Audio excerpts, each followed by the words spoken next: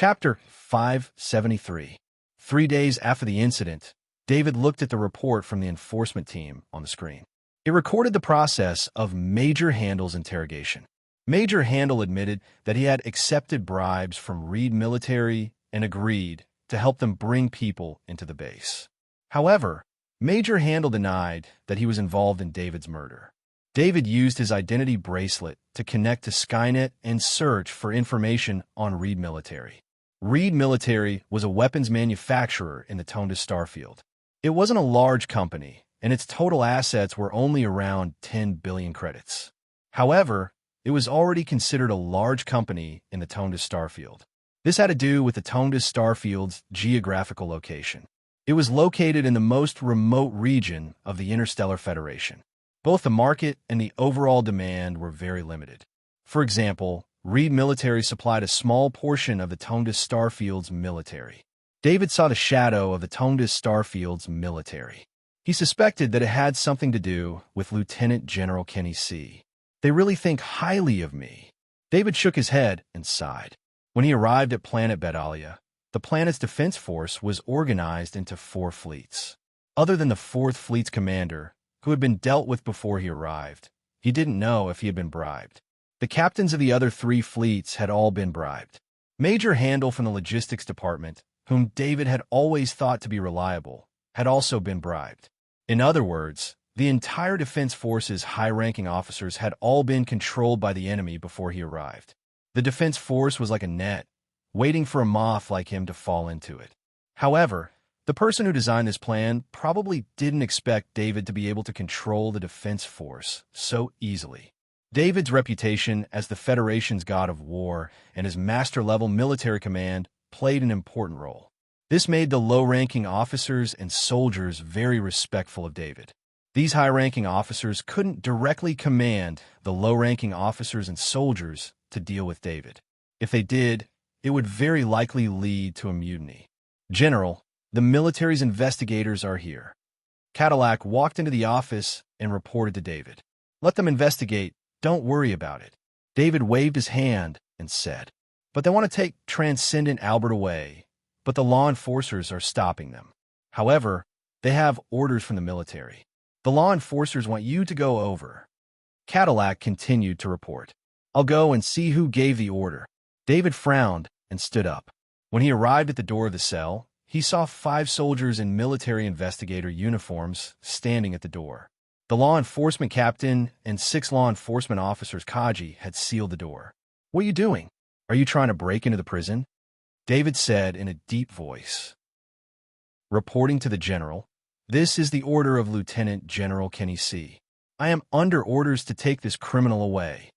The leading military investigator immediately saluted when he saw David. Lieutenant General Kenny C. David muttered to himself. A trace of uncontrollable killing intent rose in the passage outside the cell. The 5 military investigators trembled. Even the law enforcers Kaji behind the door felt a chill. The leading military investigator thought of how terrifying David was. The news of the Federation's god of war coming to the Tonda Starfield had already spread in the military of the Tonda Starfield after David arrived on planet Bedalia. Wait here. David suppressed the killing intent in his heart and glanced at the military investigator and said in a deep voice. He nodded to the law enforcers and walked into the cell. He came to the place where Transcendent Albert was being held. Transcendent Albert, Lieutenant General Kenny C. sent someone to take you away. David looked at Transcendent Albert and said plainly. Transcendent Albert's eyes flashed with joy. He knew that as long as he left planet Bedalia, no matter how big of a crime he committed, there would be someone to deal with it for him. You probably thought I would let you go, right? David continued. Transcendent Albert could tell that something was wrong with David's words, so he quickly raised his head to look at David. David pointed his finger and pulled out the bewitching pattern that he had been nourishing for a long time from the Soul Fortress. The bewitching pattern flew out and followed David's finger into Transcendent Albert's brain. If Transcendent Albert still had his strength, he definitely wouldn't be controlled by David's bewitching pattern. However, the current Transcendent Albert's strength was locked by the energy limiter. Even his spirit was dispirited from being interrogated for a long time. Under these circumstances, the bewitching pattern easily entered the soul of Transcendent Albert and smoothly assimilated his soul. David gave an order to Transcendent Albert and then untied the shackles on the Transcendent Albert's hands and feet. He then carried the Transcendent Albert's body out of the cell. This is General Kenny's Albert, Transcendent. David threw the Transcendent Albert in front of the military investigator. The military investigator, who was frightened by David's killing intent, didn't dare to say anything. He waved his hand and had the 4 men behind him carry the Transcendent Albert. "Do you have anything else?" David saw that the military investigator hadn't left and asked in a deep voice. "This time, we came to invite these officers to the military headquarters to assist in the investigation." The military investigator passed a document certified by the Military Investigation Department to David and said with a flattering smile on his face. David opened the document and saw that it listed more than 30 mid-level officers of the fleet. If these mid-level officers were taken away, the entire Planetary Defense Force space fleet would completely lose its combat power. If you take these officers away, what about the Defense Force's defense? David asked with dissatisfaction. "We will complete the investigation as soon as possible, and then send back the officers who have no problems." The military investigator tried his best to maintain the smile on his face. David found that he didn't like the military very much. The feeling of being ordered around made him very uncomfortable. However, he couldn't stop this kind of thing no matter how strong he was. He couldn't do things that went against orders openly. "I hope you will enforce the law impartially," David said with a wave of his hand. That day, the military investigator took away more than 30 mid-level officers of the fleet formation. This completely paralyzed the entire Planetary Defense Force. The soldiers returned from the warships to the base and waited for the return of the mid-level officers. Even the newly transferred Captain Grenfell was taken away to assist in the investigation. It could be said that in the entire Planetary Defense Force, except for the Major General David, there wasn't even a field officer left. There were even very few junior officers. David felt a strange atmosphere. The planet Bedalia's defense force, which was originally quite strong, couldn't even fight for a short period of time after this mess. Transcendent Albert was taken onto the spaceship and immediately sent to the treatment room and into the gene therapy cabin. "Sir, this is Transcendent. What if he attacks us after the treatment?" An investigator asked the military investigator worriedly. "This is Lieutenant General Kenny's order. Don't ask about things that you shouldn't know," the military investigator said in a deep voice. The military investigator didn't want to ask any more questions. Lieutenant General Kenny's order directly indicated that this Transcendent Albert was related to Lieutenant General Kenny. He didn't want to be involved in this kind of conflict between generals at all. Although the Military Investigation Department had a lot of power, generals like Lieutenant General Kenny and Major General David weren't people that the Military Investigation Department had the authority to investigate at all. Generals of this level needed an order from the Federal High Command to investigate them. Transcendent Albert didn't say a word and had a blank expression. The military investigator didn't think too much about it. He could see that Transcendent Albert had been tortured. The military investigator was very clear about the methods used to capture prisoners in the military. After going through such a thing, most people would have such an expression. The military investigator was only following Lieutenant General Kenny's order to treat Transcendent Albert. At the very least, the Transcendent Albert's injuries had to be healed by the time he returned to the military headquarters. The spaceship was very fast. After nearly 3 days of travel, they returned to the military headquarters of Planet Bedalia. Transcendent Albert was wearing ordinary handcuffs on his hands. With Transcendent Albert's strength, these handcuffs could be broken with a slight movement. This was just for show. It showed the attitude of the Military Investigation Department to outsiders. "Transcendent Albert, Lieutenant General Kenny wants to see you," the military investigator said to Transcendent Albert. Transcendent Albert didn't say anything. He just nodded slightly. The military investigator brought Transcendent Albert into the military headquarters and arrived at the door of Lieutenant General Kenny's office. The military investigator unlocked the handcuffs for Transcendent Albert. The adjutant had already received orders from Lieutenant General Kenny to open the door for Transcendent Albert and let him into the office. Transcendent Albert, you've suffered. Lieutenant General Kenny saw Transcendent Albert and stood up to welcome him with a smile. Transcendent Albert stared at Kenny and still didn't say anything. Kenny was very unhappy with Transcendent Albert's attitude. No matter what, he had helped to take Transcendent Albert away from David. Transcendent Albert should at least express his gratitude. It shouldn't be like this. Just as Kenny was cursing in his heart, Transcendent Albert suddenly had a set of transcendent armor appear on his body. A grade 3 heavy sword also appeared in his hand. This was something that David had specially given to Transcendent Albert to use just for this moment. What are you doing? Lieutenant General Kenny was shocked. He wanted to retreat as he asked.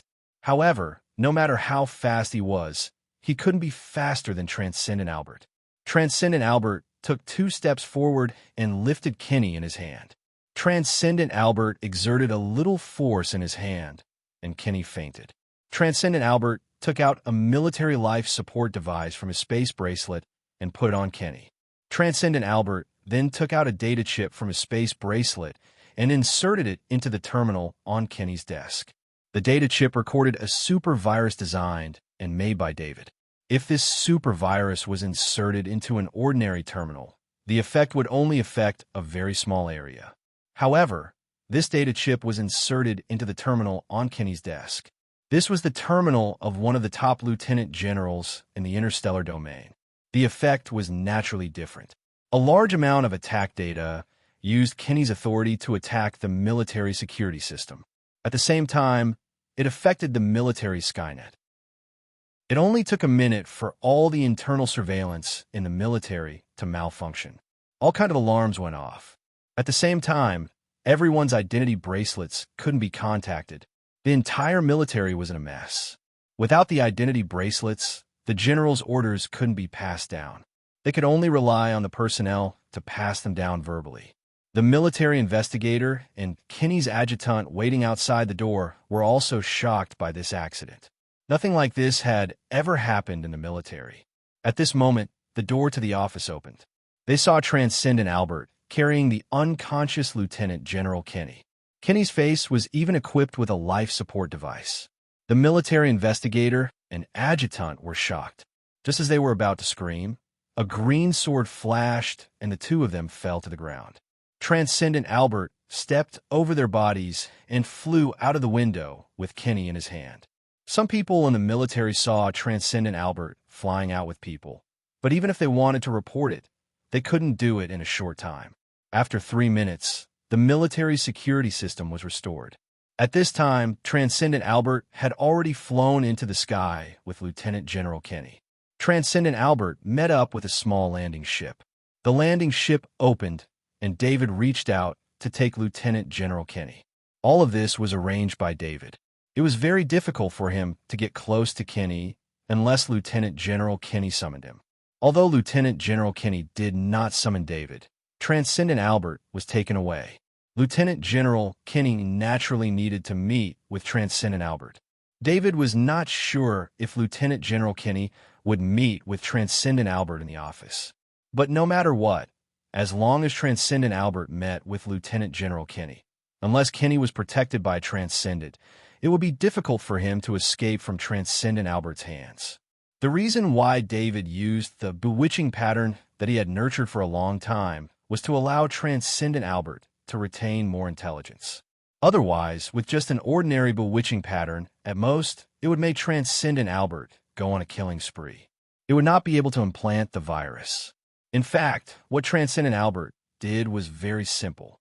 He was a transcendent himself. With his identity, it was normal for him to ignore others. Meeting with Lieutenant General Kenny.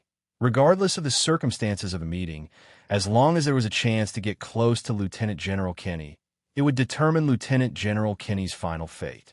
The only difference was that if Lieutenant General Kenny met with Transcendent Albert in his office, he could live longer. If Lieutenant General Kenny met with Transcendent Albert elsewhere, he would be killed directly by Transcendent Albert. After Transcendent Albert was taken away by military investigators, David followed in a destroyer. At this time, the destroyer was in space. He used a fake identity bracelet to pilot a small landing ship into the interior of Transcendent Planet. Chapter 574. When Lieutenant General Kenny opened his eyes, he saw Transcendent Albert standing to the side, as well as a familiar, yet unfamiliar face. He said it was familiar because he had seen this face many times in the information, and he would be frightened awake by this face when he went to sleep at night. He said it was unfamiliar because he had never really met this face before. Lieutenant General Kenny, I'm sorry to have to invite you here, David said with a smile. Why? Why would Transcendent Albert help you? Lieutenant General Kenny still didn't understand what was going on. He looked at Transcendent Albert, standing to the side, and asked, It's very simple, Transcendent Albert. Come and learn from Puppy, David said with a smile and a wave of his hand. Transcendent Albert immediately lay on the ground, shook its head like a puppy, and ran back and forth on the ground. Because the Transcendent's body was extremely nimble, it was able to learn Puppy's movements very well. Transcendent Albert's appearance should have been extremely funny, but Lieutenant General Kenny didn't laugh. Not only did Lieutenant General Kenny not laugh, his heart was filled with fear. This was Transcendent, the strongest combat force of the Interstellar Federation. Transcendent Albert's strength was considered one of the more powerful Transcendent. Yet, such a Transcendent was now imitating a puppy. Kenny looked at David again. The smile on David's face was more like the smile of a devil in his eyes. You're a devil. You're not human, Kenny said softly with fear in his eyes. David clapped his hands, and Transcendent Albert stood up again and stood to the side. Well, I've given you the answer to your question. Shouldn't you answer my question too? David asked with a chuckle. Kenny didn't say anything. He looked around and found that he was in the cockpit of a large warship. Although there were no crew members in the cockpit, he was sure of this. You brought me on this warship. Aren't you afraid that the crew will tell about me? Kenny slowly calmed down and said in a low voice, Oh, you're concerned about this warship. If we don't count Transcendent Albert, this warship is just the two of us. David didn't seem particularly anxious. He smiled and chatted with Kenny. It would take about 3 days to return from here, which was enough time for him to interrogate Kenny. As for the Defense Force, he didn't have to worry. He had entrusted the law enforcement captain to help manage the Defense Force, and there was no mission. Apart from the maintenance personnel of the warship, all the soldiers were at the base, very easy to manage. You can't deceive me. It's impossible for a large warship to have no crew. Lieutenant General Kenneth shook his head. Kits, say hello to Lieutenant General Kenny. David looked up and said, Lieutenant General Kenny, you are a prisoner of this ship. You have no authority. The mechanical voice of the advanced Kit's combat artificial intelligence sounded. Kenny understood, but he didn't understand why this model of warship would be David's ride. I know you want to stall for time, but I'm sorry to disappoint you. We're already traveling at light speed. We've already left the range of planet Tong Ta, David said to Kenny with a smile. Will I be able to live? Lieutenant General Kenny's face didn't change when David hit the nail on the head. He only cared about whether he could live or not. Kenny was very afraid of death. This could be seen from the fact that he wanted to escape when he heard that the mission had failed. I won't lie to you. If you tell me what you know, then I'll let you die in peace. If you don't, then I'll use some methods to make you talk. The process will be very painful. You can choose. David stopped smiling and said in a low voice, Ask away. Kenny's face turned green and white, and he finally said helplessly, Tell me, who wants to kill me? David asked in a low voice. Kenny looked up at the Transcendent Albert in confusion before answering. It's General Longfellow. Kenny thought that David was testing him. Since the Transcendent Albert was so obedient, then David should have known that General Longfellow had arranged for 10 Transcendent to kill David.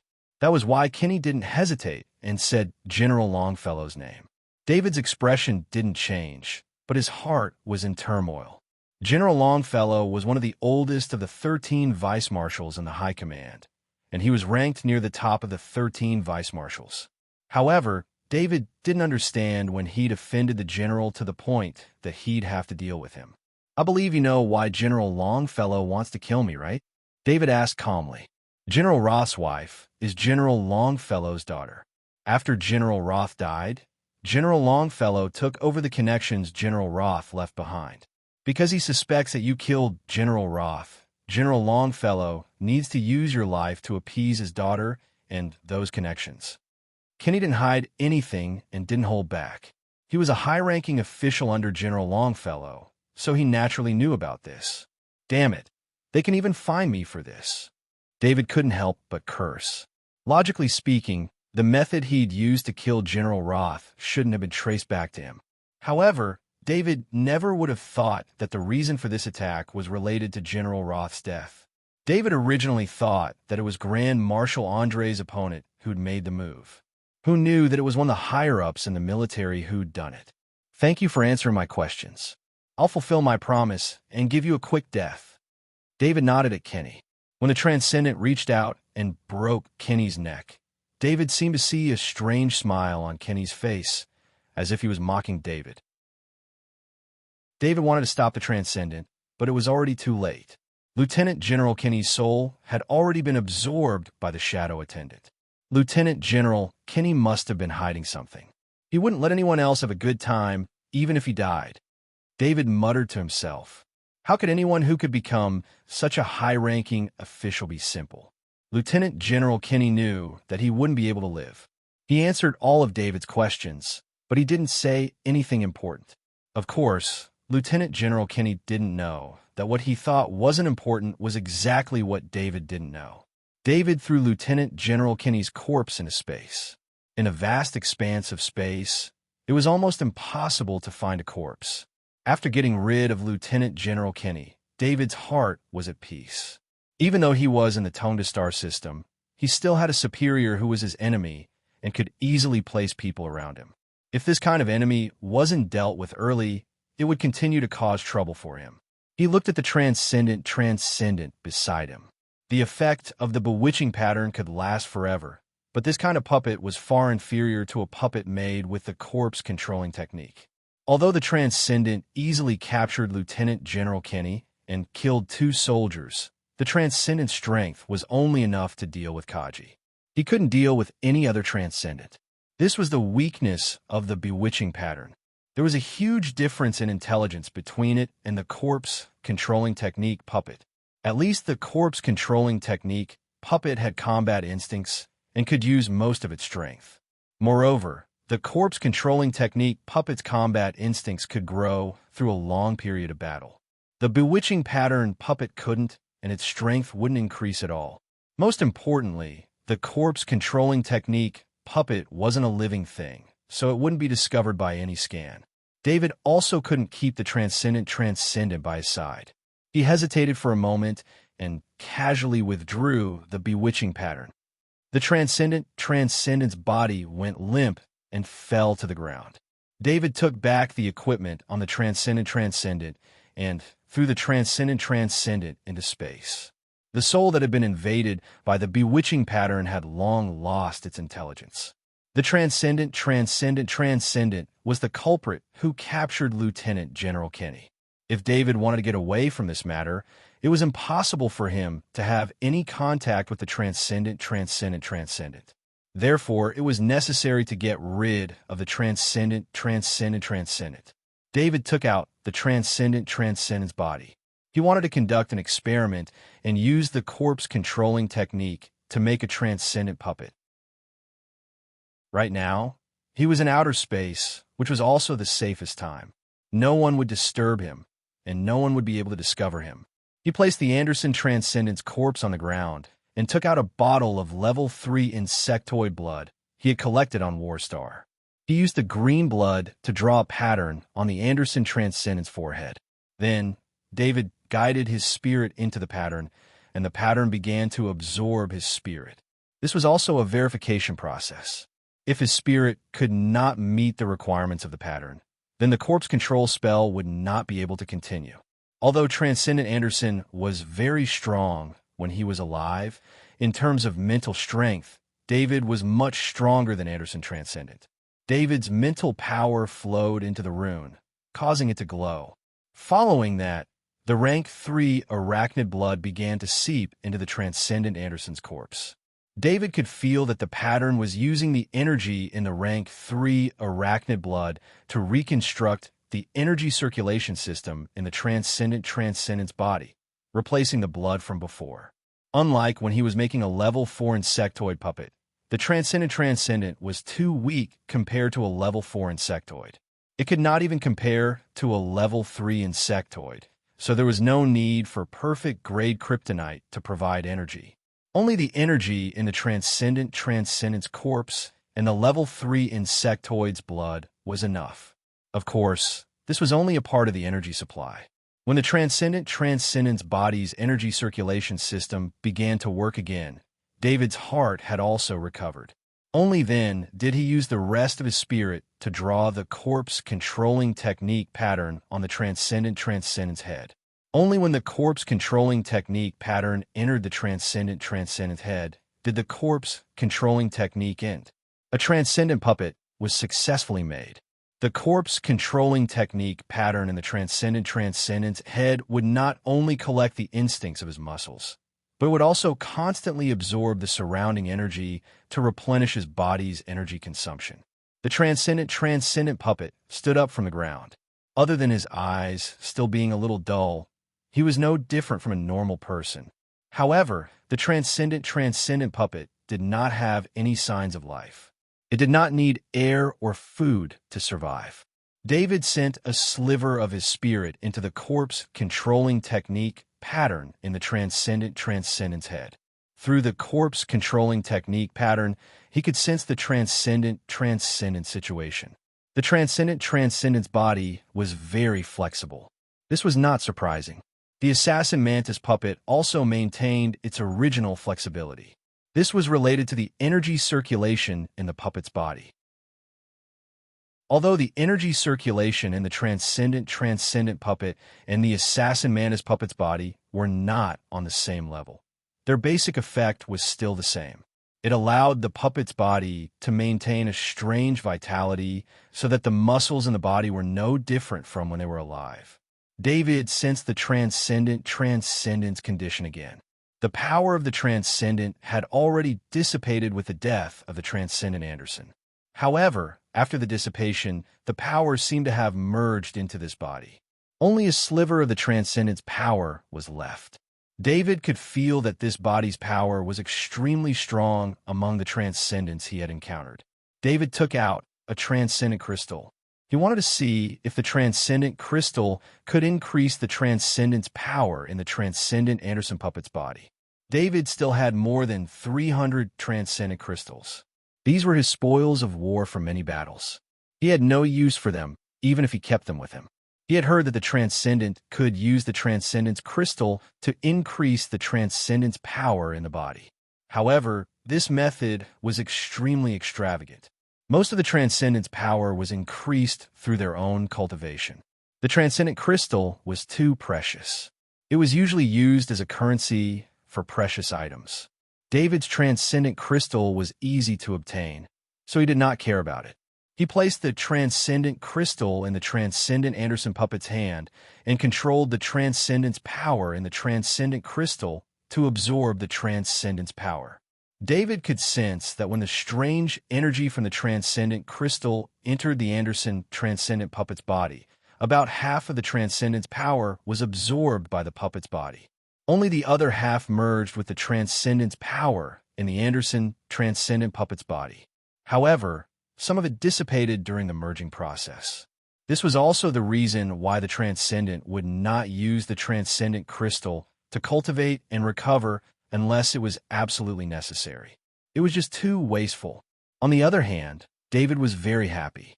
The fact that the Anderson transcendent puppet could absorb the transcendent crystal meant that the Anderson transcendent puppet could also become stronger without any perfect kryptonite.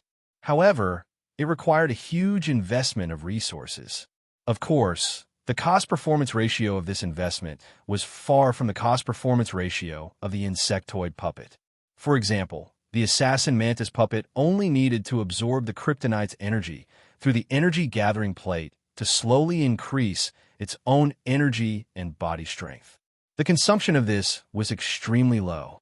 However, the Anderson transcendent puppet strength was far inferior to the assassin Manus puppet. If it wanted to increase its strength, it would need to consume the transcendent crystal. If it was not for the fact that the Anderson transcendent puppet with a completely human body was more convenient for moving around in the human world, David would not have wanted to make the transcendent puppet. Chapter 575.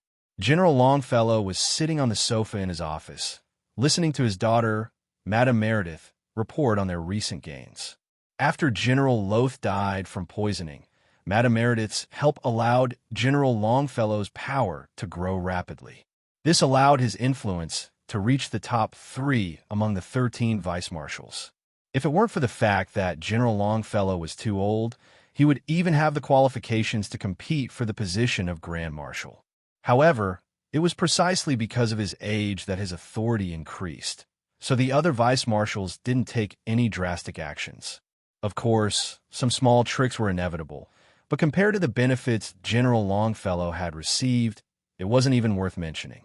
"Father, I've been doing my best to complete the task you gave me. When will you be done with the task I asked of you?" After Madame Meredith finished reporting her gains, she stared at General Longfellow and asked. Following General Loth's death, Madame Meredith's heart was filled with even more hatred. "I've already completed the task you asked of me, but I failed once. I'm preparing for the next operation. Don't worry, I won't fail again." When Longfellow heard Lady Meredith's question, he couldn't help but have a trace of awkwardness on his face. "Father, with your power, taking care of David will be a piece of cake. I hope you can take this matter seriously," Madame Meredith said in a serious tone. At that moment, General Longfellow's bracelet sent him a message. He casually opened it, and his expression couldn't help but change after reading it. "One of my lieutenant generals in the Tone de Star field has been kidnapped," General Longfellow said in a low voice. "The Tone de Star field that David is in?" Madame Meredith's gaze tensed up. "Yes." General Longfellow nodded in response and reread the report. "Was it David?" Madame Meredith asked again. Madame Meredith's desire for revenge was very strong. As long as she heard any news related to David, she would have the urge to know. "No, it was a transcendent that I sent, but this is far too strange. I recall that Lieutenant General Beaumont of Warstar was also kidnapped, right?" Longfellow asked after some thought. "Yes, we suspected David at the time, but we didn't have any evidence. All the evidence proved that David wasn't at the scene, but Ross and I both thought it was him." Madame Meredith replied. "The same method. Although it was done by the Transcendent, there must be some connection we don't know about. The way I see it, it's highly likely that it was done by David. I heard that the Transcendent fell into David's hands and was tortured. It's probably—" General Longfellow stopped there. He did not want to say that he suspected that Transcendent's mind could be controlled. That would be too scary. However, General Longfellow was very suspicious of this. After all, David had too close a relationship with the great world of God. Will the kidnapping of this lieutenant general affect the operation against David? Madame Meredith asked with concern. "It won't. Everything that needs to be done has been done. I will report to the military headquarters of the Tone de Starfield. After that, just wait for the good news," General Longfellow said with certainty. At this time, General Longfellow was no longer trying to win over the connections General Ross had left behind to kill David. Instead, he had to kill David for his own safety. General Longfellow could not help but be shocked when he thought of all the things that had happened to David recently. General Ross had arranged for Lieutenant General Beaumont to attack David. Afterward, Beaumont had gone missing, most likely dead. After that, General Ross had mysteriously died from poison. He himself had sent 10 Transcendent to the Tone de Starfield. 9 of the 10 Transcendent had been killed, 1 had rebelled, and Lieutenant General Kenny, who had participated in this matter, had gone missing. When General Longfellow was considering matters, he would not consider evidence. As a senior officer in the military, he knew that a lot of evidence was only for outsiders to see. For a senior officer in the military like him, As long as he considered who would benefit from the outcome of the matter, the most likely outcome would be that person. I heard that David also has a father. Let's get rid of both of them, Madame Meredith calmly added. General Longfellow frowned slightly. He did not think that there was anything wrong with assassinating a kingdom knight. However, if David's father was killed before David was killed, then David would definitely go crazy. Even someone of General Longfellow's status did not want to see a sniper master who had displayed terrifying sniping abilities on Warstar go crazy. Perhaps if David did not care about his own safety, he would only have a chance to snipe General Longfellow once. However, for a sniper master like David, before he was killed by the Transcendent protecting him, only a sniper bullet would be needed to finish him off. We can't make a move on David's father first. We'll deal with his father after David is dead. General Longfellow shook his head.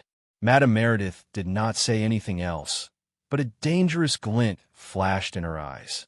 Another half a month passed. Planet Bedalia's defense forces had almost completely stopped operating.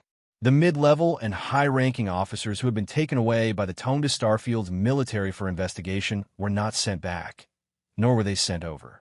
Fortunately, Planet Bedalia had the Federation's god of war, David. Just his reputation alone was enough to make the space pirates not dare to come near. Especially when David's deeds of killing 9 Transcendent and capturing 1 Transcendent alive spread, the people of the Tonda Starfield became aware of David's strength. As usual, David woke up early to train. With a Thunder Crystal, Earthline Tree Leaf, and a sufficient supply of level 3 strengthened meat, he could feel his foundation becoming more and more solid. Although he was still in the process of building his foundation, he was still very happy. This was because the more he was doing this, the more solid his foundation would become. David knew that the path to becoming a Transcendent in the Interstellar Federation was very short. He did not have the ability to heavily damage a training method, so he could only continuously strengthen his foundation in hopes of becoming a Transcendent. Therefore, he was not in a hurry. Instead, he patiently polished his body, bit by bit, making his body reach perfection. At 8 o'clock, David finished his morning training. After taking a shower, he walked out of his room and prepared to go to his office. As soon as he stepped out of his room, the shadow intelligence system on his identity bracelet flashed continuously. At the same time, his identity bracelet vibrated slightly.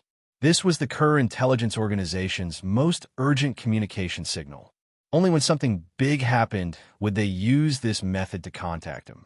David returned to his room, closed the door, and opened the shadow intelligence system on his identity bracelet. The shadow intelligence system had a special secure communication channel. This kind of encrypted data could not be monitored by others at all. Alva, what happened?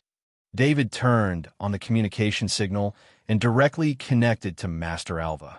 Sir, as per your request, we've been secretly protecting Mr. Hans. Today, we discovered a military-marked transport ship flying towards Parent City. As the model of this transport ship is very special, the intelligence officer in charge over there checked the information of the transport ship and found that it's not a transport ship from the theater of operations. Therefore, the intelligence officer sent a level 2 alert. A few days ago, a group of military intelligence officers were monitoring Mr. Han's residence not far away. At first, we thought that this was the military protecting Mr. Hans. As long as it did not endanger Mr. Han's safety, we did not ask about it. Now that we have seen this transport ship, the intelligence analysis team believes that the level of danger is very high. We need to report it to you. Master Alva reported. David understood why the intelligence officer sent out a level 2 alert. Parent City was only a small city. Other than the 2 nation knights and him and Hans, there was nothing else that could attract attention. A transport ship with military markings, but not a war zone transport ship, was a problem in itself. A level 2 alert meant that there was a certain level of danger that required attention. The Kerr Intelligence Organization had always been secretly protecting Hans and his family. If Hans needed to be warned, some of the intelligence officers would be exposed. Alva, immediately inform my father Hans and my teacher, Transcendent Galen. David ordered in a deep voice. Yes, sir. Master Alva replied. Report to me as soon as it's over, David finally said. After ending the call, David stood quietly in the room. His expression was extremely cold. His heart was not as calm as it looked. He was now like a volcano that could erupt at any time. If there was anyone in this world that could not be touched, it would be Hans. Hans, Bertha, and little Hans were eating breakfast at the dining table. Hans's body had already recovered. He woke up early in the morning to train.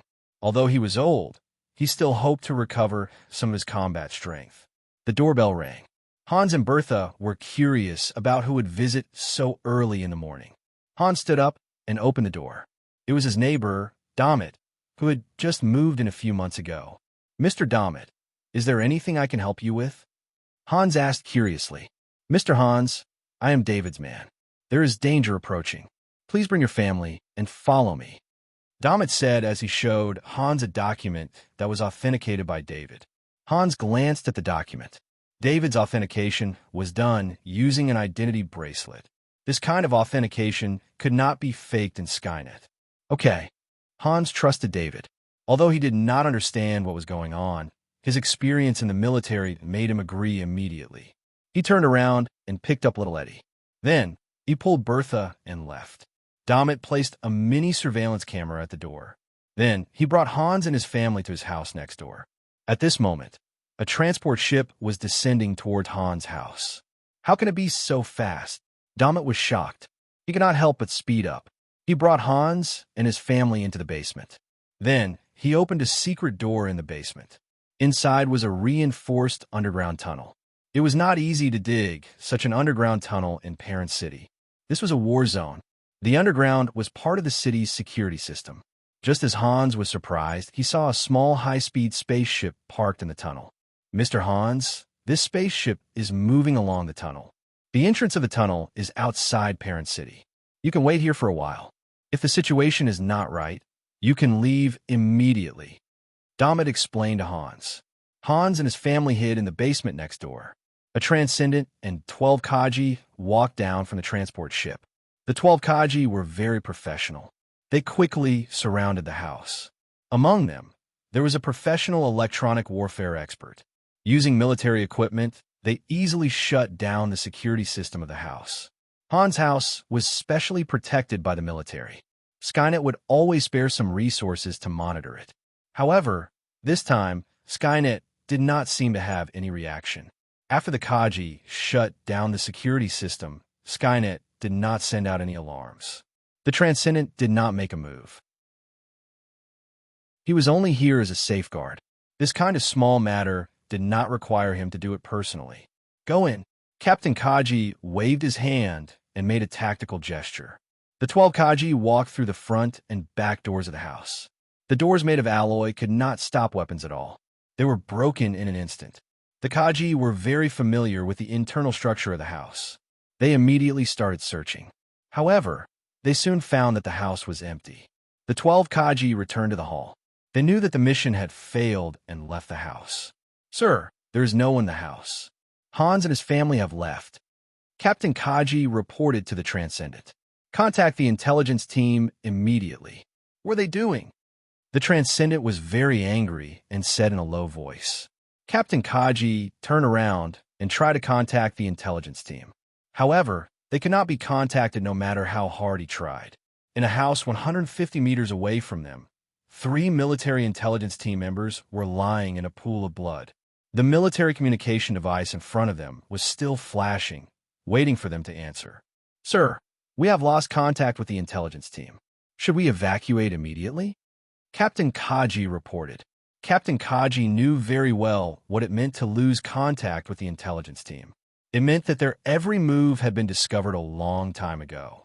When they were still on the transport ship, they were still in contact with the intelligence team. However, they could not contact them now. It was impossible for the intelligence team to turn off the communication device.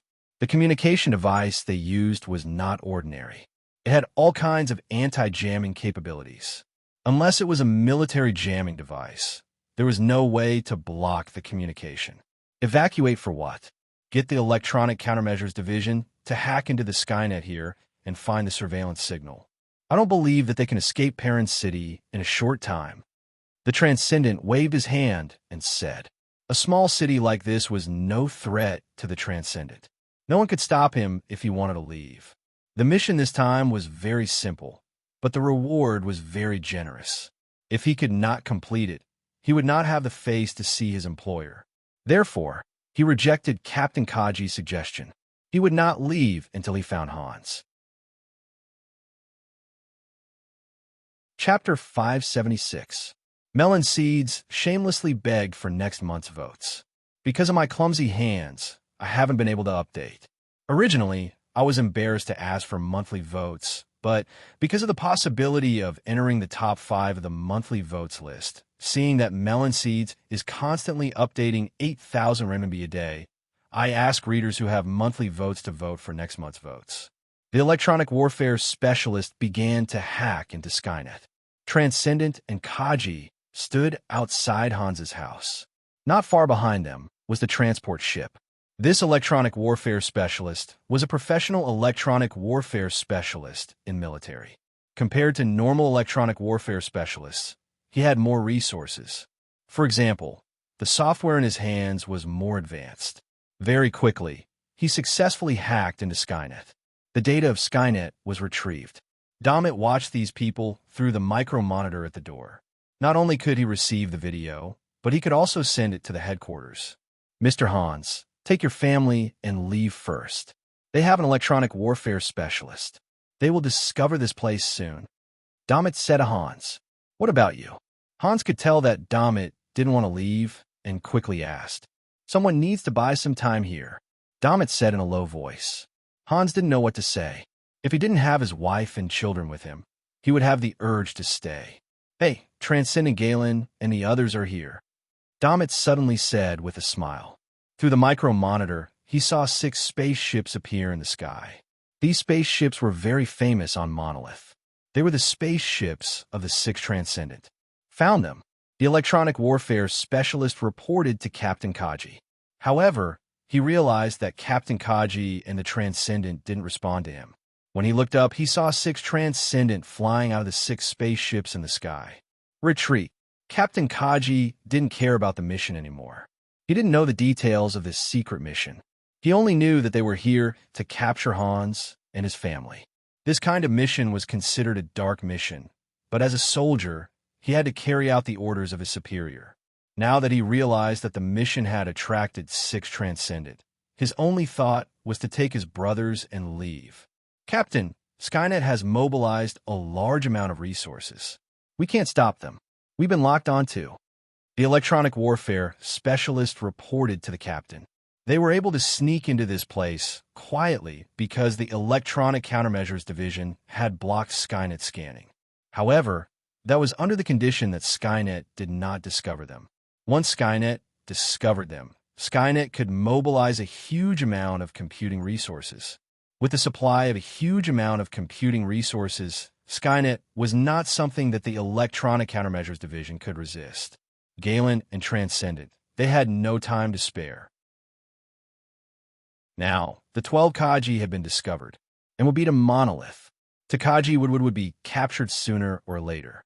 6 had to Transcendent to the Transcendent to work. Transcendent equipment. Transcendent Galen. To Transcendent to. In the past, the 6 Transcendents would mostly tire their opponents out, forcing them to leave. That was because the equipment of the 6 Transcendent was too trashy. The weapons in their hands could not inflict heavy damage to the other Transcendent. But now, things were different, especially when a Grade 3 longsword appeared in the hands of this Transcendent. The other 5 Transcendent, except for Galen, their eyes turned red. Usually, when they were asked to steal the equipment of other Transcendent, they would not be able to beat them, not to mention the importance of it. But what kind of opportunity did they have today? It was 6 against 1. Galen, Transcendent, with a Grade 3 Warhammer in hand, they could severely injure or even kill this Transcendent. When the time came, the weapon in the hands of this Transcendent, as well as the Transcendent armor on him, would be their spoils of war. These days, every time the 5 Transcendents saw Galen, their eyes would turn red. Transcendent Galen had a good disciple who gave them a set of grade 3 equipment. They had long been envious. Galen, kill him. Transcendent Alvin did not care about the military uniform he was wearing. He opened his mouth to kill. Steal his equipment. Transcendent Hadley, a consecrated of the non-chamber of commerce, said in a tone more like a space pirate. You guys have to help too. I won't participate in the loot distribution this time. Transcendent Galen said with a laugh. The 6 Transcendent surrounded the Transcendent as soon as they arrived.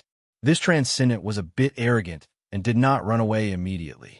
When the Transcendent heard their conversation, his first thought was that these guys had gone crazy. Come and get it if you want. He glanced at the weapons in the hands of the 5 Transcendent and the Transcendent armor on them with contempt. But when he saw the Transcendent armor on Galen and the grade 3 war hammer that Transcendent Galen took out from his space bracer, his face became serious. Transcendent had an unwritten way of judging combat power based on weapons. A Transcendent who used a grade 3 weapon was stronger than a Transcendent who used a grade 2 weapon. This point did not need to be explained. The result of a clash between a grade 2 weapon and a grade 3 weapon was damage. A Transcendent who used a grade 3 heavy weapon was stronger than a light one who used a grade 3 light weapon. This was because the Transcendent needed to accumulate the grade 3 materials needed to make a grade 3 heavy weapon. This required the Transcendent to constantly fight and kill the grade 3 insectoids to obtain the materials.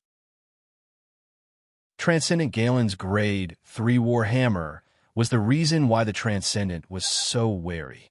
He did not know that the grade 3 war hammer and the grade 3 Transcendent armor on Galen's body were all gifts from David. With this thought in mind, the Transcendent did not have the heart to fight. However, the 6 Transcendent were very close to him, and a fight was unavoidable. Transcendent did not want to wait for the 6 Transcendent to attack first. He wanted to seize the initiative and swung his grade 3 longsword. However, as soon as he swung his sword, Barkle Transcendent in front of him had already retreated and dodged his attack. Behind and to the sides of the Transcendent, the other 5 Transcendent attacked together.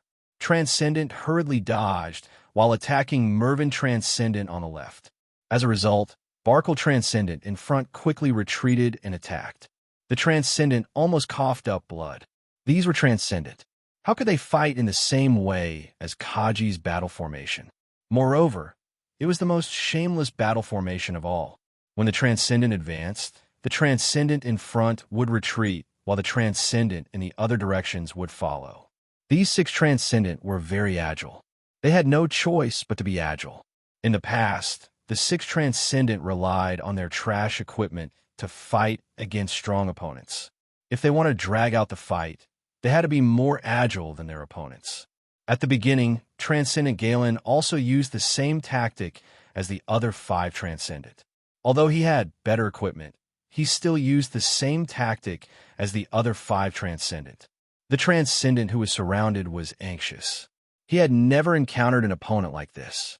He charged left and right in the middle of the encirclement, but he was unable to break free from the 6 Transcendent's encirclement. Transcendent swung his sword repeatedly, but he missed every time. The 6 Transcendent here were too experienced in fighting. They did not give the Transcendent any chance at all. You trash.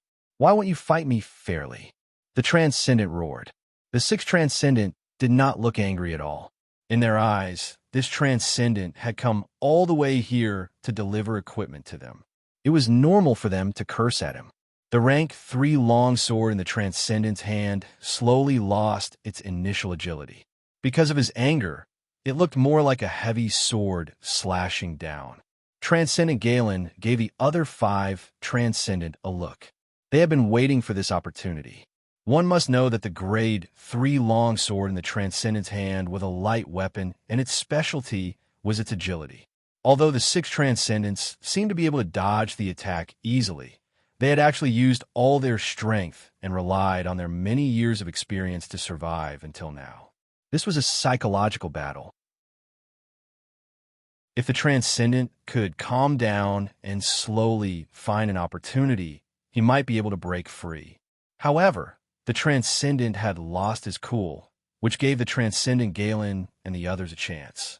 When the Transcendent swung his rank 3 longsword, the Transcendent Galen did not dodge this time. Instead, he used his rank 3 warhammer to meet the attack. The two rank 3 weapons clashed. One had been premeditated for a long time, while the other had been impatient. One was a rank 3 heavy weapon, while the other was a rank 3 light weapon. The result of the collision was obvious. The Transcendent felt a strong recoil from the rank 3 longsword in his hand. His hand felt numb, and the rank 3 longsword almost fell out of his hand. He quickly activated the Transcendent's power, trying to recover from a numbness as soon as possible. However, the other 5 Transcendent would not let go of such a good opportunity. The 5 Transcendent were only a bit slower than the Transcendent Galen's attack, so they also attacked in close range. The Transcendent lost his chance and was hit by several rank 2 weapons. Fortunately, the Transcendent armor on his body was hard enough and had a strong defense. He managed to hold on, but his body kept shaking, and he could barely maintain his balance. However, all of this ended with a rank 3 warhammer attack from the Transcendent Galen. The Transcendent fell to the ground with a belly full of unwillingness. Before he died, he saw 5 pairs of wolf-like eyes. Haha, I didn't expect that a Transcendent with a rank 3 weapon would be killed by us. Hadley Transcendent said with a laugh. The equipment was still on the Transcendent's corpse, and no one went up to take it. They were all friends who had been through life and death for many years. There was a corresponding rule for the distribution of equipment, and no one would take the initiative to break it. If there are more Transcendent like this in the future, we can replenish all of our equipment. Transcendent Barkle also said with a laugh. If it weren't for Galen, we wouldn't have this kind of combat power. Transcendent Daryl also said with a smile. Without everyone, I could defeat him alone, and he can easily leave. Transcendent Galen shook his head and said. While they were talking, 10 frigates appeared in the sky. Barkle, Alvin, your warships are so slow. Transcendent Galen complained to the 2 military Transcendent. They're fast enough. Let them go after the 12 Kaji. Transcendent Barkle said with a smile. Transcendent Galen put away the Transcendent armor and opened his identity bracelet to call Hans. I'll contact Hans. He should have received the notice. I didn't expect David to send people to secretly protect Hans. Transcendent Mervyn saw Hans and his family coming out of the house next door and reminded him, no need to contact them. They're there.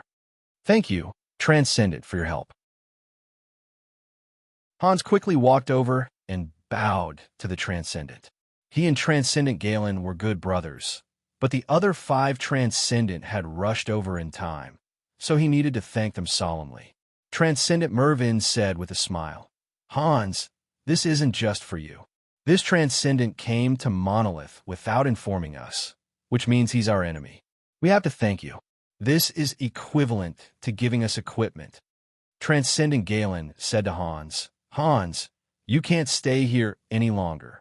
You'll live in Non-City from now on. We'll protect you there. You don't have to worry, even if the Transcendent comes. Hans Galen said. On the faraway planet Bedalia, David watched the entire process through his interstellar communicator. When he saw the gestures of the 12 Kaji, he was certain that they were all professional soldiers. Whether it was their cooperation or their division of labor, it all showed that these Kaji were elites. Military Kaji who carried out secret missions like this were usually special forces. Their training was not to kill insectoids, but to carry out missions in the human world. Sir, Mr. Hans is fine. We've confirmed that it was the work of the military's intelligence organization. We just don't know which organization they belong to. Master Alva reported. There were many intelligence organizations in the military. This had to do with the size of the military. Every major military force wanted to establish their own intelligence organizations, which made all kinds of intelligence organizations complicated.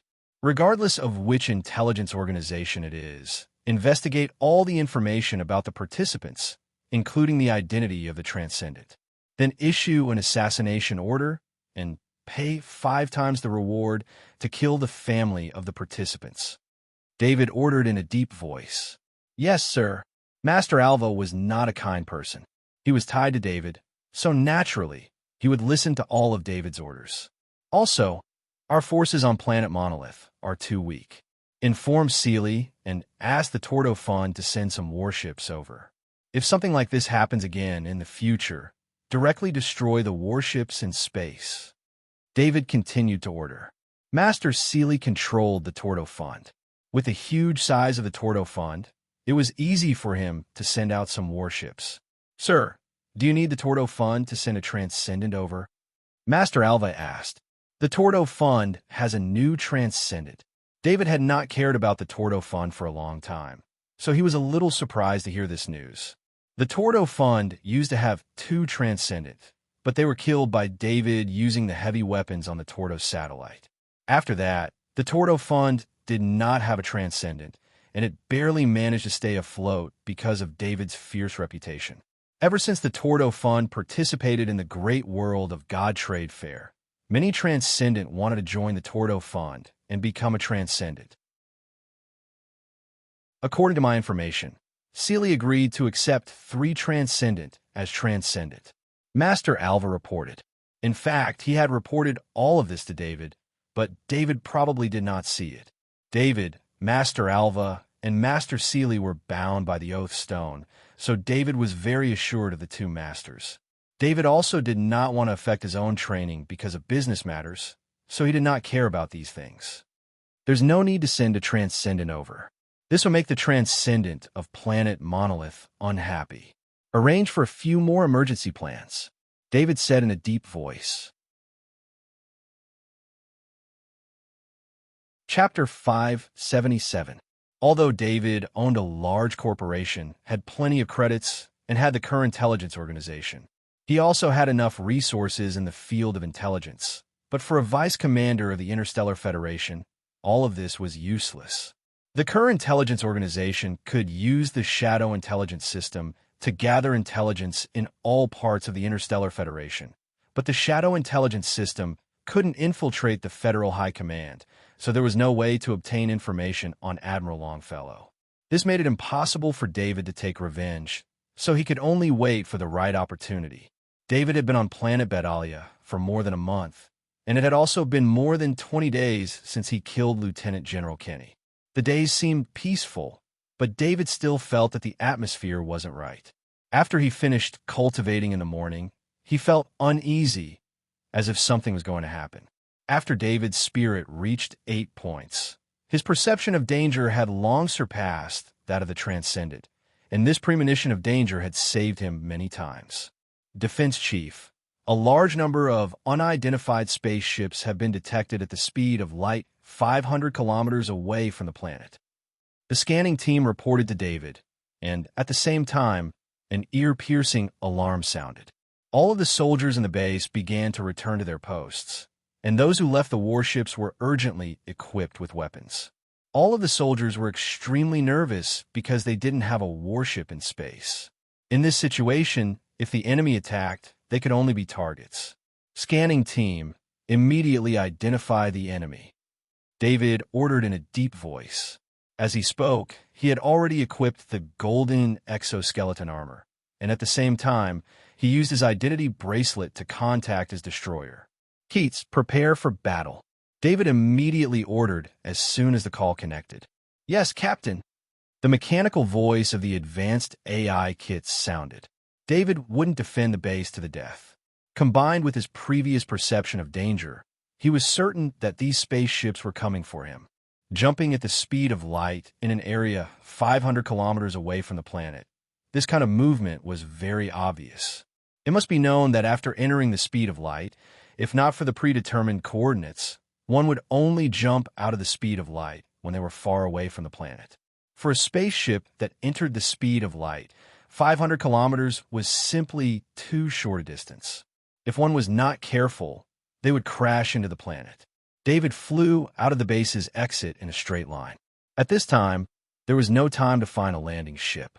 He was ready to use the golden exoskeleton armor to fly into space. In order to escape the gravitational pull of space, a strong thrust was needed.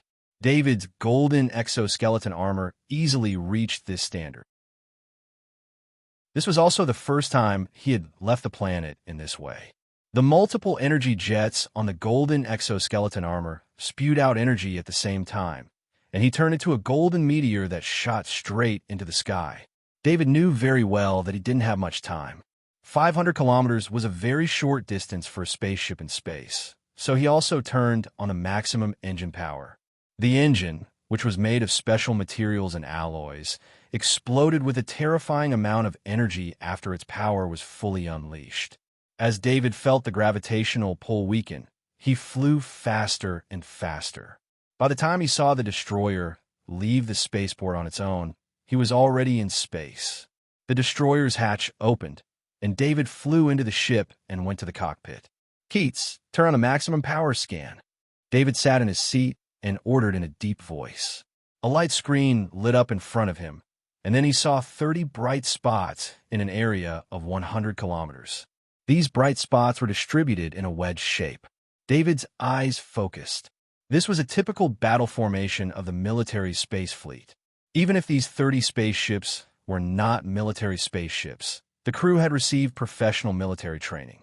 David pointed at one of the bright spots, and more detailed information was transmitted. This bright spot was a frigate of the latest model.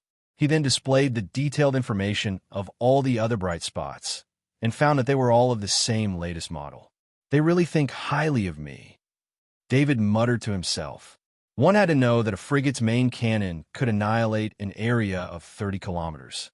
If he didn't come to space and stayed in the base, even if the base had a powerful energy shield, it wouldn't be able to withstand the simultaneous attack of 30 of the latest model frigates. No matter how strong David's combat power was, he could only be killed in the base. Charge the 2 Starship Planet Destroyer main cannons. David's eyes flashed as he ordered the Keats. Charging complete. Ready to attack. To David's surprise, after he gave the order, he immediately received a reply from a Keats. Needless to say, Keats had already charged the 2 Starship Planet Destroyer main cannons and was ready to attack. However, this was a little different from the Planet Destroyer main cannons David knew. Normal Planet Destroyer main cannons could only be charged before attacking because they had to be fired in a short period of time after charging. Otherwise, the Planet Destroyer main cannons would be damaged. David thought about the identity of Kit's advanced combat artificial intelligence, and combined with the fact that he still needed to use Kit's advanced combat artificial intelligence to command the battle, he might as well ask Kit's advanced combat artificial intelligence about his chances of winning if he fought on his own. "Keats, are you confident in winning against these 30 frigates?" David asked. "Captain, based on the combat power of both sides, the chances of winning are 24.5%. Keats gave an answer. David heard this answer, and his heart couldn't help but sink. He didn't understand why the Keats gave such a low chance of winning. "Keats, what's the basis of your analysis?" David asked Keats, who was a high-level battlemaster. Based on the scanning of the 30 frigates' flying posture, the distance between the frigates, and their coordination, it can be determined that these 30 frigates are all operated by elite captains and crew. My AI system can simulate the operation of elite captains and crew to a large extent, but my advantage is faster reaction speed. Keats replied. David understood what the Advanced Combat Artificial Intelligence Kits was trying to convey. The operators of the 30 frigates were all the most elite captains and crew in the military. Keats, did you include my strength in your calculations? David continued to ask. I didn't include the captain's strength. If the captain were to participate in controlling the weapons, the chances of winning would be less than 20%. Keats replied. David's mouth twitched. The meaning of the Advanced Tier Kit's combat artificial intelligence was clear. If he controlled the ship's weapons, it would affect the Advanced Tier Kit's combat artificial intelligence. You're free to fight. I'll enter the catapult, and you find a chance to launch me into the enemy's flagship. David didn't want to bother with the Keats battle any longer, so he gave the final order. David needed to participate in the battle in his own way, not sit in the warship and wait for that 24.5% chance of winning. He had become more familiar with the destroyer recently. Although the destroyer had reduced most of its facilities for crew members, the catapult that launched Kaji was still there. David entered the catapult and waited for Kit's advanced war-fighting intelligence to eject him. Report: an unknown destroyer has been detected. Entering attack range in 30 seconds. Captain Ebenezer heard the voice from the frontmost ship, and he also looked at the screen. Once they're within attack range, ships 1, 3, 5, and 7 will eliminate them. Captain Ebenezer ordered in a deep voice. The 4 corvettes in the wedge formation began to charge their main cannons. At the same time, the 4 corvettes formed a row and entered attack range. Captain Ebenezer's gaze was cold and sharp. He had left the military for 20 years, but he and his subordinates were all veterans with rich combat experience. In these years, he and his subordinates no longer lived dangerous lives. On the surface, they were a security company, but in reality, they were Admiral Longfellow's private army. The main job of the fleet was to escort valuables. Sometimes, they would also take on the role of space pirates and solve some problems for Admiral Longfellow. This time, Captain Ebenezer had received a mission, and they had spent nearly 20 days on the road alone. Captain Ebenezer's gaze wasn't on the destroyer in front of him. That wasn't his target. His gaze was on planet Bedalia. His mission was to destroy the military base there and kill everyone there. Of course, the most important target was David, known as the Federation's God of War. He was a must-kill target. Although the Federation's God of War was very famous, it was nothing to a fleet. Why did the great world of God ally itself with the Interstellar Federation despite having so many powerhouses? Although they had their eyes on Kaji's huge numbers, more importantly, the Federation Space Forces were a deterrent to the great world of God. That was why the Federation's elite captains didn't even fear the Transcendent.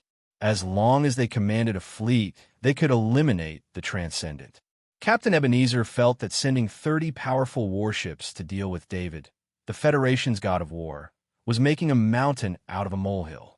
Just as Captain Ebenezer was thinking this, 2 beams of light suddenly lit up in front of him. He couldn't help but look down at the screen. The screen showed that they were still 5 seconds away from the attack range, but the unknown destroyer had actually attacked first. Moreover, both of its main cannons were attacking at the same time. Ship number 1's energy shield has been breached. Hull damage is 30%. Requesting withdrawal from battle. Ship number 3's energy shield has been breached. Hull damage is 25%. Requesting withdrawal from battle. When ship number 1 and ship number 3 sent their damage reports and withdrawal requests at almost the same time, Captain Ebenezer couldn't help but become serious. Ship number 1 and ship number 3 retreat to the rear of the fleet and begin repairs immediately. The fleet's formation will be changed to a fan shape. Captain Ebenezer said in a deep voice. Just as Captain Ebenezer gave the order, 2 more beams of light lit up. Ship number 5's energy shield has been breached. Hull damage is 35%. Requesting withdrawal from battle. Ship number 7's energy shield has been breached. Hull damage is 22%. Requesting withdrawal from battle. Another 2 battleships and corvettes requested withdrawal from battle due to damage. Captain Ebenezer's expression changed, and he immediately changed his order. Damn it, that's a special engine warship. All corvettes, pull back in formation and merge your energy shields. The 4 corvettes at the forefront had been damaged due to his carelessness, and this also allowed him to know what type of destroyer it was. He had always heard that Grand Marshal Andre's Research Institute was researching engines that were created by synthesizing high-grade materials with other metals. Although this research was still at the level of a research lab, there were still very few experimental products that had been produced. Captain Ebenezer had once received a mission to steal a high-grade material engine, but unfortunately, the mission had not been successful. Grand Marshal Andre valued high-grade material engines far more than he had imagined, and had sent out a large number of warships to escort them. It was also during that mission that Captain Ebenezer learned of the existence of this special engine model. It was very easy to identify this special engine model, as no other engine could be recharged in a short period of time. Just then, the destroyer's two main cannons had fired twice, but just a few seconds later, the two main cannons had fired again. It was precisely this kind of sudden attack that had caused Captain Ebenezer to lose 4 corvettes. Although they were not completely destroyed, the damaged corvettes would not be able to return to battle for at least an hour. Following Captain Ebenezer's order, the remaining 26 corvettes began to shrink with the flagship as the center. Then, the energy shields of the 26 corvettes converged to form an even more powerful energy shield. Send out 50 Kaji and take down that destroyer, Captain Ebenezer ordered. Captain Ebenezer had not forgotten that Admiral Longfellow had always been obsessed with high-grade material engines. Not only would he be able to complete this mission, but he would also be able to obtain the high-grade material engines for himself. In a space battle, Kaji were still very useful. The small Kaji made it very difficult for the enemy's warships to lock onto them. Even if the anti-air missiles hit the Kaji, they would only be able to stop the Kaji. It would be very difficult for them to kill or injure the Kaji. No matter how rich someone was, they would not be able to replace their anti-air missiles with ones made of second-grade material or above. Unless they were hit by powerful energy weapons or missiles, it would be very difficult for them to kill the Kaji. Kaji, who were wearing exoskeleton armor, were very agile in space. It was very difficult for powerful energy weapons to lock onto their targets. Once the enemy launched missiles, the corvettes on this side would also fire interference missiles to affect the missile's attack. The 50 Kaji were ejected toward the destroyer. At the same time, the corvettes in front of them also fired a large number of interference missiles to fly with the 50 Kaji. Once the enemy launched their missiles, the effects would be minimal. Captain Ebenezer was also looking at the screen in front of him. They were about to enter attack range, and when that happened, they would be able to threaten the destroyer. A faint smile appeared on his face as he watched the 50 dots of light get closer and closer to the destroyer. Chapter 578. The moment the Keats advanced AI had discovered that the enemy had sent out 50 Kaji, it had begun charging its experimental wave cannons. Research into wave cannons had been a mistake, as they would not have much of an effect on the powerful insectoids above level 2. Moreover, there was no need to research the wave cannons at all, given their size and the large amount of energy they required. Thus, the 2 wave cannons on the destroyer were also laboratory products, and they were only meant to increase the enemy's firepower. Wave cannons were not very effective against insectoids, but they were very effective against Kaji. This was also the main reason why this special destroyer had 2 wave cannons installed on it. This destroyer had been prepared by Grand Marshal André for himself, and he had only sent it out to ensure David's safety.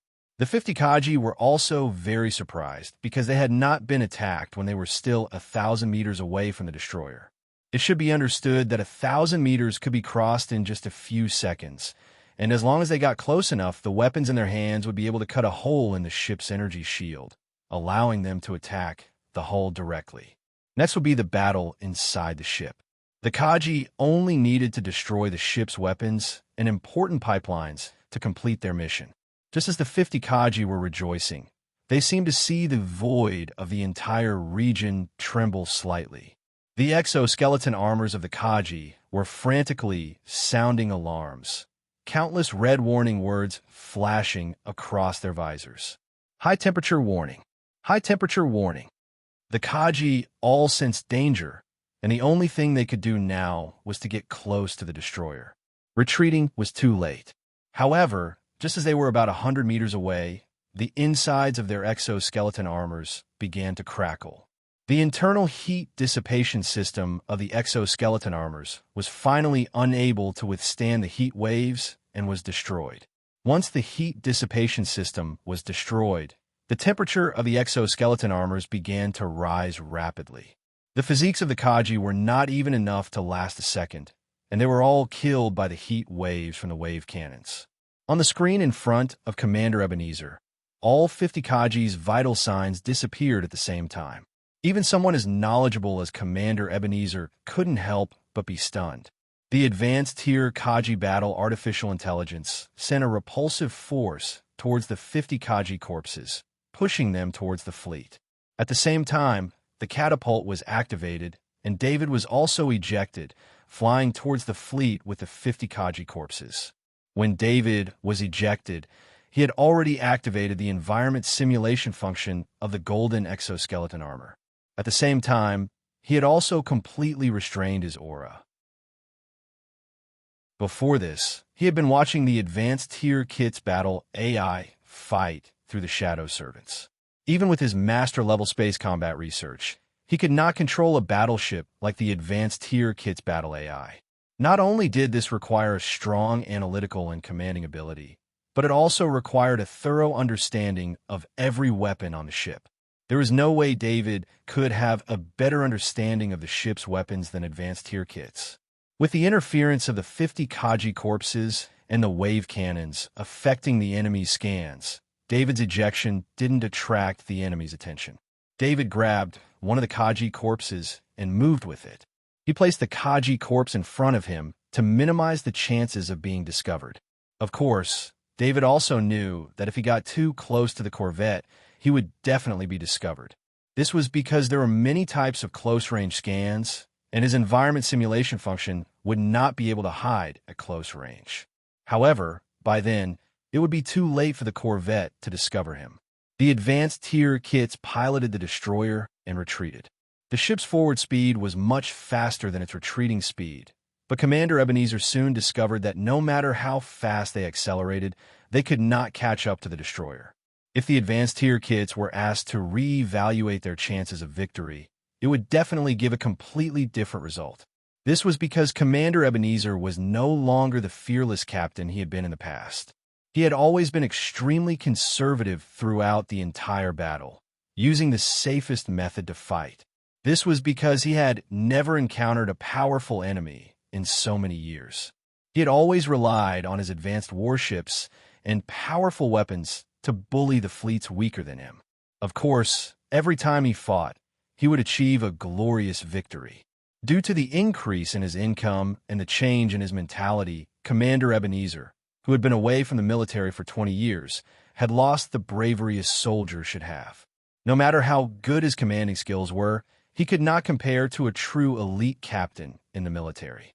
The advanced tier Kit's initial judgment was based on what it knew about the commanding skills of the elite captains in the military. A true elite captain would never have his fleet retreat.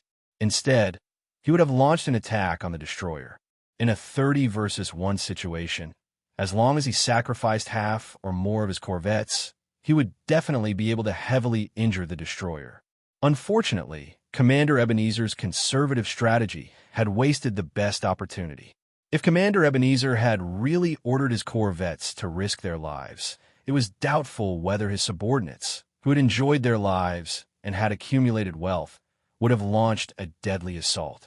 Of course, Commander Ebenezer could not be blamed for this. He did not know the true strength of the destroyer, so he could not analyze the situation like the advanced tier Kits. Prepare to retrieve Kaji's corpses. The captain of Corvette number 10 ordered loudly when he saw a dozen or so Kaji corpses approaching. There was no way he could ignore Kaji's corpses when they approached the Corvette. Doing so would only disappoint the rest of the Kaji on the ship. Following that, a traction force came from Corvette number 10, pulling the dozen or so Kaji corpses into the open passage. Among these dozen or so Kaji corpses was David. Commander Ebenezer's shrinking formation prevented David from carrying out his plan to attack the flagship first. When he was still 200 meters away from the Corvette at the edge of the fleet, he was prepared to charge at full speed. He did not expect to become one of the targets being pulled. David did not resist. He decided to beat Commander Ebenezer at his own game and followed the pull toward Corvette number 10. Since it was necessary to pull Kaji's corpses, a door opened on the energy shield to facilitate the passage of Kaji's corpses. When David was pulled to 100 meters away from Corvette number 10, the ship suddenly sounded an alarm, and close-range firepower immediately locked onto David. David instantly revved the engines of his golden exoskeleton armor to the maximum. His body abruptly went from a standstill to full speed, and he charged over 100 meters. The net of firepower only reached him after he left. The poor dozen or so Kaji corpses were covered by the net of firepower and then sent flying in all directions. There was no way they could be retrieved, and they could only drift in space. David charged through the energy shield. He did not waste any time because the door on the energy shield was not closed, which gave him an opportunity to take advantage of. After entering the energy shield, he immediately discovered that there was only one energy shield, and all 30 corvettes inside were exposed to him. David activated all of his abilities, including extreme speed, physique enhancement, strength oscillation, strength enhancement, and strength overlap. At the same time, a rank 4 deceleration heavy sword appeared in his hand. The rank 4 deceleration heavy sword kept vibrating gently, and the Grandmaster heavy sword space cut was activated. David continued to charge towards Corvette number 10. 1 second after the Corvette number 10 sounded the alarm, the energy shield behind him closed, and the passage open to receive the corpses on Corvette number 10 was also closed. However, this did not affect David's charge. He went at full speed and shot towards Corvette number 10 like a sharp arrow. On one side was David alone, and on the other side was a behemoth of a Corvette. They should have been two completely different forces, but the result of the collision between the two was unexpected. When David hit Corvette No. 10, he swung out the rank 4 deceleration heavy sword in his hand and drew a circle in front of him. The incomparably sturdy special alloy shell of the 10th frigate was unable to withstand the cutting of a decelerating heavy sword of the 4th rank, let alone when David had activated his spatial slicer. The level 4 decelerating heavy sword drew a circle in the air, and David's body slammed into it, smashing the entire circle into the frigate's hull. After entering the Corvette number 10, David did not slow down. He continued to charge forward at an extremely fast speed, and the direction he chose was the Corvette number 10's engine. The alloy ship wall in front of him was nothing to him. With the combination of the heavy sword space cut and the grade 4 decelerating heavy sword, nothing could stop his speed. The Corvette number 10's alarms kept ringing. Some Kaji came to intercept David, but they could not even see David's shadow. They could only see a hole through the Corvette number 10's hull. Of course, it was not that there were no lucky Kaji. After a group of Kaji received the order, they stood in a passage ahead of time, according to the judgment of the Corvette number 10's AI core. Big Shield Kaji stood in front, and the 5 Kaji behind him were also ready for battle. The wall in front of them suddenly flew out, and the Kaji's vision blurred. When they took a closer look, the 3 Kaji on the side saw a terrifying scene. The Big Shield Kaji in front of them had a big hole in its rank 2 shield. The hole was not only in the rank 2 shield, but also in the Kaji who was holding it. There was a big hole in the middle of the Big Shield Kaji's body, and only the edges of the exoskeleton armor were left. This scene lasted for only a second before the Big Shield Kaji collapsed on the ground. The 2 armored soldiers behind him didn't even have time to react. Half of their bodies just happened to be in this passageway, and as a result, half of their bodies were cut into 2 semicircles in the middle. The 3 Kaji who were not injured had fear in their eyes. The scene in front of them made them unable to wear exoskeleton armor for the rest of their lives. David didn't expect that there would be soldiers in front of him. He didn't want to make it so bloody, but during the process, he almost instinctively swung his sword. Every object in front of him was cut open by him, creating a path for him to pass through. After passing through 2 more walls, he encountered a very thick wall. It did not stop him either. He knew he had arrived at the engine because only the wall that sealed the engine would be this thick. The grade 4 decelerating heavy sword in his hand continuously swung in a circle in front of him, cutting a path through the engine in front of him. After his figure passed through, the energy inside the engine was also activated. When David flew out of the number 10 frigate, the number 10 frigate behind him exploded. The energy in the No. 10 frigate's engine exploded due to the damage to the engine. At least a few dozen meters away from the engine was destroyed. The corvettes here were very close to each other, only about 50 meters away. Plus, David's surprise attack was so fast that before any of the corvettes could react, the engine of the number 10 Corvette was destroyed. David flew against the wall of the ship towards the 9th frigate. The 9th frigate's close-range firepower was activated, and a barrage of bullets flew towards David. David rushed past the number 10 frigate, and his momentum slowed down. This was why the number 10 frigate's firepower locked onto him. This kind of automatic weapon did not require any command. As long as it detected an enemy approaching, it would automatically activate. David was already prepared. He threw out the level 4 deceleration heavy sword in his hand, which immediately attracted some of the close-range firepower. He then used the level 4 deceleration heavy sword to block in front of him and accelerated again. He heard clinking sounds coming from his body, but it was easier said than done for these non-grade bullets to break through his exoskeleton armor. David only needed to prevent the bullets in front of him from slowing him down. As long as a large number of bullets did not hit him at the same time, with the powerful engine of his exoskeleton armor, he did not have to worry about being blocked. 50 meters was a very short distance. In just 2 breaths, David had reached the side of the Corvette. His figure flashed and disappeared from the Corvette. There was a hole in the hull of the Corvette. With the experience from last time, he was even more proficient this time. He ignored everything else and used his speed, the sharpness of his weapon, and the Grandmaster-level space-slicing ability of his sword to rush towards the engine. The sirens, flashing lights, and angry roars all flashed and disappeared as David kept going through the wall. Trying to take on a powerhouse with a level 4 weapon inside a frigate was a joke.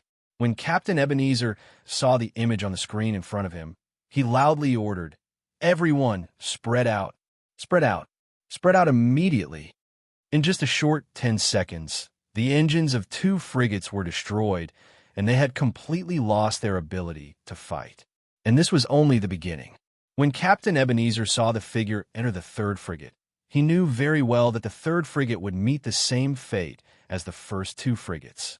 At the same time, Captain Ebenezer also saw Kaji's appearance through the image. Although his face was covered by a helmet, the golden exoskeleton armor was the signature outfit of the Federation's God of War.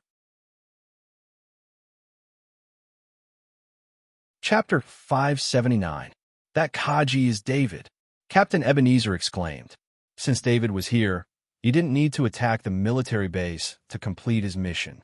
To be honest, if they were to take the risk of attacking a military base, they would have to kill every single soldier in the base. If any evidence was left behind, even Admiral Longfellow wouldn't be able to save them, no matter how powerful he was. Now that the target of the mission was right in front of him, Captain Ebenezer couldn't help but breathe a sigh of relief. Although David was more powerful than he had imagined, the mission was relatively simple. Even now, Captain Ebenezer still refused to believe that they would fail. In a situation where they were outnumbered 30-1, it was practically impossible to rely on Kaji, David, to turn the tide of the battle around. According to Captain Ebenezer's orders, apart from the 4 damaged corvettes at the rear, the other corvettes distanced themselves from the enemy. As the distance between them increased, the energy shields that were originally integrated together reverted to the state of each frigate individually. All main cannons, charge up and get ready to blast David. Captain Ebenezer immediately ordered after distancing himself from the corvette that David had entered. The captains of the other corvettes felt a chill in their hearts when they heard this. David was currently in the corvette, and he had given them such an order to attack the corvette. Although they had their own thoughts, the captain still relayed the order. The commander of this destroyer sure knows how to pick the right moment. Captain Ebenezer glanced at the screen and saw that the destroyer was no longer retreating. Instead, it was flying in their direction as if it was preparing to rescue David. However, it was already too late for that. All of the main cannons had already begun to aim at the corvette that David was in. David, who was inside the corvette, had just rushed to the engine room. As soon as he cut open the wall of the engine room, he sensed at least 10 dangerous auras. David knew that he was being targeted. He was inside the corvette, so being targeted meant that the main cannons had locked onto him. Only an attack like this could cause him to sense danger just by aiming at a general area. The Grade 4 decelerating heavy sword in his hand gently swept across the engine, creating a deep cut. After that, David's body shrunk, and he put away the decelerating heavy sword in his hand and replaced it with a Grade 3 shield, blocking between him and the engine. There was a large amount of active energy inside the engine. As long as the engine was not damaged, the active energy would be restricted. However, once a crack appeared in the engine, the energy would rush out through the crack. David had the ability of Spaceship Maintenance Master, which allowed him to know very well how to make an incision so that the engine would not explode and allow the energy within to be channeled out instantly. At this time, the engine was like this. The internal energy gushed out of the incision, which was not weaker than the explosion. Fortunately, David was holding a Grade 3 shield in his hand. When the surging energy hit the Grade 3 shield, he was sent flying like a cannonball. The path he was sent flying through was the one he had cut with the Grade 4 decelerating heavy sword.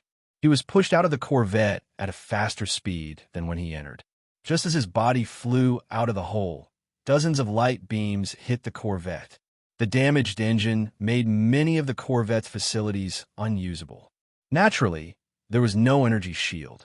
Without an energy shield, how could the Corvette withstand the simultaneous main cannons of more than a dozen Corvettes of the same level? With a loud boom, the frigate was blown apart. David felt a greater force coming from the Grade 3 shield, which made his body fly out even faster. He had already observed the direction through the shadow attendant. When he was swept by the impact of the explosion, the energy jets on his golden exoskeleton armor also shot out energy to guide him in the direction he flew out. David ordered the shadow attendant to release the Anderson Transcendent puppet as he flew. The Anderson Transcendent puppet was wearing transcendent armor and wielding a Grade 3 decelerating heavy sword. It didn't have much transcendent power, but it was enough to drive the transcendent armor into flight. Why is there a transcendent here? Ships 15, 16, 17, 18, 19, 20 lock onto the transcendent and attack with everything you've got. Captain Ebenezer was extremely puzzled when he saw a transcendent appear out of nowhere. He knew full well that there was no transcendent here. If there was no way he wouldn't have shown up. David had given the Anderson Transcendent puppet a combat order. As long as David didn't cancel the order, the Transcendent puppet would continue to fight based on its combat instincts until it died, or until David canceled the order. After sending 6 ships to deal with the Anderson Transcendent puppet, the number of Corvettes to deal with David increased to 2, which was still a lot. However, at that moment, the destroyer entered the attack range of the ion rail cannon. The ion rail cannon's attack was very concentrated. It only hit a single point in the center and had a very long attack range. The power of the ion railgun was very strong, but the reason it wasn't widely used was because it was too big, and the energy it required was too much for a normal warship to bear. Because the attack was concentrated, it needed to hit the enemy's vital points. Otherwise, a palm-sized hole wouldn't affect a warship much. It wasn't that Captain Ebenezer wasn't wary of the destroyer, but he had misjudged the attack range of the destroyer again. This time, the ion rail cannon's attack range was even further than before. One of the Corvettes that was chasing after David was hit by the ion rail cannon. The attack hit the Corvette's ammunition depot. A high-temperature beam shot through the depot and pierced through 2 missiles. The Krypton crystal energy powder inside the missiles ignited. First, there were 2 explosions, followed by the rest of the ammunition in the depot. The Corvette was torn in half by the internal explosion. David was in a very sorry state. He thought that he could easily approach the other Corvette, but as soon as he was 200 meters away, the enemy launched 10 defensive missiles. The 3 Corvettes from before were too close to each other, so they didn't have time to launch their missiles. That was why he was able to take advantage of the situation. Now that there was enough distance between the Corvettes, it would be very difficult for David to succeed in a sneak attack like before. David didn't dare to face the 10 defensive missiles head-on. His body turned in an arc in space, bringing the 10 defensive missiles with him. After turning in a circle, he continued to fly towards the nearest frigate. The shadow attendant was 100 meters ahead of him. David was still 100 meters away from the corvette, but the shadow attendant was already close to the cockpit. The corvette's energy shield was completely useless against the shadow attendant. It passed through it easily. David paid attention to the 10 defensive missiles behind him. They were too fast, and he wouldn't be able to hold on for long. After flying another 10 meters, the shadow attendant entered the cockpit. David saw the situation in the cockpit through the shadow attendant's eyes. At this time, David was in a state of mind explosion. Because the time was too short, he didn't have much time to use, so he needed to react faster. In the cockpit, there were 2 Kaji guarding the cockpit door. The door was closed to prevent intruders from rushing into the cockpit. With a thought, David drew a bewitching rune with his mind. The shadow servant flashed back and brought the bewitching rune with it. It then appeared in the cockpit and threw the bewitching rune at one of the soldiers. David couldn't get any closer. The corvette shot out another 10 defensive missiles, blocking him from the front and back. David immediately turned away from the frigate from both sides. Due to the characteristics of the defensive missiles, he estimated that he could only keep dodging until the defensive missiles caught up with him. Just as he turned away, he felt his soul being controlled by the bewitching pattern. He didn't have time to think. He could only give his soul a quick order. This is the Federation's god of war. Doesn't he know that we have a way to deal with the Kaji? He wants to destroy the corvette by himself? The captain of the corvette sneered. Although they had left the military for a long time, they had always been fighting within the Federation. Their opponents were the Kaji and the Transcendent. Therefore, when it came to dealing with the Kaji and the Transcendent, they had more experience than the regular military fleet. At first, David's sneak attack succeeded because David was very strong. However, as long as the corvette was prepared, it was impossible for one Kaji to fight against the corvette. The captain looked at David, who was being chased by 20 defensive missiles, as if he was looking at a joke. It seemed like he didn't even need to wait for the corvette to come and help. He could get rid of David. Thinking that the Federation's god of war might die in his hands, he couldn't help but feel a little excited. This would be the talk of his life. While the captain was still thinking, one of the 2 Kaji puppets standing at the door had his eyes glazed over. In this Kaji puppet's soul, a huge bewitching pattern occupied most of the soul's space. Kill them all! Kill them all! The Kaji puppet muttered the order repeatedly. His body instinctively tightened as he prepared for the best attack posture. What did you say? Are you scared by the Federation's god of war? You're such a coward. The Kaji puppet beside him saw that the Kaji puppet seemed a little nervous and chuckled softly. However, the moment Kaji puppet turned its head, the Kaji puppet's grade 2 heavy axe swept across the Kaji puppet's neck. It was a full-force attack at close range.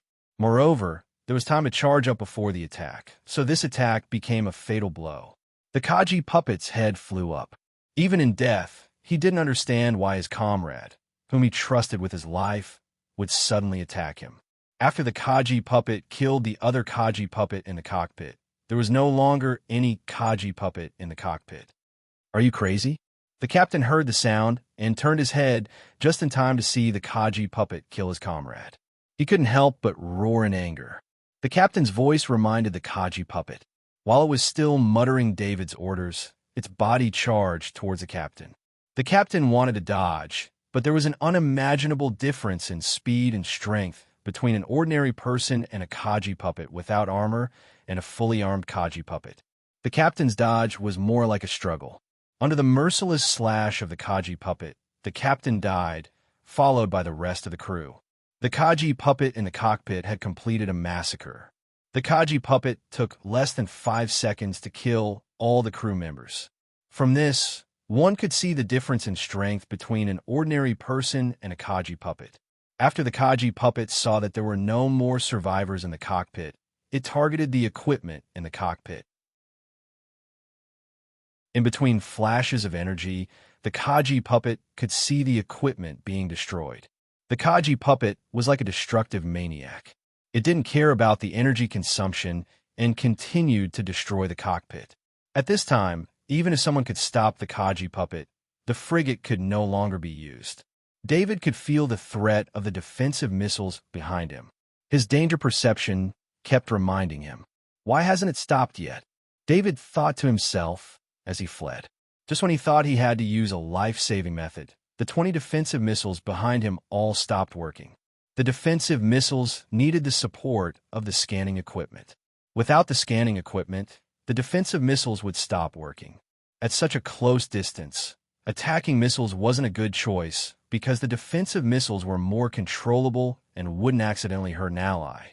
David looked back at the defensive missiles that were 5 meters away from him and felt a lingering fear.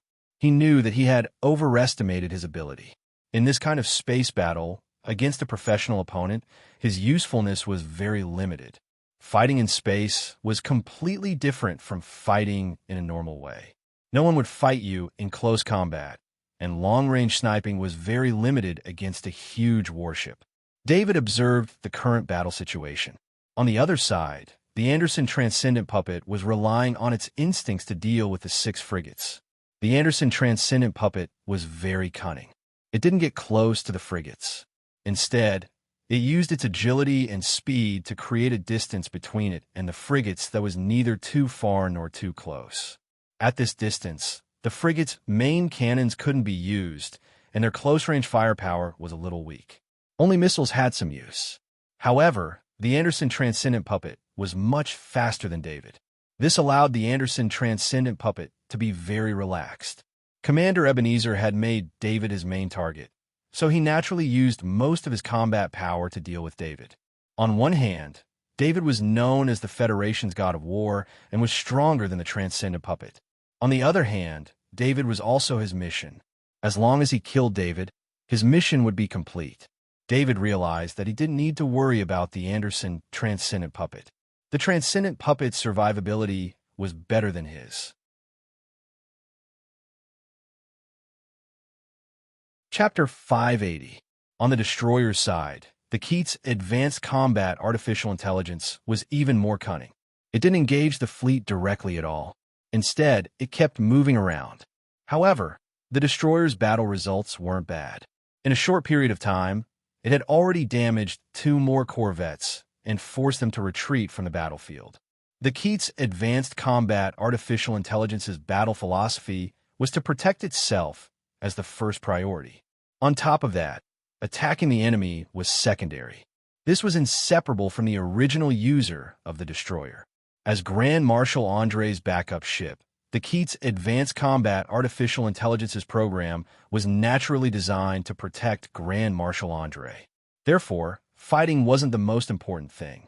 David was distracted for a moment on the battlefield, but he was immediately alerted by the slight pain from his danger perception. There were 3 more corvettes approaching. Although their main cannons couldn't fire, their less powerful secondary cannons had finished charging and were ready to deal a fatal blow to David. The 3 corvettes' scanning devices locked onto David. David didn't want to gamble on the perfect coordination between the 3 corvettes. If the 3 secondary cannons were perfectly coordinated, they could completely seal off his escape routes and have a 1 in 3 chance of hitting him. David quickly analyzed in his mind. After he finished analyzing, he turned around and flew toward the corvette that Kaji's puppet had slaughtered once. This time, there was no energy shield or missile to stop him. He quickly closed the distance of a few hundred meters. With a slash of his sword, he charged in. David then felt the lock on him disappear. He also sensed the existence of Kaji's puppet. He didn't expect that Kaji's puppet hadn't been killed by the other Kaji on the corvette. David didn't know that the other Kaji on the corvette didn't know what happened in the cockpit. Therefore, no Kaji came to check. Of course, this was also because things happened too quickly. After a while, the Kaji would have noticed the abnormality. David's heart skipped a beat. He called the Kaji's puppet over. At this moment, the entire frigate shook. It was the 3 frigates that launched an attack on this frigate. Fortunately, the attack from the secondary cannons was not as powerful as the main cannons. It only managed to create a large hole in the body of the frigate. However, through the shadow attendant outside the ship, David saw that the 3 corvettes' main cannons were charging. The enemy really didn't care about the crew at all. They were prepared to kill David and the rest of the crew. At this time, the capable Kaji was trying to find a way to escape from the frigate, while the ordinary crew members could only cry out in despair. The golden exoskeleton armor on David's body dimmed. Then his body became one with the surrounding environment. He activated the environment fusion function on the exoskeleton armor. He slashed at the hull of the frigate, creating another hole. At this time, the Kaji's puppet ran over. David let the Kaji's puppet go out first. He hid behind Kaji's puppet and tried to use the puppet's body to block his body. This way, he could reduce the possibility of being discovered by various scanning devices. He was now very close to the other 3 frigates. If he was not careful, he would be discovered. Previously, when he wanted to use Kaji's corpse to block and approach the frigates, he was probably discovered by the life detection devices. This time, he tried to use the living Kaji as a cover. Nearly 20 Kaji escaped from the frigate. The 3 frigates didn't attack the escaping Kaji. They couldn't do that. They just strengthened the identification of the Kaji. Fortunately, David's exoskeleton armor was too conspicuous. It was easy for them to distinguish whether David was among them or not. After not finding any traces of David, one of the 3 frigates began to accept the Kaji. David had been sticking close to the Kaji's puppet. Coupled with his ability to hide his presence and the environment fusion ability of the exoskeleton armor, the scanning device on the frigate didn't discover him. He entered the frigate with the Kaji's puppet. He saw several Kaji's medics greeting the Kaji. David didn't want to be reckless this time. He needed a better way to fight. Otherwise, he would be in constant danger. After the Kaji's puppet was checked by a Kaji's medic, it was not found to be injured. It was then arranged to enter the frigate's lounge. David still stuck close to the Kaji's puppet and entered the lounge as well. At this time, the shadow attendant had already flown out and checked the surroundings. The lounge was 200 meters away from the cockpit. If he wanted to get to the cockpit, he would have to pass through the 200 meters. David controlled the Kaji's puppet and left the lounge. Because they were in the middle of a battle and the cannons were still firing outside, the management here was not strict. No one stopped the Kaji's puppet from leaving the lounge. This allowed the Kaji's puppet to walk into the tunnel easily. Along the way to the cockpit, no one asked him anything. However, when he was 10 meters away from the cockpit, a group of Kaji's puppet blocked the Kaji's puppet. The leader Kaji recognized the logo on the Kaji's exoskeleton armor and shouted, "Why are you here? Return to the lounge immediately." David did not have time to tangle with these Kajis. He had already achieved his goal. He instantly activated an ability that he rarely used, Psychic Storm. An invisible ripple appeared from his body and surged toward the group of Kaji's puppet. The 6 Kajis were all stunned. Inside the exoskeleton armor, the 6 Kajis were all bleeding from their ears and noses. At such a close distance, they had taken the full brunt of the Psychic Storm. David rarely used the Psychic Storm in the past because it was not very effective against the insectoids on Warstar. Perhaps if his mind was raised a bit more, it would be more effective. However, against these Kaji's puppet, the Psychic Storm's effect was terrifying. Although the 6 Kajis were still standing in place, that was because the exoskeleton armor had become locked after the Kaji's death, allowing the 6 Kajis to remain standing. The shadow attendant had already rushed over and absorbed the souls of the 6 Kajis. It was not just the 6 Kajis that were being absorbed. The Psychic Storm continued to surge toward the cockpit. First, the 2 Kajis behind the cockpit were swept by the Psychic Storm and died. Then, the rest of the crew in the cockpit died. David's Psychic Storm had a range of 100 meters, and the entire cockpit was within range.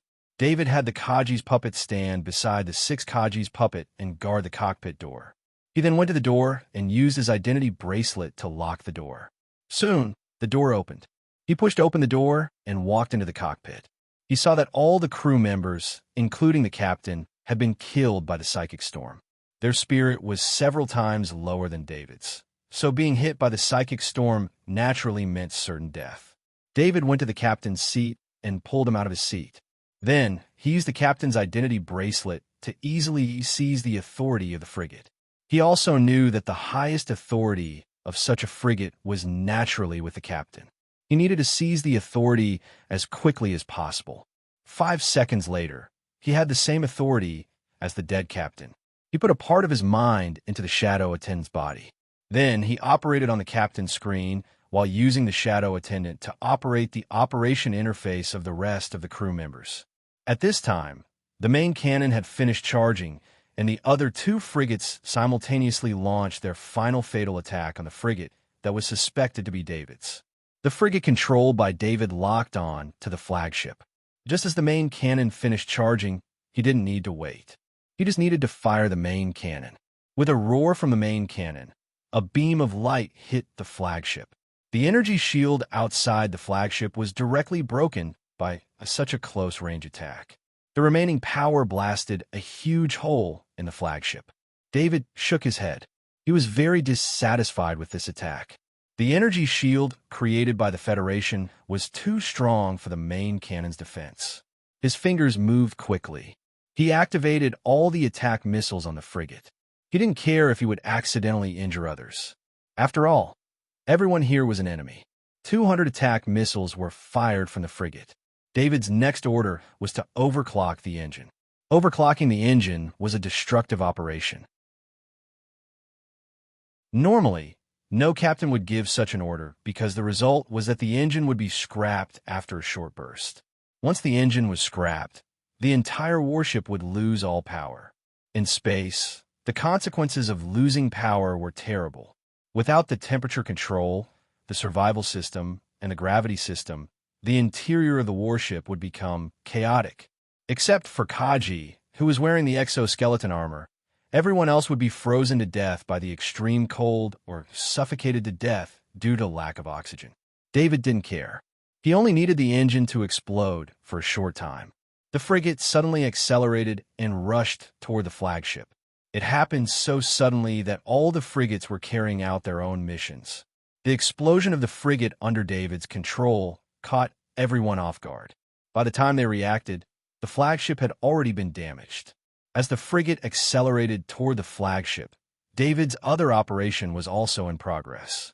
After the attack missiles were fired, a large number of interference missiles were fired. In the eyes of others, this was to avoid being hit by the attack missiles fired by the other frigates. At this time, in order to deal with the attack missiles, the other frigates also released a large number of interference missiles. The entire airspace, which was not very large, was suddenly filled with interference missiles flying everywhere. Kaji's puppet sat on the captain's chair. David cut open the bulkhead with his sword. He still turned on the environment fusion system and flew out of the frigate. In an environment full of interference missiles, the scanning device was greatly affected. On the scanning screen of each frigate, countless snowflakes were flashing. Under normal circumstances, such a thing wouldn't happen. With main and secondary cannons, no warship would allow the enemy to get so close to it and release such a crazy amount of missiles. It was precisely because of this helpless battle situation that all the corvettes under attack also released interference shells. The frigate continued to rush toward the flagship. Except for the frigate that was fighting the Anderson Transcendent and the destroyer, the other frigates launched attacks on the control frigate. Overclocking the engines gave the frigate a stronger energy shield. The main gun could not be fully charged in a short time, so the attacks of the other frigates could not stop the charge of this frigate. Chief Commander Ebenezer stood in the damaged cockpit with a grim look on his face. It was a grave mistake for any commander to have their flagship severely damaged. In a normal battle, when one's flagship was attacked, it meant that the battle was lost. However, Captain Ebenezer was fighting Kaji. Although there was a Transcendent and a destroyer nearby, he knew very well that he was defeated by Kaji. "Captain, we have to move. The impact will be here in 5 seconds." A crew member came up to Captain Ebenezer and reminded him. Sigh. Captain Ebenezer wanted to stubbornly say that he was not going to leave, but a long and comfortable life had already smoothed out his edges. He could only sigh. Captain Ebenezer sat in the captain's special escape pod. This escape pod was right under his captain's chair. He only had to press the escape button to escape. He had designed this escape pod 10 years ago. He had met his current wife in that year, and it was the first time he had felt fear of death. That was why he had come up with this design. Captain Ebenezer flew out of the escape pod before the flagship was hit by the frigate. Captain Ebenezer watched as his flagship was heavily hit by the frigate. The flagship's energy shield had already been destroyed, so it could only take on this heavy blow. No one expected that after this collision, the frigate would fire all of its weapons except for its main gun. Defensive missiles, close-range firepower, and secondary cannons were all fired at full power. Launching such an attack at such close range was tantamount to suicide. Not only was the flagship damaged, but the frigate that was close to the flagship was also affected. Captain Ebenezer could only watch as his flagship was attacked by all kinds of weapons. After this, the flagship would probably not be able to be used again unless it underwent a major overhaul. David had already seen this escape pod during his flight. This escape pod was too special. It had a different appearance from the other escape pods, and it was much larger and more complex than the other escape pods. As such, David immediately knew that an important person was inside. Who would be an important person on a flagship? Of course, it had to be the captain. David accelerated towards the escape pod. The shadow attendant entered and saw Captain Ebenezer. David knew that he had found the captain by looking at his clothes. He did not immediately kill Captain Ebenezer. In his opinion, Captain Ebenezer was definitely going to die, but he still had some value. Just like before, David stuck close to the escape pod again. The environment fusion system allowed him to completely become a part of the escape pod. The escape pod flew toward a corvette. This corvette was the backup command ship, and Captain Ebenezer needed to continue commanding the fleet there.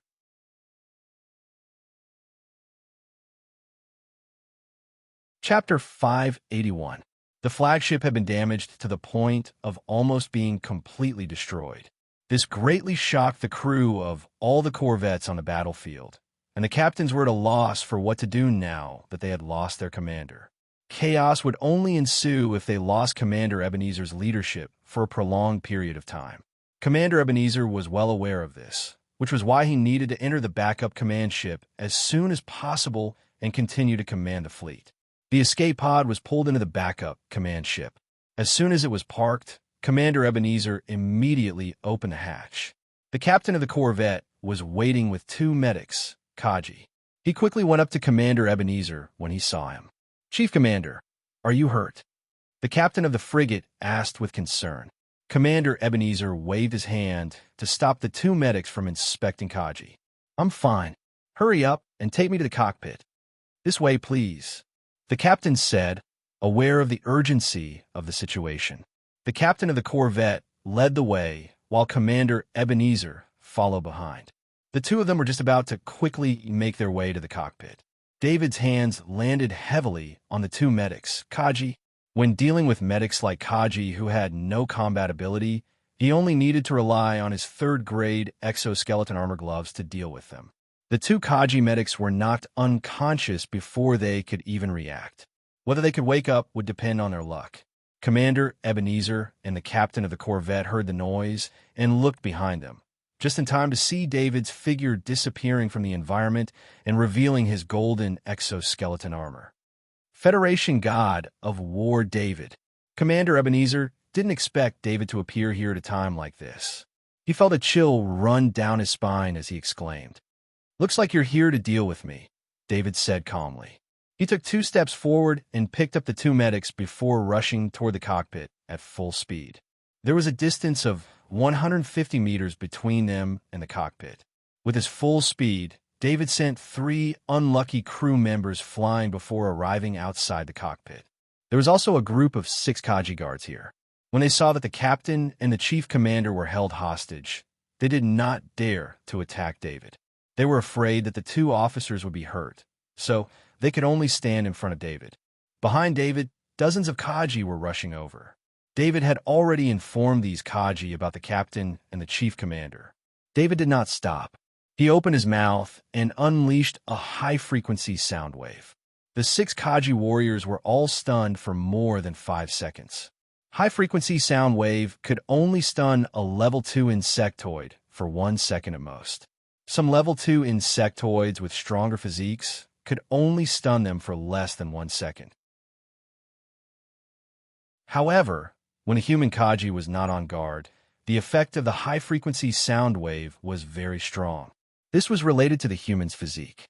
In fact, if the human Kaji knew about this beforehand, he could have activated the sound wave barrier on the exoskeleton armor.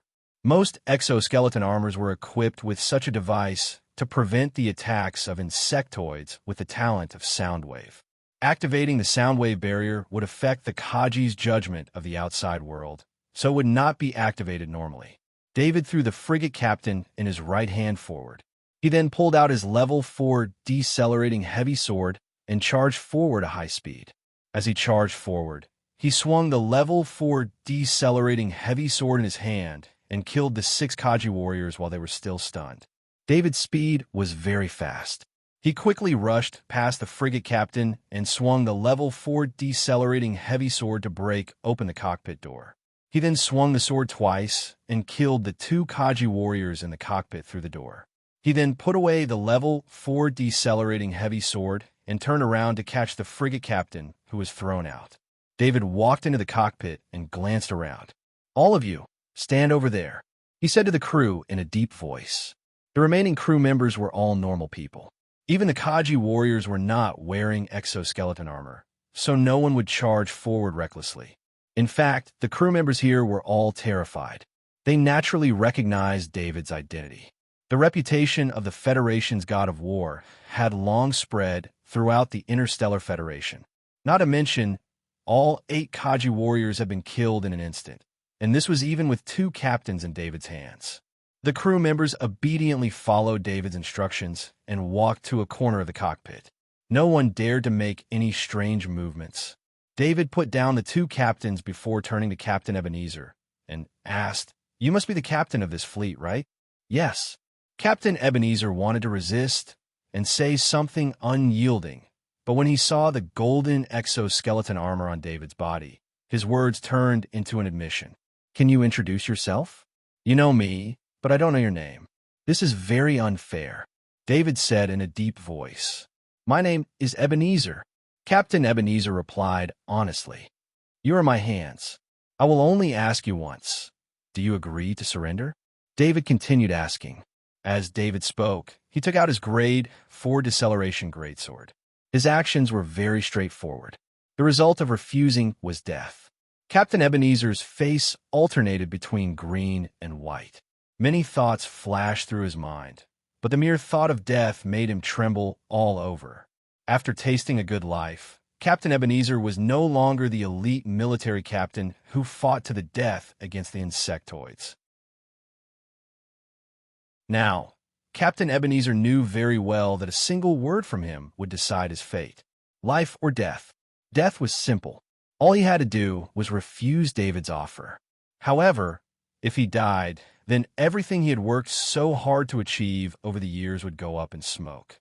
He was born to surrender, but Admiral Longfellow would not let him go after he surrendered. He would not have a good ending, either. Captain Ebenezer kept thinking, but he also saw the impatience on David's face. "We won't surrender. Just give up." The captain of the frigate next to Captain Ebenezer yelled. David's grade 4 deceleration greatsword slashed down on the captain's head the moment he said those words. The greatsword swept down from top to bottom. The corvette captain was stunned on the spot. His body was then split to the left and right, creating a bloody scene. Captain Ebenezer had seen his fair share of dead people. Even after leaving the military, his hands were still stained with blood.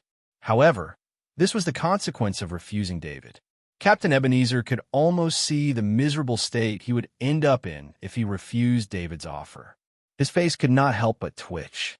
David turned to Captain Ebenezer and said, "Captain Ebenezer, are you going to reject the offer too? I don't have time to waste with you. Hurry up and make your decision." "I surrender," Captain Ebenezer said softly, as if all the strength in his body had left him. At that moment, 24 Kaji rushed in from outside. They saw David and Captain Ebenezer, as well as the corvette captain's corpse. Captain Ebenezer had just agreed to let David's request go, but before he could continue, these Kaji had arrived. This made him very unhappy. He also needed to show Captain Ebenezer how powerful he was. He needed to make Captain Ebenezer's last shred of resistance vanish. David exerted force in his legs and rushed toward the 24 Kaji in a flash.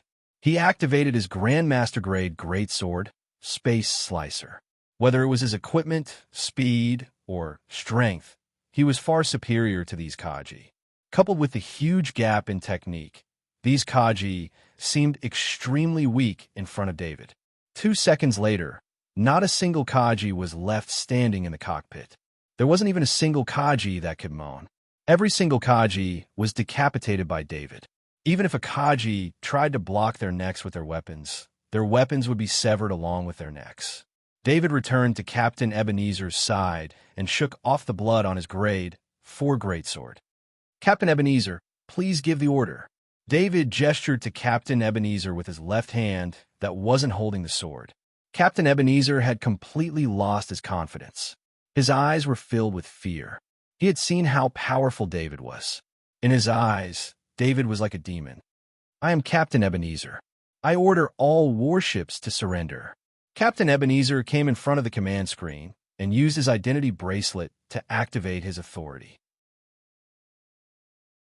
He then gave the order to all the corvettes.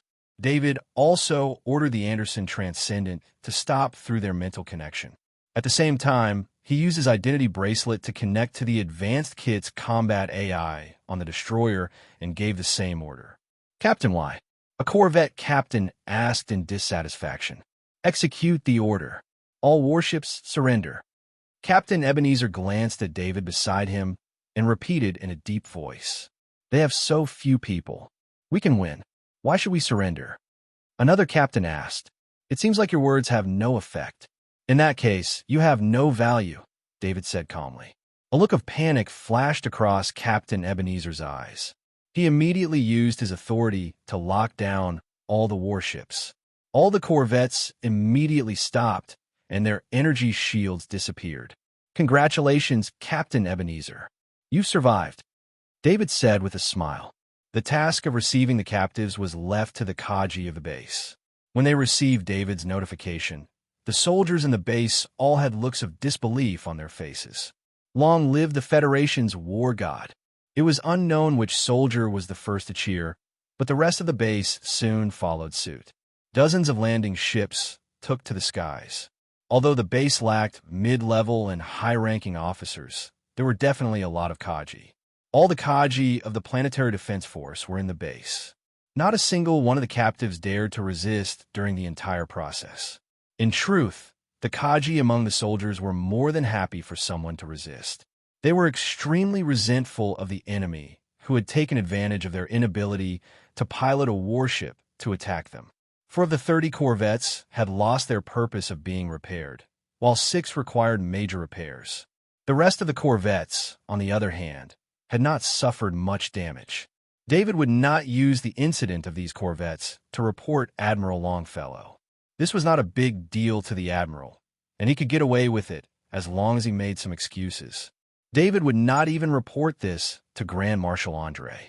No matter how well Grand Marshal Andre took care of him, he could not be sure that Grand Marshal Andre would take down a vice marshal for him. The destroyer was still parked in space. This time, it did not enter the spaceport. Instead, it was on standby. David gave the order for the advanced combat intelligences to engage in automatic combat. As long as any spaceship approached without permission, they would be able to initiate an attack. David personally escorted Captain Ebenezer back to the base on a landing ship. When he entered the base, the entire base erupted into cheers.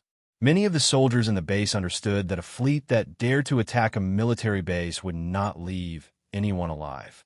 If David failed, then they would all be silenced. It was precisely because they were saved that they were so grateful. David brought Captain Ebenezer to his office. Cadillac passed down the order. "Have Maintenance Kaji do his best to repair these corvettes. I'll pay for all the costs." David ordered Cadillac's adjutant. He gave this order because he did not use any military resources for this battle. It was completely his own battle. David had no intention of handing over these corvettes. Although his destroyer could take on 30 ships at a time, if they were ordinary corvettes of the military, they might not even have a chance of winning in a 2-on-1 or 3-on-1 battle. These corvettes were all the latest models. Even if he had credits, he would not be able to buy them anywhere. David was also not worried that someone would ask for them. Anyone who did would be implicated in the fleet's attack on the military base. No one in their right mind would do something like that.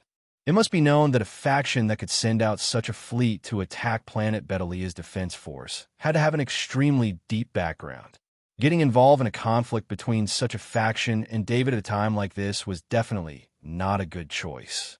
Captain Ebenezer, you and your subordinates will be handed over to the military. The military court will give you a fair verdict, David said as he sat in his office chair and looked at Captain Ebenezer, who was standing in front of his desk. Captain Ebenezer felt extremely helpless. He knew very well why David had brought him here. David wanted him to hand over some important information in exchange for his life. Otherwise, why would David have brought him to his office for a private conversation? He could have just handed him over to the military. Captain Ebenezer did not want to be sent to the military court. If he did, he would definitely die. Admiral Longfellow would not allow him to live. I have a list of missions that Admiral Longfellow gave me here. All the missions for the past 30 years are included in it. There's also Admiral Longfellow's identification information that can verify the person who sent these missions. I also know some companies that belong to Admiral Longfellow, as well as how these companies are related to the missions, Captain Ebenezer said.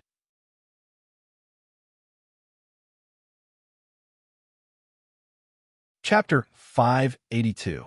David did not go back on his word this time. Captain Ebenezer left in a small spaceship. As for where Captain Ebenezer could go, David did not care. He had obtained a detailed list of 215 missions. Among them, as many as 40 were assassination missions, and the targets were all Admiral Longfellow's opponents. David looked at the information, but for a moment, he did not know what to do with it. While his reputation in the Interstellar Federation was great, his actual influence was limited. He was like a mascot. The main reason for this was that David was too young and had not been in the military for long. He had enough military achievements and strength, but he did not have the corresponding foundation. The military once again sent a military investigation team to take away all the captives. As for the missing Captain Ebenezer, while they had their suspicions, none of them dared to ask David about it. The military investigation team also brought along the high-ranking officers who had been taken away for investigation, as well as the 3 newly transferred captains. This time, the military of the Tonda Starfield had reacted extremely quickly. Truth be told, even the generals of the Tonda Starfield no longer wanted to have anything to do with planet Bedalia's defense force, much less with David.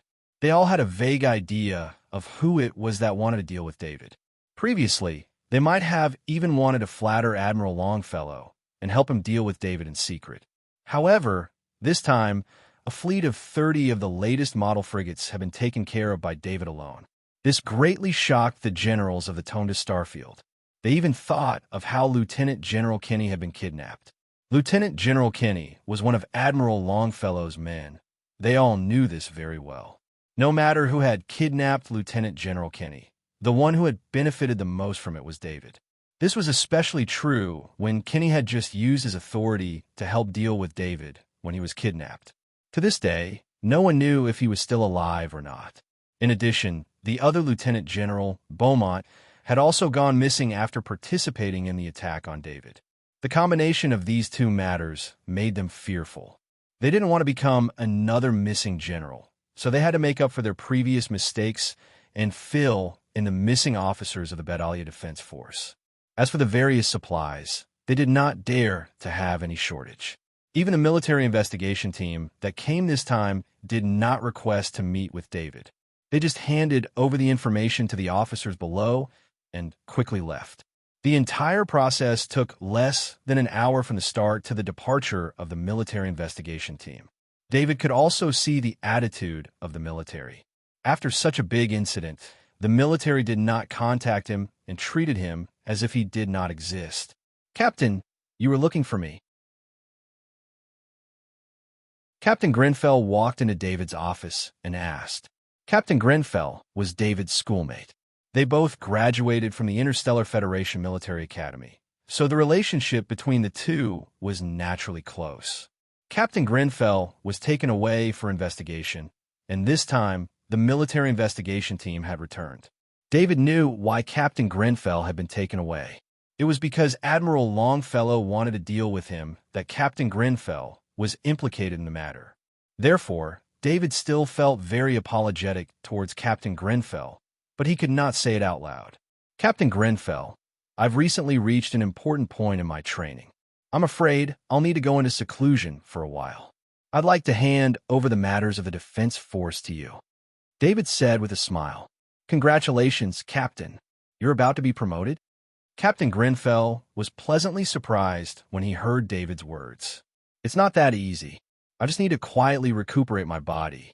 There's still a long way to go before I can be promoted. David smiled and shook his head. As long as you trust me, I'll take over the military affairs. Captain Grenfell agreed without hesitation. This was naturally a good thing.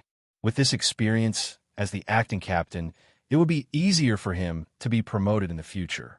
Not all officers were willing to delegate their authority and let their subordinates have great power. Only officers like David, who did not care about authority, would delegate authority. The matters of a defense force are limited. I'll promote your authority and let you be the acting captain. When I leave planet Bedalia in the future, I'll recommend you to the higher-ups. David naturally would not let Captain Grenfell work for nothing, so he promised. Captain Grenfell's face was filled with joy. This promise was very important to him. After a few days, the 30 new frigates that could be repaired were all repaired. As for the ones that could not be repaired, they were towed and sent to the Tordo Fund by David's hired crew. In the following week, David's daily appearances became shorter and shorter. After a week, other than the daily food that was sent to David's room and taken away, David no longer had any contact with the outside world. In fact, the one who stayed in the room was not David, but the Anderson Transcendent. The mission of the Anderson Transcendent was to let the soldiers outside believe that David was still there. The Anderson Transcendent in the room had David's face. This was, of course, a product of biotechnology. This kind of biotechnology had little use in the Interstellar Federation. Although it could completely replicate someone's face, most places in the Interstellar Federation required an identity bracelet. This had nothing to do with the face, so it was easy for people to notice the difference. However, on planet Bedalia, David was the person with the highest authority. When he announced that he was going into seclusion, no one would disturb him. The process of Kaji's promotion to Transcendent was very troublesome. Just breaking through the bottleneck would take a long time. After that, there would be a transformation period that would take several years. There was a lot of risk involved, so it was normal that Kaji needed to focus on training. Therefore, David's announcement of his seclusion wasn't too abrupt. Since the military of the Tonga Starfield didn't ask about David's seclusion, no one paid much attention to it. In fact, David had used the golden exoskeleton armor to fly straight into space the night before. He did not even bring the destroyer because he did not want people to know that he had left. David drove the golden exoskeleton armor and flew 500 kilometers in space, far away from planet Bedalia. Only then did he have the Shadow Servant release the sonic boom Iron Beetle. His consciousness entered the sonic boom Iron Beetle's soul and had it open its internal space. Afterward, the internal space sent out a wave of energy, and he was sucked into the sonic boom Iron Beetle's internal space. It was very big, about the size of a sports field, and it was very clean. There was nothing in the entire space. The ground and the surrounding walls were like crystal. Through the crystal walls, one could see darkness. David looked around. It was a good place. He released the warhorse and prepared some food for it. He then took out some cooked food and prepared to spend some time there. David connected with the sonic steel beetle with his mind and sent a star map to the beetle's soul. After that, the sonic steel beetle started to speed up. There were no sonic booms in space, so the sonic steel beetle's speed was getting faster and faster. David kept the connection with the sonic steel beetle's soul.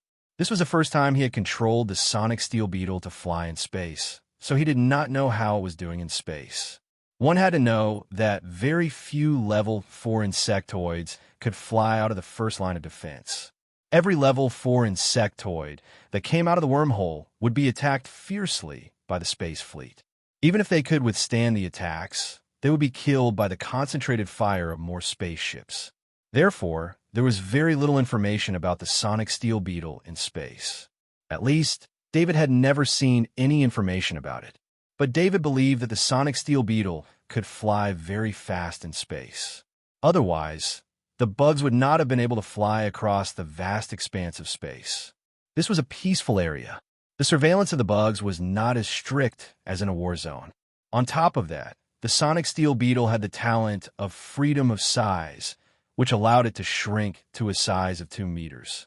Although a size of 2 meters was still quite big, in space, it was not even comparable to a speck of dust.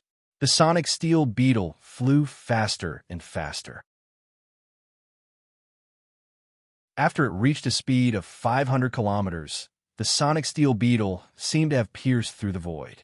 Then, the sonic steel beetle seemed to have teleported. It kept piercing through the void and reappearing.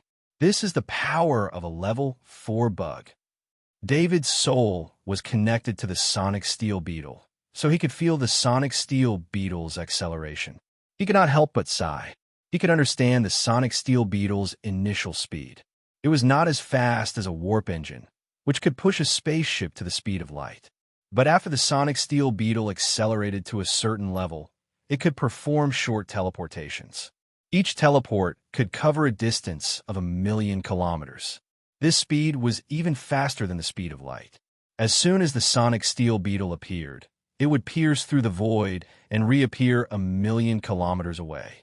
Again, it would pierce through the void and reappear 1,000,000 kilometers away. David could not imagine what it would be like if the insectoids broke through the blockade one day and entered the wider peaceful area from the war zone.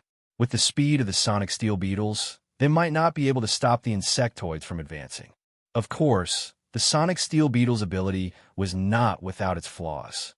It needed to accelerate for 500 kilometers to achieve true teleportations. The sonic steel beetle's talent made David very confident. He had originally wanted to get a spaceship and use it to go to the planet of origin. David had made up his mind. He had to get rid of Admiral Longfellow. For this, he was prepared to do his best. The planet of origin was very difficult to enter, but if David did not use a spaceship and instead flew with the exoskeleton armor, it would be almost impossible to find him. As for what would happen after he reached the planet of origin, David was prepared to act according to the circumstances. What he was going to do this time was very risky. It was not as risky as assassinating Admiral Lewis, but he had to do it because Admiral Longfellow had crossed his bottom line. If he allowed Admiral Longfellow to live, his family would be in constant danger. David left the sonic steel beetle's internal space, and his horse was teleported out. The sonic steel beetle and the horse were both summoned back into the shadow attendant's summoning ring. David hovered in space and looked at the giant portal in the distance. Next, he had to think of a way to go through the portal. He had to wait for a while. The exoskeleton armor's environment integration system activated, and his body disappeared from space. He did not have to wait for long. Although the portal was not very busy, there were still spaceships passing through it from time to time. A commercial spaceship left at the speed of light and continued towards the portal. David drove the exoskeleton armor and flew towards the commercial spaceship. The commercial spaceship was decelerating because it had to slow down to a standstill before going through the portal. This allowed David to easily approach the commercial spaceship. His body was pressed tightly against the bottom of the spaceship. The shadow attendant went through the outer shell of the commercial spaceship and entered the cockpit of the spaceship. The crew in the cockpit were very relaxed. The area around the portal was very safe. Because they would be moving at the slowest speed for the next half an hour, the crew could relax. No one noticed that among the many operating screens in the cockpit, there was a screen that automatically flashed without anyone controlling it. David divided his attention into the shadow attendant's body. Using the master of electronic countermeasures, he easily took over the highest authority of the commercial spaceship. Finally, I found a spaceship going in the same direction. When David found the destination of the commercial spaceship, he could not help but feel relieved.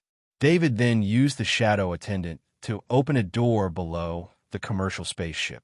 He walked in. He took out a bracelet and turned on the identity bracelet. He then made the identity bracelet public.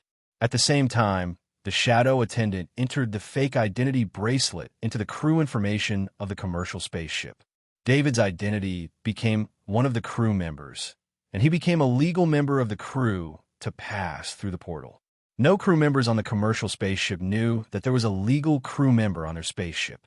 The commercial spaceship slowly moved towards the portal. When it passed through the portal scanned everyone's identity and verified them one by one. There were no accidents. The commercial spaceship passed through the portal. When it came out again, it was already in a distant area. David silently left the commercial spaceship. The shadow attendant also cleaned up the traces he left behind. Not long after, the sonic iron beetle began its space journey again.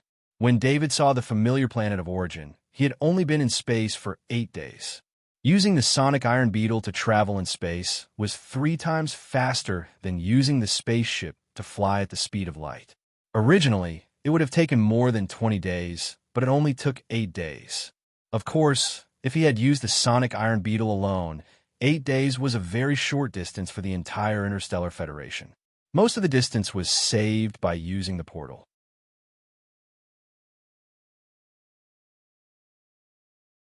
Chapter 583. David used the flying ability of the golden exoskeleton armor to fly slowly in space. Although the speed of the golden exoskeleton armor was extremely fast, it was still slow compared to the vastness of space. Fortunately, he put away the sonic iron beetle not too far away from planet of origin. This place was not within the scanning range of planet of origin, and he could not be sure if he went further. David saw the red sun planet and planet number 1. He did not expect to return under such circumstances. The environment integration system of the golden exoskeleton armor made him invisible in space. In fact, even if he did not use the environment integration system, no one would be able to discover him. David, who was flying in space, was too small a target. He was so small that even if he was discovered by the scanning device, he would only be treated as space trash or a meteorite. David's plan was to let planet of origin treat him as a meteorite. Before he entered the scanning range of planet of origin, he had already calculated his route. This was all calculated with the help of the auxiliary artificial intelligence system in the golden exoskeleton armor. After entering the scanning range of planet of origin, his speed would be maintained at a stable value, and even his direction would not change. This way, even if he was discovered by the scanning device, he would only be treated as a normal meteorite and not a stowaway. David did not dare to take the defense system of planet of origin lightly. As the most important planet in the entire Interstellar Federation, the surrounding satellites alone had the function of security and defense, not to mention the many technologies he did not know about. Therefore, he had made many preparations and was determined to complete this mission. When David flew into planet of origin's atmosphere, he entered the atmosphere at a very strange position. This position happened to be the farthest from all the satellites, which made the chances of him being discovered extremely low. After entering the atmosphere, flames ignited around his body due to the rapid friction. The hot flames did not spread to the interior of the golden exoskeleton armor, and even the material of the shell did not change at all. This was the most advanced exoskeleton armor of the Interstellar Federation. How could such heat affect it? The whole process of falling lasted for a long time, but David's helmet did not even show a warning message, which showed the strength of the golden exoskeleton armor. In the middle of the entire ocean, a large fireball crashed into the ocean from the sky. As David had not used any brakes or deceleration, he had truly collided with the surface of the sea. Fortunately, his Grade 3 armor had blocked the impact of the collision. In addition, the seawater had also reduced the impact of the collision, so he had not suffered any damage. This was also part of David's plan. If he hit the ground, he would definitely suffer.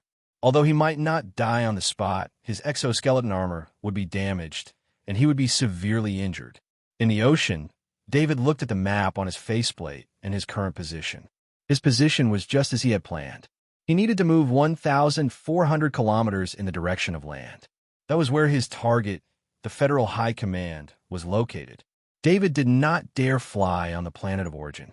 Even if he was moving in the water, he had to be careful not to be discovered. Instead of floating up, he dove down. The jet holes on his body spewed out energy and pushed him to the bottom of the sea. After reaching the bottom of the sea, he stuck close to the bottom of the sea and moved toward his target 1,400 kilometers away. In an office of the Federal High Command on the planet of origin, Admiral Longfellow looked at the report on the screen with a gloomy face. He had long known about the defeat of his elite fleet, but he wasn't too angry about it. With his status, it wasn't difficult for him to rebuild an elite fleet. The reason Admiral Longfellow was angry was because of the report in front of him. The report was an investigation of the continuous killing of the family members of his intelligence organization. At first, this matter did not attract attention, but as time went by, the families of dozens of members of Admiral Longfellow's military intelligence organization were killed. This was obviously a revenge operation.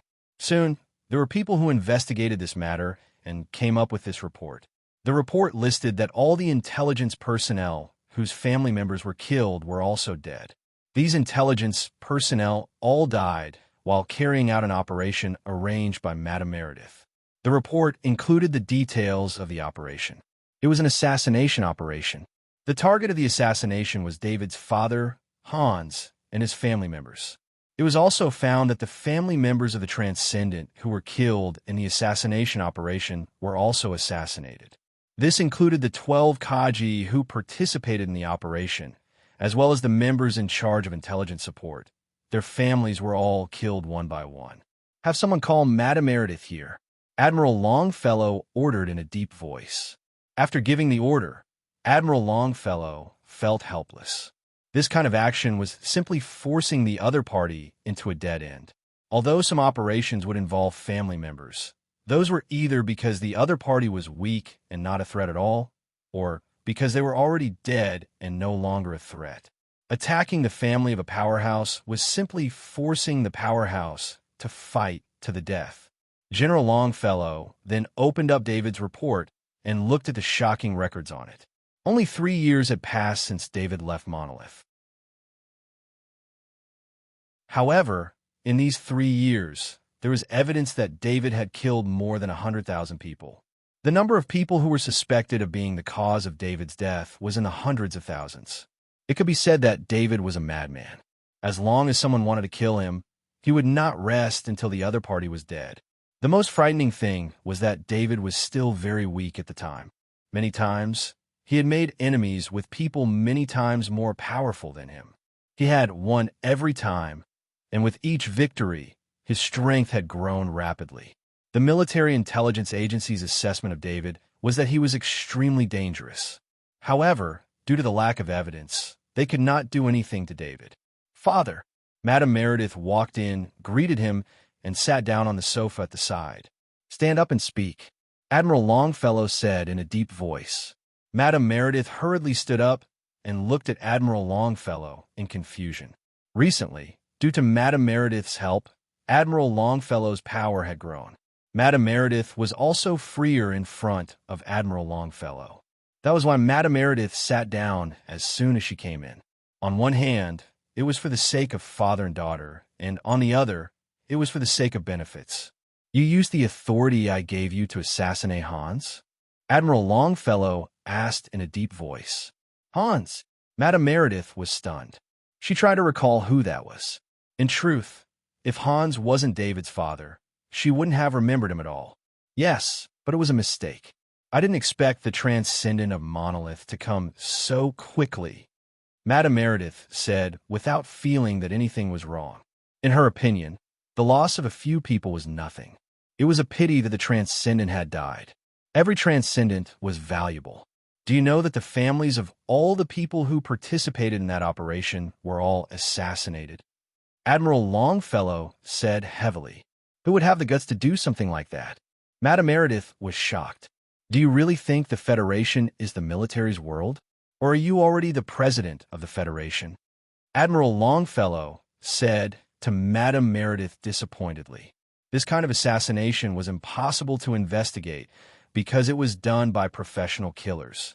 These killers were paid to do their jobs. Even if they were caught, what could they do? Isn't it just a nation night? It's not like we didn't succeed. So what if we did? Madame Meredith didn't dare to refute Admiral Longfellow. Tell that kid of yours to come back quickly. Tell your brother to come back too. After I deal with David, you can leave Planet Origin. Admiral Longfellow decided with a wave of his hand. David was too vengeful. Now that his family had been provoked, Admiral Longfellow could imagine that David would seek revenge. As for David coming to Planet Origin for revenge, that was impossible. Not to mention how difficult it was to enter Planet Origin. Even if he did, it would be impossible for him to kill someone in the military. David didn't know that Admiral Longfellow had called back all his family members. After 2 days of traveling, he finally arrived at the bottom of the sea near the target area. He was frowning as he looked at the energy net in front of him. This energy net separated the inside and outside of the sea. He would be discovered as soon as he came into contact with the energy net. This kind of energy net was usually used to isolate military zones. Needless to say, the inside of the net was a military zone. David tried to activate underground sneak, wanting to enter through the ground. His body sank into the sand at the bottom of the sea. But he found that even after 10 meters, he was still covered by the energy net. The technology of this energy net was very advanced, more advanced than any he had seen before. David returned to the sea from underground, thinking about how to get through the energy net. He called the shadow attendant to his side and had the shadow attendant activate the attribute interface. He looked at the various talents on the attribute interface. When he saw Space Dash, David's heart skipped a beat. Perhaps other talents wouldn't help him enter the energy net, but Space Dash seemed to be feasible. He channeled the spatial energy into his body from the transcendent stiletto on his calf and activated Space Dash.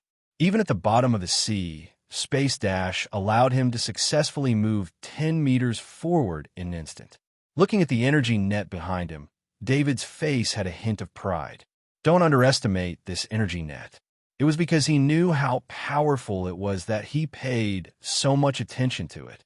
The energy net was not offensive, but it would scan everything that entered in detail to determine the level of danger.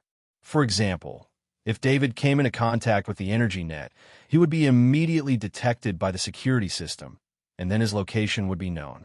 It was just that David didn't expect this energy net to appear at the bottom of the sea. The energy net he had seen before didn't have this function. This was also the reason why he chose to enter from the bottom of the sea. He thought this would be a gap. Fortunately, David's ability was comprehensive enough to enter so smoothly. The sea was getting shallower and shallower. Through the shadow attendant, he saw a bathing area in front of him. Some men and women were enjoying the sun by the sea. The scene in front of him stunned David. He didn't expect this to be the situation in the military zone.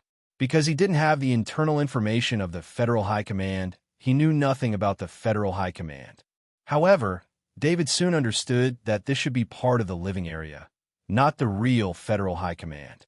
On the map, the Federal High Command occupied a very large area.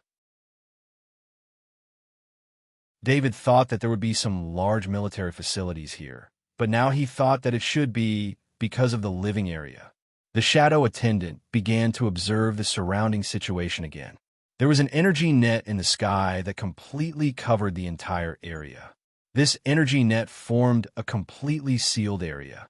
On some nodes of the energy net, there were some monitoring devices that constantly scanned the ground. On the surface, there were no weapons, but David didn't think that there was no defense here. David recalled the shadow attendant and let the shadow attendant enter the ground under his feet. He wanted to see the situation underground. The shadow attendant went down 100 meters and didn't find anything unusual. David couldn't help but want to pat his head. He treated all the cities as war zones, and the ground was completely made of alloy. It was probably only in war zones that the ground made of alloy was used. It wasn't because it was beautiful, but because it had to be done in order to survive. For the residents of Planet of Origin, everything was about enjoyment. Why would they use cold alloy? Besides, the security system here was so powerful that there was no need to use alloy. David activated Underground Sneak.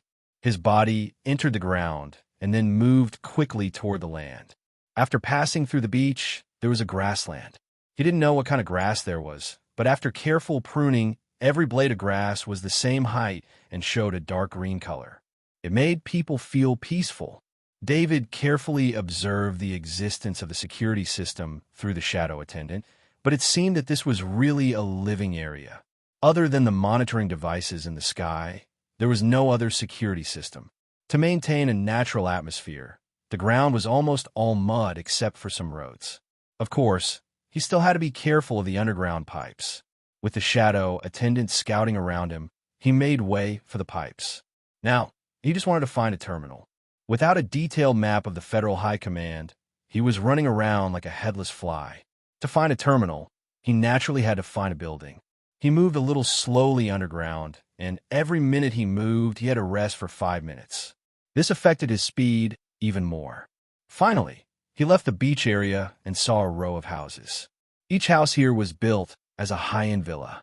David didn't know the value of a villa on Planet of Origin, but he could imagine that to be able to own a villa on the beach of Planet of Origin was definitely not something an ordinary officer could do.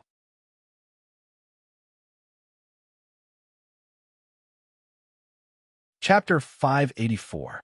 David ran into trouble as he approached the villa. The underground pipes were dense, and the villa was built with a large number of man-made objects as the foundation. This made it so that he couldn't go any further than 50 meters away from the villa. However, this distance was enough for the shadow attendant to enter the villa and check it out. A trace of his mind entered the shadow attendant's body, and the shadow attendant entered the villa closest to him. There was no sound outside the villa. When the shadow attendant entered the villa's hall, he saw dozens of young people having a party. The decoration in the hall was extremely luxurious. The four walls showed dynamic images of the forest, and the lights were alternating between dim and flickering. From the top of the hall, there was a spray of water mist. The young people were laughing and shouting crazily. There was a theme party in the villa. David had heard of this kind of party before, but he had never had the time to attend it. He didn't care about the young people. Instead, he controlled the shadow attendant to go through the wall and look for the target. Finally, the shadow attendant came to his study. The optical computer in the study was not turned off. The light screen was slightly dim, and it was in standby mode. The shadow attendant came to the light screen and tapped it lightly. The light screen immediately returned to normal. Fortunately, there was no one else here, so he didn't have to worry about being found out. Because the optical computer was not turned off, the shadow attendant logged in and found that he was an identity with high authority called Berkeley. Although he didn't know Berkeley's identity, David didn't need to use the Master of Electronic Countermeasures ability to get a map of the interior of the Federal High Command. This map of the interior of the Federal High Command might be highly confidential to outsiders, but to the people living there, it was naturally very common information. David saw that the real Federal High Command marked on the map was in the center of the entire area. It was still 20 kilometers away from the Federal High Command. The place he was at was a seaside leisure area where the families of high-ranking military officials lived. David's heart skipped a beat. Could it be that Admiral Longfellow's villa was also here? However, he soon realized that he was thinking too much. The high-ranking officials here didn't include the top 10. The 10 or so high-ranking officials all lived in the core of the Federal High Command. They would not live together with the other high-ranking officials. David used Berkeley's authority to log into the villa's security system and set the identity bracelet he forged as an identity with authority. After that, the shadow attendant took out his ID bracelet from his space ring and connected it to the optical computer. After that, he downloaded the Federal High Command's map. The shadow attendant put away his bracelet and retreated. When he returned to the hall, he saw a beam of light shining on a young man. David could tell what the young man was saying from the shape of his mouth. "Everyone, today's gathering is to welcome Luke. Luke, tell me, did you succeed in wooing Emma?" The young man asked a gloomy young man beside him. Through the shadow attendant, David saw the young man say Emma's name and suddenly stopped the shadow attendant from leaving. He didn't know if the Emma the young man was talking about was the Queen of Heaven Emma, but since he mentioned it, he wanted to know the result. "Luke, tell me, did you woo the Queen of Heaven Emma?" Someone echoed the young man after he finished speaking. These young people were naturally the most interested in this kind of thing.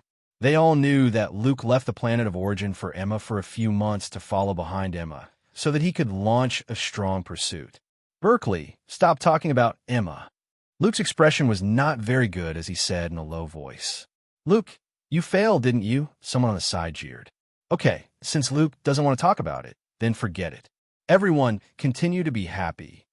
Berkeley didn't want to make Luke unhappy and waved his hand. He patted Luke's arm and said, "Sorry, I didn't know about this." In fact, Berkeley had good intentions. Luke's father had just died, and Luke had been outside and hadn't returned. After returning, he held this gathering to let Luke relax. Although Luke's father had died, his grandfather had been more powerful recently, so Berkeley still wanted to be on good terms with him. Berkeley and Luke didn't know that the shadow attendant had come to their side. After David confirmed that Emma was the Emma he knew, he wanted to know more about this Luke. He had a feeling that this Luke seemed to be connected to him. It was a spiritual connection, although there was no concrete evidence. Berkeley and Luke came to the side and sat down, waving for 2 bottles of red wine. "Luke, you're not going out for a while this time, right?" Berkeley asked with a smile. "Should be. I was called back by my mother. She said that someone might attack me. Before I get rid of that person, I can't leave. It's not just me. Even Angus is back." Luke drank the red wine in his glass. He also wanted to find someone to talk to. Berkeley was his good friend, so he naturally didn't have any scruples. "Heavens, although something happened to your father, with Admiral Longfellow's position here, who would dare to touch you?" Berkeley was obviously shocked and said in a shocked voice. David, who was outside the villa, heard General Longfellow's name and immediately understood Luke's identity. He didn't know who Angus was, but no matter what, he decided to lock onto Luke. "It's a madman." Luke didn't want to say David's name. On the one hand, David was now known as the Federation war god. On the other hand, the feud between his family and David was because of him, so he didn't want to mention it. After that, the conversation between the two didn't concern David, but he didn't leave. He stayed underground outside the villa. It wasn't until the sky was completely dark that the party in the villa finally came to an end. Dozens of top-brand hover cars flew in from all over the place. They were all here to pick up their respective owners. The shadow attendant followed behind Luke. David wouldn't let go of such a good opportunity. Since he had found General Longfellow's family, he naturally had to follow. Luke had drunk a lot and was a little wobbly as he walked. Berkeley personally walked him out. A hover car stopped beside Luke. Berkeley helped Luke onto the hover car. The hover car was 50 centimeters above the ground and was about to leave. At that moment, the shadow attendant entered the hover car and quickly operated it. The hover car was in automatic mode. David had the master of electronic countermeasures ability. Under the premise of the shadow attendant's direct operation, the hover car's authority was settled in 2 seconds. Before the hover car left, it circled above David. After that, David was already below the hover car. After the hover car picked up David, it operated according to the automatic program and automatically returned to Luke's home. With the cover of the hover car, they were not scanned in the residential area. Living in this area, being constantly monitored by the surveillance equipment, was the limit of what the residents of the residential area could endure. No one wanted to be constantly scanned in their daily lives. After 10 minutes of flying close to the ground, the hover car arrived in front of a particularly large villa. Luke wobbled out of the hover car, which automatically drove to the garage. David had already left the hover car outside the villa. He didn't dare to enter the villa like this. Without the villa's security system, he would definitely be discovered. If he were to act rashly and alert the enemy, even if he killed Luke, it would only make General Longfellow feel bad for a while. After that, General Longfellow would probably launch an even crazier revenge. On this point, David had the same considerations as General Longfellow. His mentality was completely different from Lady Meredith's. Truth be told, even the residential area security was extremely tight. Only David could move about freely here. If it were anyone else without an identity, they would definitely be discovered the moment they appeared. Apart from the interior of the building, everywhere else was monitored from above. Anyone who appeared would have their identity verified. David had the underground stealth ability, which allowed him to travel underground without being discovered. Now that David was in trouble again, how was he going to enter the villa? The villa was rather large. David used the underground stealth ability to circle around the villa once before he finally found a photon computer within the shadow attendant's range of activity. This time, he wasn't as lucky as before. The photon computer didn't have an identity, and the shadow attendant had to operate it for 5 hours before he finally gained access. The level of the security system here was extremely high. It was a high-level military security system, and it was even connected to the security system of the Federal High Command. David had come into contact with many military security systems in the military. This was related to the fact that he was a master of electronic countermeasures. He was also the captain of Planet Bedalia's defense force, so he had a grasp of the defense force's security system and had the possibility to do more in-depth research. The most important thing for a master of electronic countermeasures was their vision. When one's technology reached this level, there wasn't much of a difference. The main difference was in the number of programs they had come into contact with. The villa's high-level military security system came from the same source as the Defense Force's security system. The reason David had spent 5 hours was because he had used the photon computer to secretly gain access to the villa under the surveillance of the Federal High Command security system without being discovered. The biggest difference between David and other masters of electronic countermeasures was that while other masters of electronic countermeasures needed to remotely break through the defense of the security system, David used the photon computer inside the security system to operate from the inside. This lowered the difficulty by a lot and made it harder for him to be discovered. The garage door opened again. The hover car came out of the garage and circled outside. David also got on the hover car at this time. Only this time, he sat directly inside the hover car and didn't hang below it. The hover car carried David into the garage. He no longer had to worry about the surveillance equipment above his head. Just like his own home, he walked out of the garage and followed the corridor to the hall. Long before he entered the hall, the shadow attendant had already entered the hall to observe. At this time, it was already late at night. Everyone in the villa was asleep, so David was so relaxed. When he entered the hall, he was immediately attracted by a few moving pictures on the wall. There was a picture of General Ross, who was poisoned to death by him. There was a beautiful young woman standing next to General Ross. There was a small line of words below, in commemoration of their 10th wedding anniversary. Needless to say, this woman was General Ross' wife. In another picture, the young woman was together with General Longfellow. Below it was written, "A father and daughter reunion." Together with the rest of the pictures, David finally understood General Longfellow's family relationship. General Longfellow's family relationship shouldn't be considered a secret among the upper echelons of the Federation. But to David, it was a secret that he didn't know. Even if he had the Kerr intelligence organization, because his level was too low, he didn't know about the upper echelons of the Federation. General Longfellow had a son and a daughter. The son was Major General Angus. David eavesdropped at a party at Berkeley's house and learned that Major General Angus had returned home. The home's security system indicated that Major General Angus was in the villa. The daughter was Madame Meredith, General Ross' wife. Luke was Madame Meredith's son, and General Ross was his father. In other words, David had a feud with him for killing his father. David's lips curled into a smile.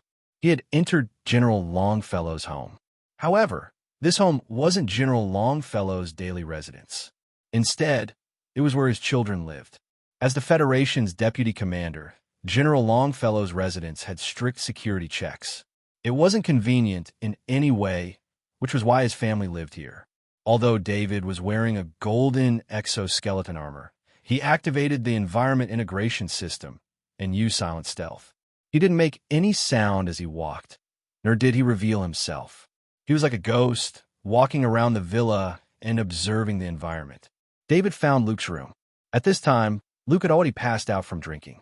The shadow attendant entered Luke's room and found that it was a man's room.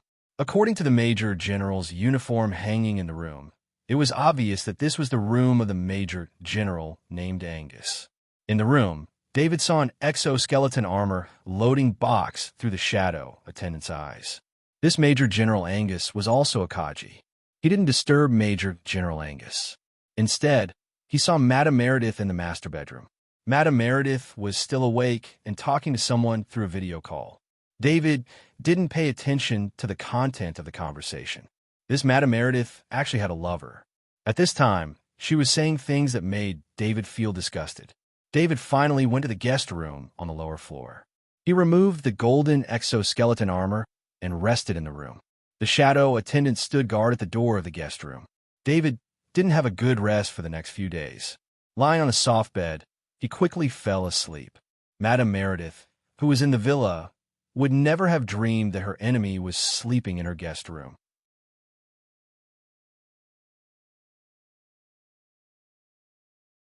Chapter 585. At 6 o'clock in the morning, David arrived at the underground training room. It was like he was in his own home. After an hour of training, he took a bath in the guest room. The nanny robot delivered breakfast. David didn't leave the guest room and ate his breakfast in the room.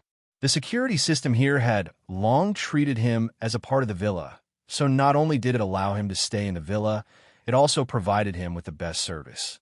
David had checked the security system's logs yesterday and knew that General Longfellow would sometimes come over on the weekends. There were still 2 days before the weekend, so he decided to go check on the Federal High Command first before making any plans.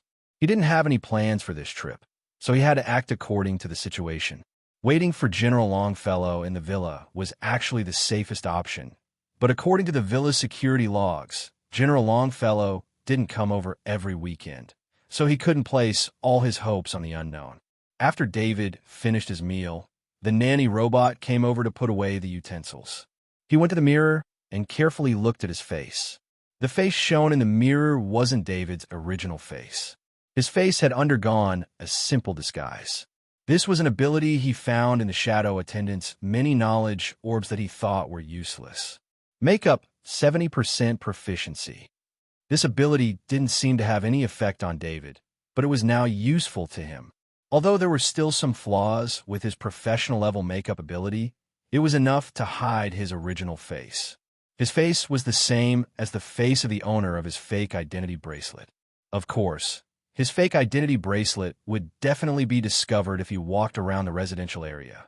David checked his face and didn't find any problems with his disguise. Only then did he open the door and walk out. As he walked out of the guest room, Lady Meredith turned around and walked towards the dining room.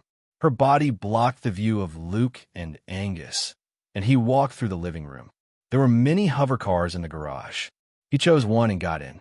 The hover cars here were all privileged cars. Although General Longfellow was dead, the owner of these hover cars, Lady Meredith, was still General Longfellow's daughter. Her status was still incomparably noble. Therefore, the hover cars here would not be subject to any inspection and could move freely in the residential area. The garage door opened, and the hover car drove out of the garage. At the same time, the robot nanny served them drinks, perfectly blocking the view of the people in the restaurant. David sat in the hover car. He didn't have to worry about the surveillance in the sky. As long as he didn't expose himself to the surveillance cameras, they wouldn't check his identity. The morning was very leisurely in the residential area. David did not speed up the hover car. He was completely immersed in the atmosphere and did not attract any attention. After about half an hour of travel, the hover car approached the core area. From afar, He could see the alloy wall that was about 20 meters tall. There were also some automatic defense weapons on the wall. David had the shadow attendant fly 100 meters into the air and look down at the core area. The first thing he saw was the alloy floor and the fortress-like peripheral facilities. He could even sense some powerful auras, which were transcendent existences. Because there were too many auras, David couldn't be sure how many transcendent there were. However, he was certain that there were more than 30 transcendent. David drove the hover car around the alloy wall for a while, and then he gave up on the idea of entering the core area. Even if he wanted to snipe from afar, the wall was too tall. Within a range of at least 10 kilometers, there was not a single building that could be taller than the wall. The sky here was very clear. Not a single hover car was flying above an altitude of 50 centimeters. For example, David's hover car was locked at an altitude of 50 centimeters. He didn't even want to drive the hover car close to the alloy wall. The moment he tried, the hover car would warn him not to go any closer. David let out a long sigh of relief. He was not disappointed. This was what he had guessed. Not to mention the many scanning and self-defense devices in the core area. The fact that there were more than 30 powerful transcendent existences made him give up on the idea of sneaking in.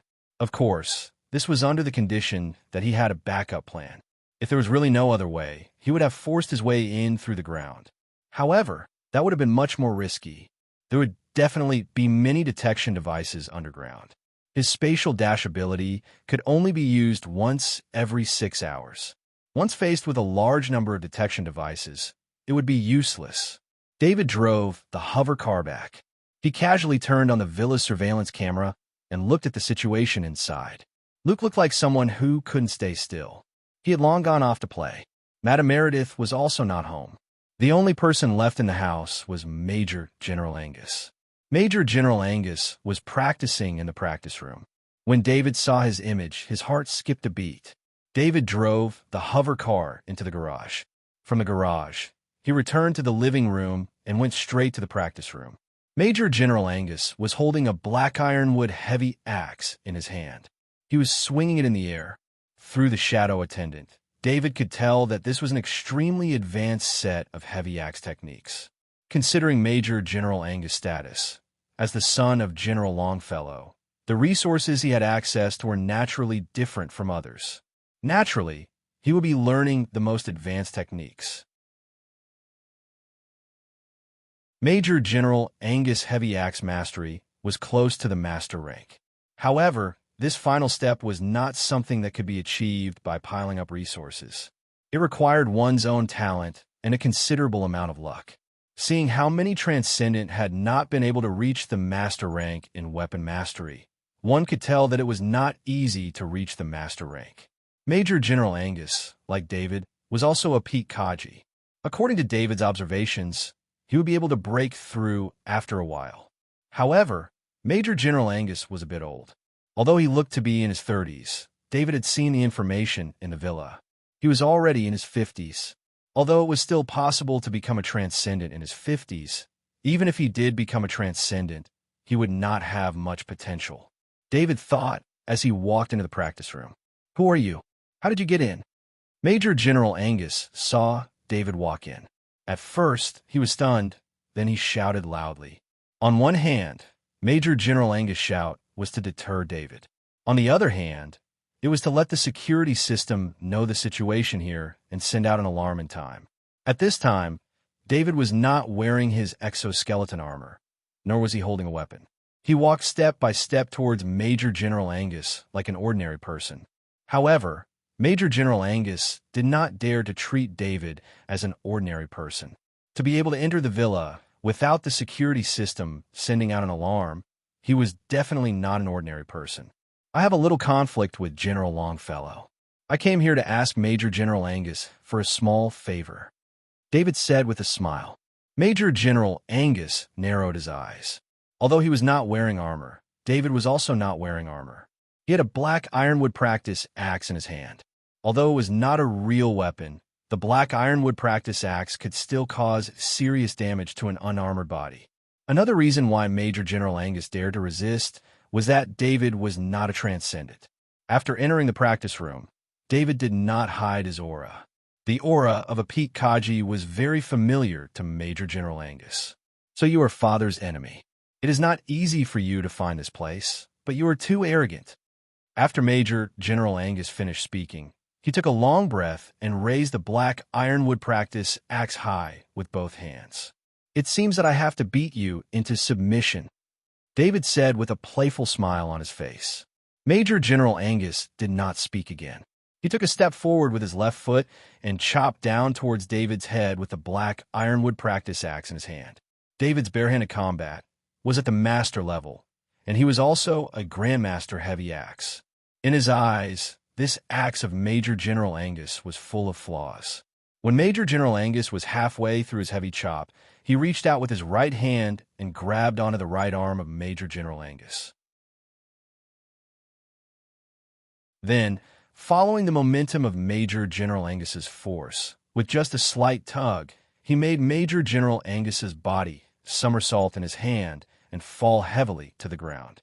Major General Angus, your heavy axe mastery is really too weak. Do you lack practice? David said with a tone full of sarcasm. Major General Angus, who fell to the ground, did not feel much pain. This kind of heavy fall was nothing to a Pete Kaji, but the humiliation was more unbearable than the pain. He stood up and rushed towards David with a roar. The black ironwood practice axe in his hand chopped down again. This time, he used a diagonal chop. Although it was not as powerful as the heavy chop, it was faster. David still stood in the same place. When Major General Angus's axe chopped down, he reached out with his right hand and grabbed the opponent's right arm. After that, Major General Angus was sent flying again. Major General Angus's eyes were red. His aptitude was not good, but he did not give up like other people with poor aptitude.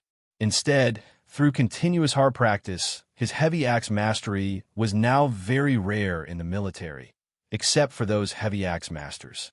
But today, he could not even defeat an unarmed person. If the opponent was a transcendent, it would be fine, but the opponent was a Pete Kaji like him. This instantly shattered the little bit of pride in his heart. Major General Angus knew that the opponent must be a genius. He had a bone-deep hatred for geniuses. Why could those geniuses succeed so easily? He had a large amount of resources, but he still could not become a transcendent in his 50s. He could not even reach the heavy axe mastery level. Major General Angus's charge was sent flying again by a casual swing of David's hand. He climbed up and charged again, but was sent flying again by David. After more than 10 times, Major General Angus's eyes became dull. He began to doubt himself and wonder why things were like this. He was an idiot. Even though he had a weapon in his hand, he could not defeat the empty-handed David. David saw that Major General Angus had lost his previous sharpness. He walked over to the fallen Major General Angus and kicked away the black ironwood training axe in his hand. Major General Angus raised his head and saw a hand pressing down on his head. David then used his mental power to draw a bewitching pattern and sent it into the Major General Angus's soul. The reason why David spent so much time to destroy Major General Angus's confidence was that Major General Angus's spirit was not weak. Perhaps because he had taken a lot of mental power enhancing treasures, his mental power was much stronger than normal people's. To be safe, David first beat the Major General Angus into submission so that his mental power would be at its weakest. Of course, another reason was that David had all the time in the world. Beating up General Longfellow's son was also a way to vent his anger.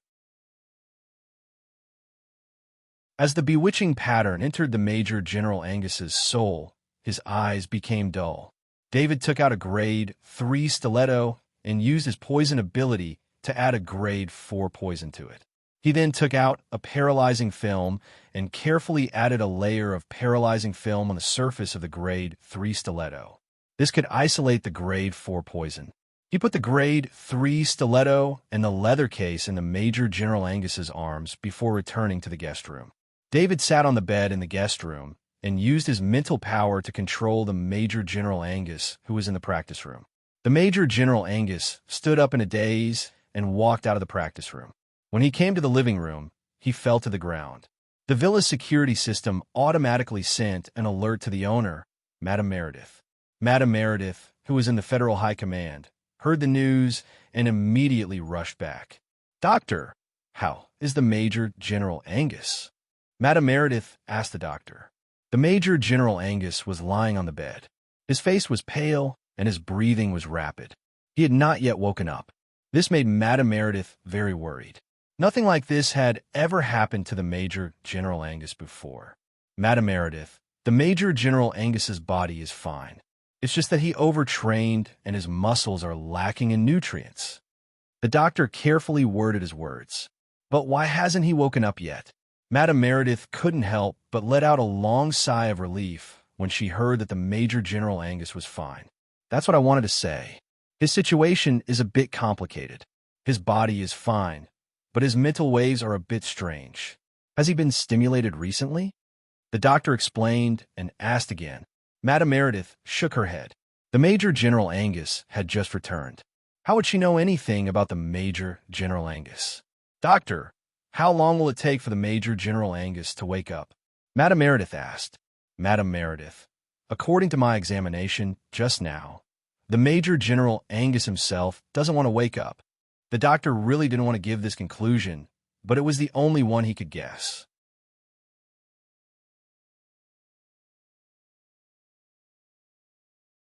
Chapter 586. With the medical standards of the Interstellar Federation, 99% of diseases could be easily suppressed, but there were only a small number of diseases that they still couldn't do anything about. Mental illness was one of them, and it was also the most difficult to deal with. The human mind was too unpredictable, and everyone's was different. The doctor's examination only found that there was something wrong with Angus' mental state, which further strengthened his judgment. For a patient like Angus, the doctor wouldn't jump to conclusions if he wasn't sure. Madame Meredith was very clear about this. "Doctor, please stay. I need to report this to my father," Madame Meredith said to the doctor in a low voice. The doctor naturally wouldn't refuse. He nodded and retreated outside the door. "Father, Angus suddenly fainted at home. The doctor came over and said that there's something wrong with his mental state." Madame Meredith connected to Admiral Longfellow's communicator and didn't bother with small talk. "What?" General Longfellow was shocked. Although Angus wasn't outstanding in terms of cultivation, his growth in the military was extremely good. The fact that he was only a major general was the result of Admiral Longfellow's intentional suppression. General Longfellow wanted to ensure that every step of Angus's growth was steady and steady. Only then would he be able to inherit his authority. Now that he heard that something had happened to Angus, he was naturally shocked. "I'll be right back," Admiral Longfellow said without hesitation. His heart was filled with anxiety.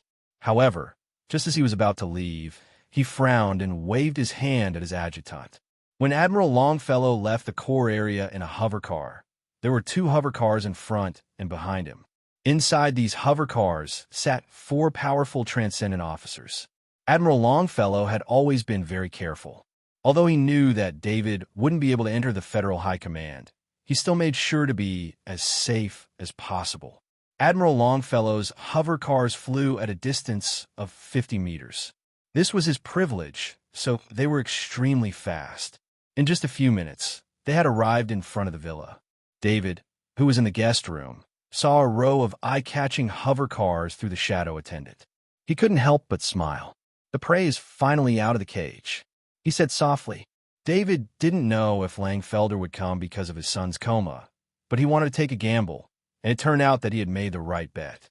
He put on the golden exoskeleton armor and carried the Grade 4 decelerating heavy sword on his back. Then he completely concealed his aura. Through the eyes of the shadow attendant, David saw General Longfellow hurriedly jump down from the hover car in the middle of the hall. However, 2 transcendent agents were even faster than him and entered the hall before him. The other 2 transcendent soldiers stood behind General Longfellow and carefully observed their surroundings. Longfellow strode into the hall and immediately saw Lady Meredith waiting there. "Where's Angus?" Longfellow asked as soon as he entered. "In his room. The doctor is watching," Lady Meredith replied, pointing to the room on the 2nd floor. General Longfellow strode up to the room on the second floor. The two transcendent agents were even faster, one on the left and one on the right, guarding General Longfellow. The other two transcendent agents stood in the middle of the hall to prevent anyone from outside from entering. Lady Meredith used her bracelet to send a message to Luke. She had already urged Luke to return immediately, but General Longfellow had already arrived and Luke still hadn't returned. If Luke didn't return immediately, it was very likely that he would leave a bad impression on General Longfellow and affect his future prospects. As a mother, Lady Meredith didn't want to see that happen. She could only send another sternly worded message. General Longfellow walked into the room and saw the unconscious Major, General Angus, on the bed. A doctor was examining him at the side. A transcendent walked over and stood beside the doctor. If the doctor showed any signs of abnormality, the transcendent would immediately stop him. "How is he?" General Longfellow asked in a low voice. "His body is fine. I used a grade 3 recovery potion. General Angus' muscles have returned to normal, but his mind is still fluctuating strangely." The doctor bowed as he replied. General Longfellow's face revealed a vexed expression. The first thing he thought of was how General Angus had been frantically training every day in order to become a transcendent. This could be seen from the amount of resources he had consumed. General Longfellow wondered if he had put too much pressure on General Angus for him to be like this. He stepped forward and sat by the bed, gently touching General Angus' face with his hand. He wanted to soothe the fatigue on his face. Just as General Longfellow reached out, General Angus' eyes suddenly opened. General Longfellow was delighted. Just as he was about to speak, he felt a flash of green light and instinctively retreated. General Longfellow's body dodged, but his arm felt numb. When the grade 3 military knife in General Angus' hand swept past General Longfellow's arm, the numbing film on its surface disappeared, revealing a grade 4 poison. At that moment, the Transcendent's reaction was seen. The Transcendent who was responsible for protecting General Longfellow's body flashed with a grade 4 heavy sword and chopped off General Longfellow's injured arm. General Longfellow's face immediately paled, but he didn't care about his arm. Instead, he looked at his son, General Angus. He didn't understand why his son would try to assassinate him. This made him feel as if the world had been thrown into disarray. General Longfellow's arm fell to the ground and was quickly enveloped by the black mist, turning into a puddle of black liquid.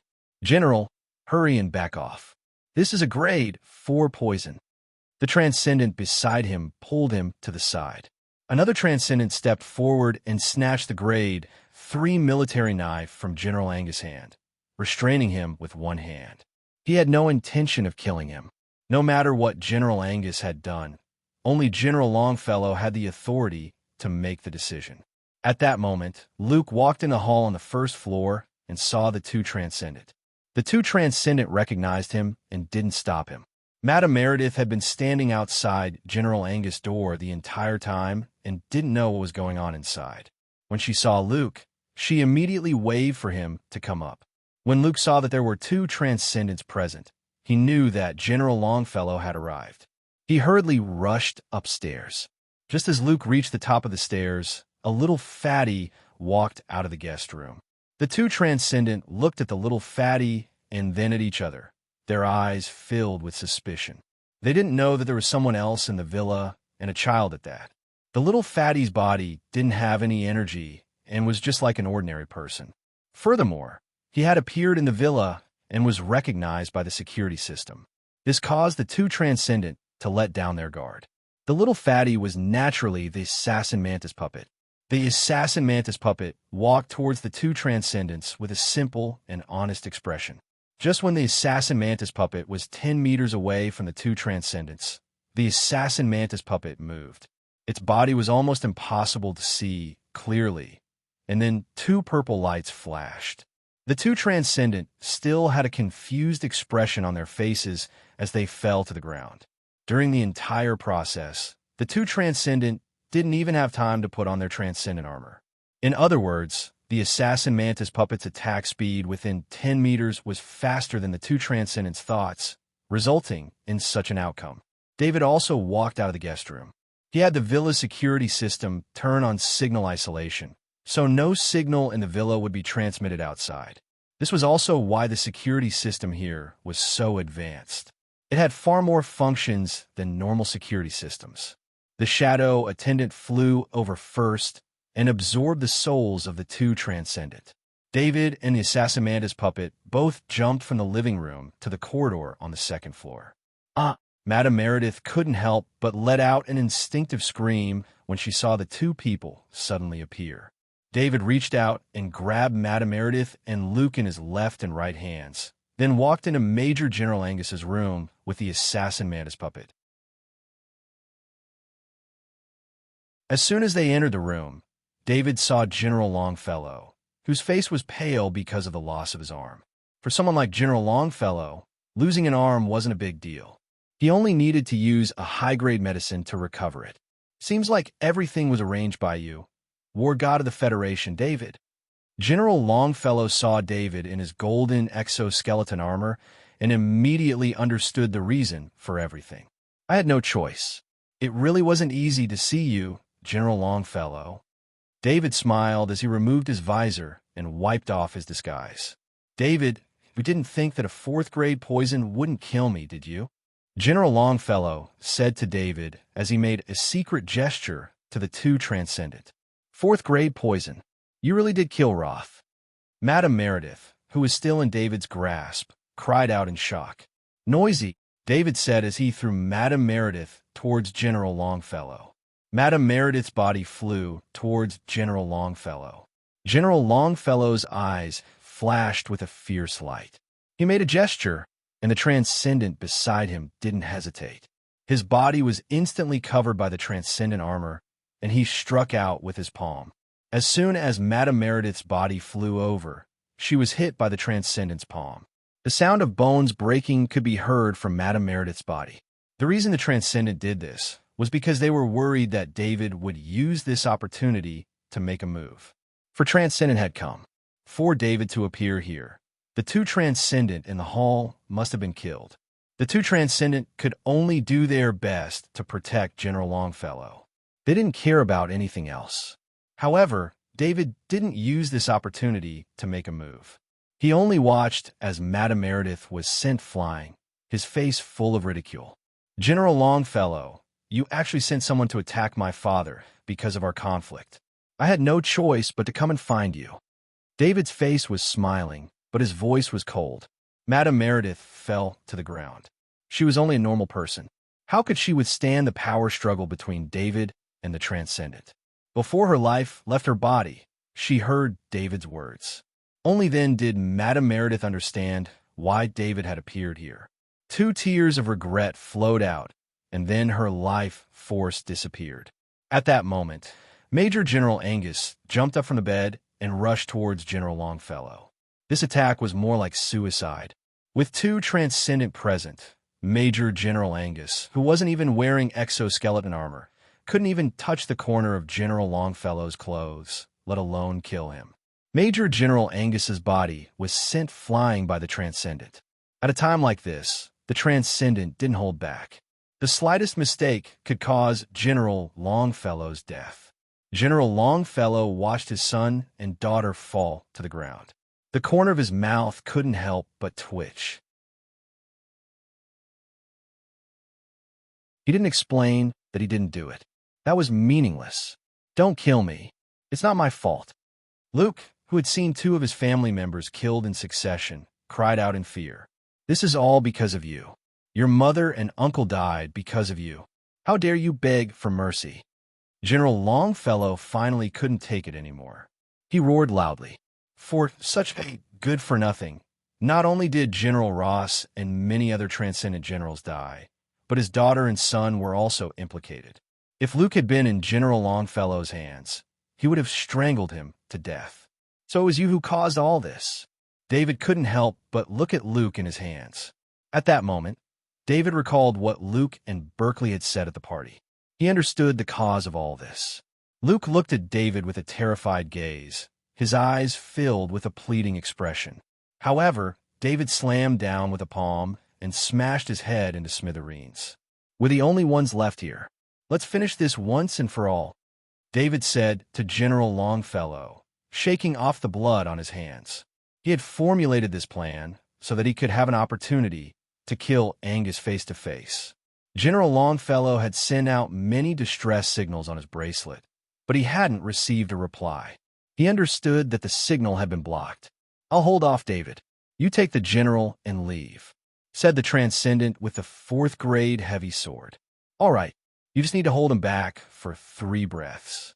As long as we leave the villa, David will have nowhere to run." Another Transcendent nodded. David didn't wait for them to act first.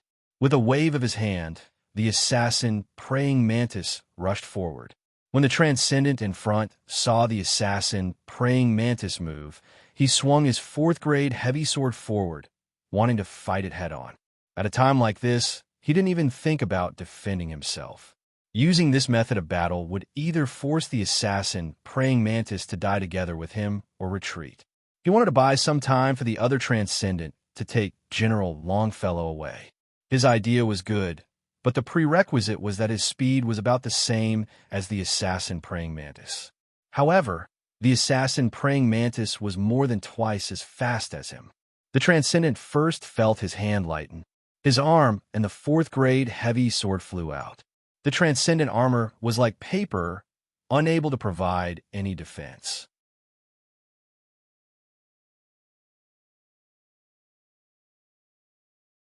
Chapter 587.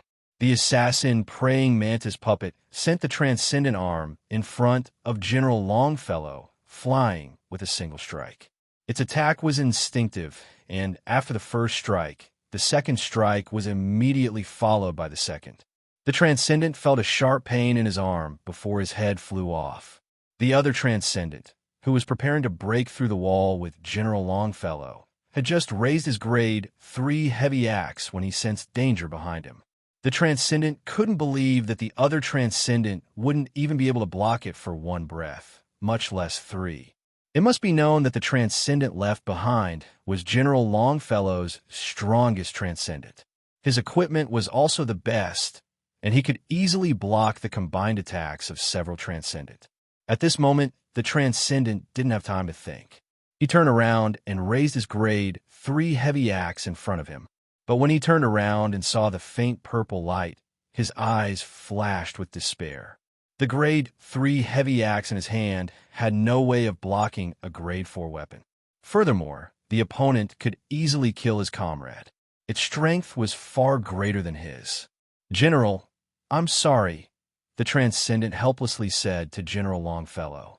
After saying that, the level 3 heavy axe in his hand was sliced in half along with his body by the assassin mantis puppet.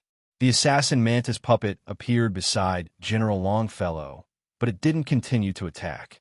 "I didn't think that after fighting for my entire life, I would die by your hands," General Longfellow said in a low voice as he looked at David. "You big shots don't even care about the life of an ordinary person like me. You can take it away as you wish," David said as he walked in front of General Longfellow.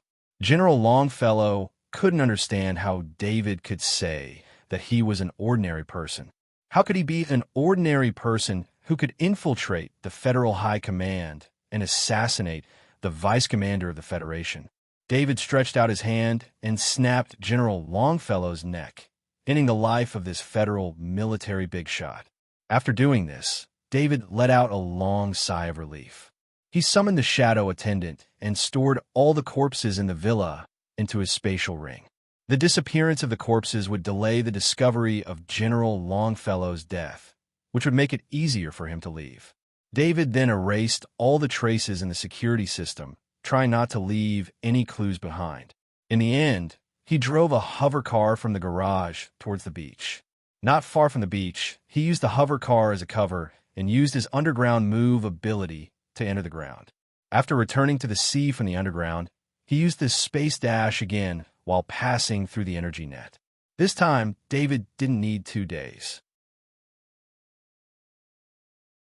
He only needed to travel a few hundred kilometers before he used the flight ability of the golden exoskeleton armor to fly into space. David had everything planned out. From the time he was discovered by the Skynet to the time someone came to check on him, it was enough time for him to enter space. As long as he was in space and away from the scanning of the Skynet, it would be much easier for him to escape. In the president's office of the Federation president, Constable was standing next to President Lewis and looking at the projected screen. Even Metcalfe's advisor, who was President Lewis's think tank, was pushed to the side by him. Metcalfe's advisor knew what kind of person Constable was, so naturally, he wouldn't argue with him. If someone else dared to do this, Metcalfe's advisor would have thought of a way to teach that person a lesson. However, Constable was different. As the president of the Federation Research Institute, his position was very important. Let the people there confirm whether David is still at the Bedalia Defense Force Base. President Lewis ordered in a deep voice. As early as 3 days ago, the Skynet had discovered that an abnormal object had entered the planet of origin from space. There were two major controllers of the planet of origin Skynet. One was the military, but the Federation government still had more authority. The reason why Constable was able to take over the position of president of the Research Institute was because of a particularly important achievement, the enhanced information system of the Skynet. Ever since this system was invented, it had become President Lewis's private authority. It allowed him to easily monitor all the targets on the planet of origin that he needed to monitor. 3 days ago, David had pretended to be a meteorite and landed on the planet of origin. However, unlike David's imagination, no one had discovered him. In fact, the enhanced information system of the Skynet had discovered the abnormality and issued an alert to the analysts under President Lewis. At that time, President Lewis didn't give the order to arrest him. Instead, he let the intruder go. Through the intelligence system, President Lewis learned that Admiral Longfellow had sent a military intelligence agent to assassinate Hans. He was waiting for David to retaliate. Of course, all of this was planned by Metcalfe's aides. They wanted David to die, but they also wanted David to cause trouble in the Federal High Command. Letting David die would be a blow to the military and even affect Grand Marshal Andre's prestige. The news of the death of the war god of the Federation, who had just been praised by Grand Marshal Andre in front of the entire Federation citizens, was very big for Grand Marshal Andre. And David causing trouble in the Federal High Command was also a good thing to disturb the internal affairs of the military. Therefore, when Metcalfe's aides learned that an intruder had entered the planet of origin, the first person they thought of was David. In order to confirm this, he learned from the intelligence network that David was in seclusion. This made Metcalfe's aides even more convinced that the intruder was David. In fact, he had long sent out experts to make a move against David, but he had been waiting for an opportunity. The connections Metcalfe's aides could use were only a part of President Lewis's government. Their influence in the military was not as strong as Admiral Longfellow's. Therefore, although Metcalfe's aides had sent out experts, they did not immediately launch an attack on a base. However, the experts who went were not without results. They were already lurking on planet Bedalia, waiting for orders. Dean Constable had also rushed over after hearing about David. His concern for David was extraordinary. Outside the base on planet Bedalia, 4 figures suddenly appeared. They were 4 transcendent personnel wearing transcendent armor. They looked at each other and made a gesture. Then, the 4 transcendent personnel flew toward the base. The signal transmitters on their bodies simulated the identity authentication of the military base, so the base's scanning device did not send out an alarm.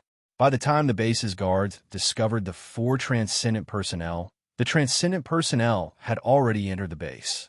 Kaji, who was inside the base, was no match for the 4 transcendent personnel. He tried to stop them and was killed. The 4 transcendent personnel were extremely fast. They were also very familiar with the terrain. Soon, they arrived at the place where the chief of defense was in seclusion. When a transcendent stepped forward and used the grade 3 heavy sword in his hand to cut open the door of the seclusion room, he immediately saw David sitting inside. The transcendent was clearly startled and hurriedly retreated. This David was the transcendent golem. The intelligence of the transcendent golem was not very high. David's order was to immediately kill anyone who disturbed it.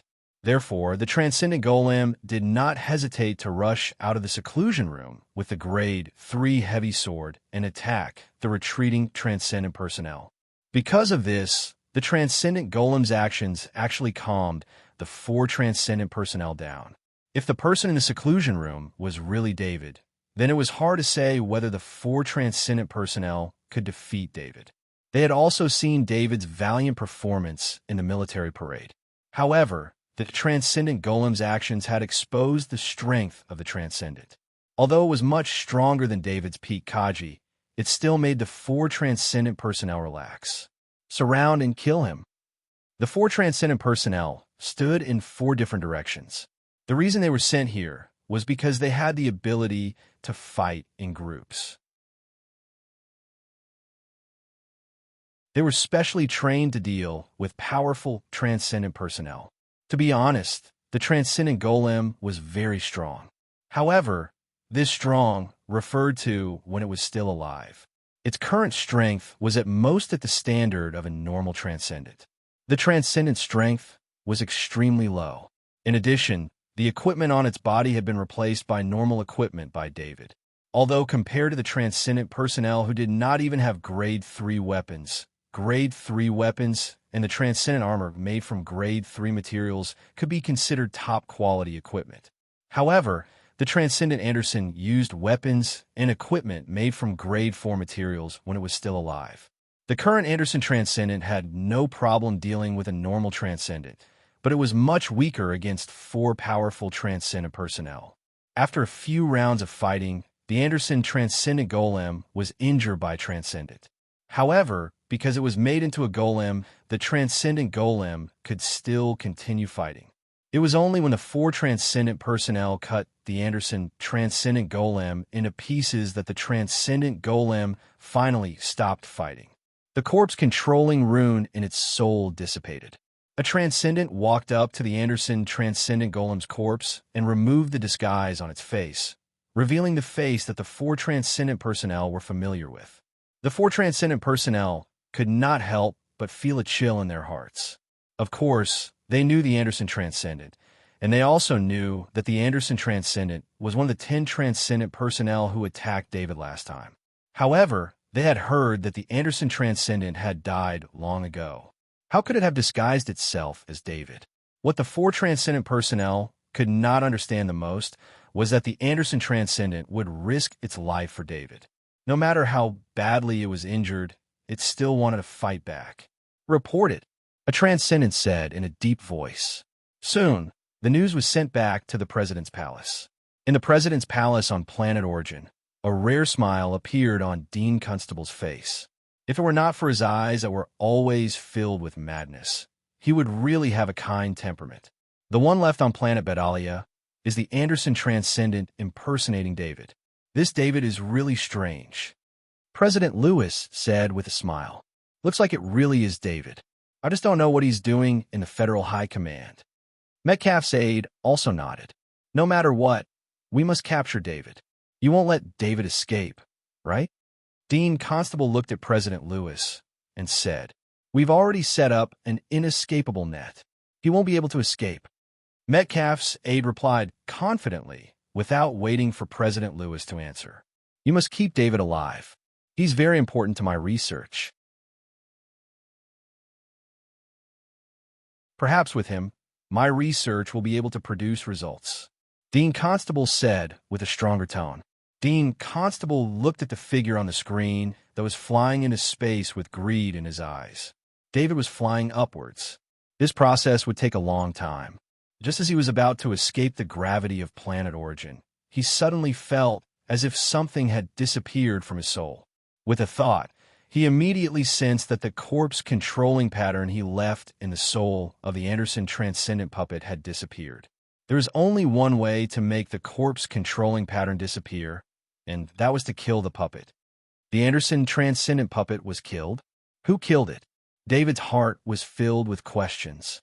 The reason why David dared to leave the Anderson transcendent puppet alone in Planet Bedalia's base to impersonate him was because he had killed 9 transcendent and captured 1 transcendent alive. He had gained a great reputation on Planet Bedalia, and after that, no forces dared to approach Planet Bedalia for a long time. Besides, even though the Anderson transcendent puppet wasn't very strong, it was still a transcendent. Who could kill a transcendent? Losing the Anderson transcendent puppet didn't matter. This kind of puppet was a consumable. Losing it would open up a slot, and a new one could be created at any time. David could create 3 puppets through his corpse controlling technique, but he had only used 2 slots so far. Now that the Anderson transcendent puppet had been killed, he had 2 slots left. David guessed that this might be another assassination attempt prepared by General Longfellow. However, he had already met the general and didn't hear or see such an arrangement. If General Longfellow really did have this plan in mind, he would definitely have told David about it in the last moments of his life. Of course, the most serious thing was that his absence from the Bedalia base had been exposed, and General Longfellow had been killed on the planet of origin. The grudge between him and General Longfellow wasn't too big of a secret. When General Longfellow arranged for people to attack him, many of General Longfellow's subordinates had participated. This time, it was different from the incident where General Ross died at the military parade. At that time, many high-ranking officials had witnessed David maintaining a distance from General Ross. No matter what, they wouldn't suspect him. Once David was involved in General Longfellow's death, even Grand Marshal Andre wouldn't be able to help him. This was a serious crime, and it was enough to leave him with no way out. David thought to himself. He didn't slow down. The faster he left the planet of origin, the safer he would be. Just as he broke through the gravity of the planet of origin and was about to increase his speed, he felt goosebumps all over his body. He felt like he was being spied on. David immediately looked around. At this time, 20 all-black, medium-sized warships appeared beside him. However, he had never seen these warships before. He didn't know what model they were.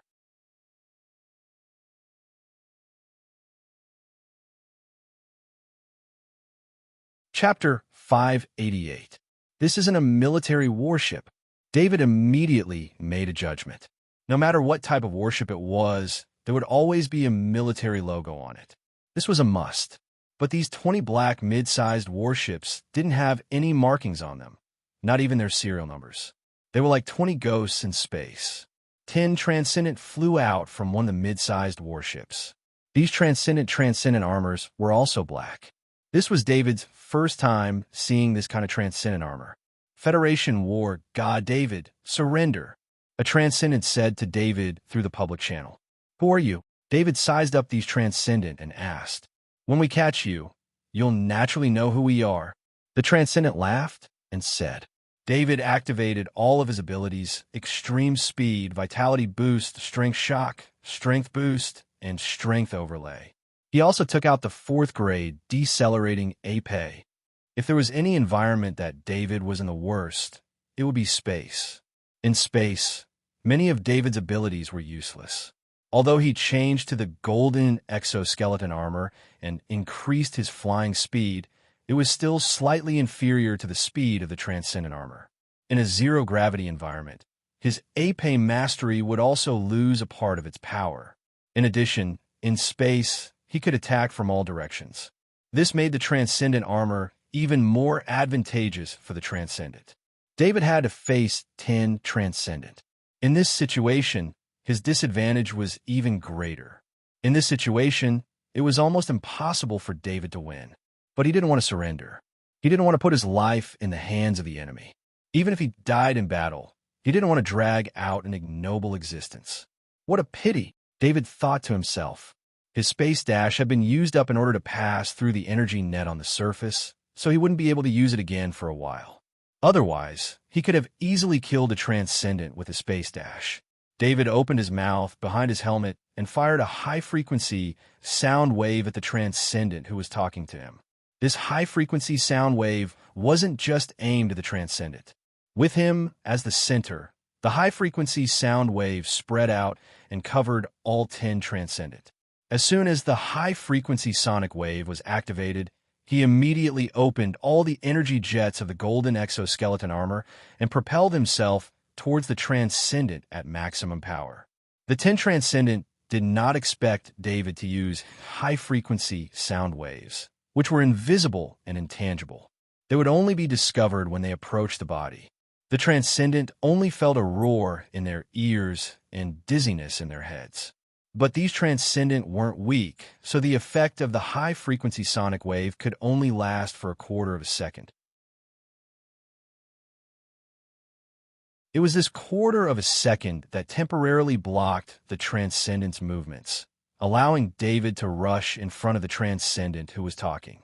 The Ape space cut was used, and the Grade 4 Ape sword trembled slightly as it swept past the Transcendent's body.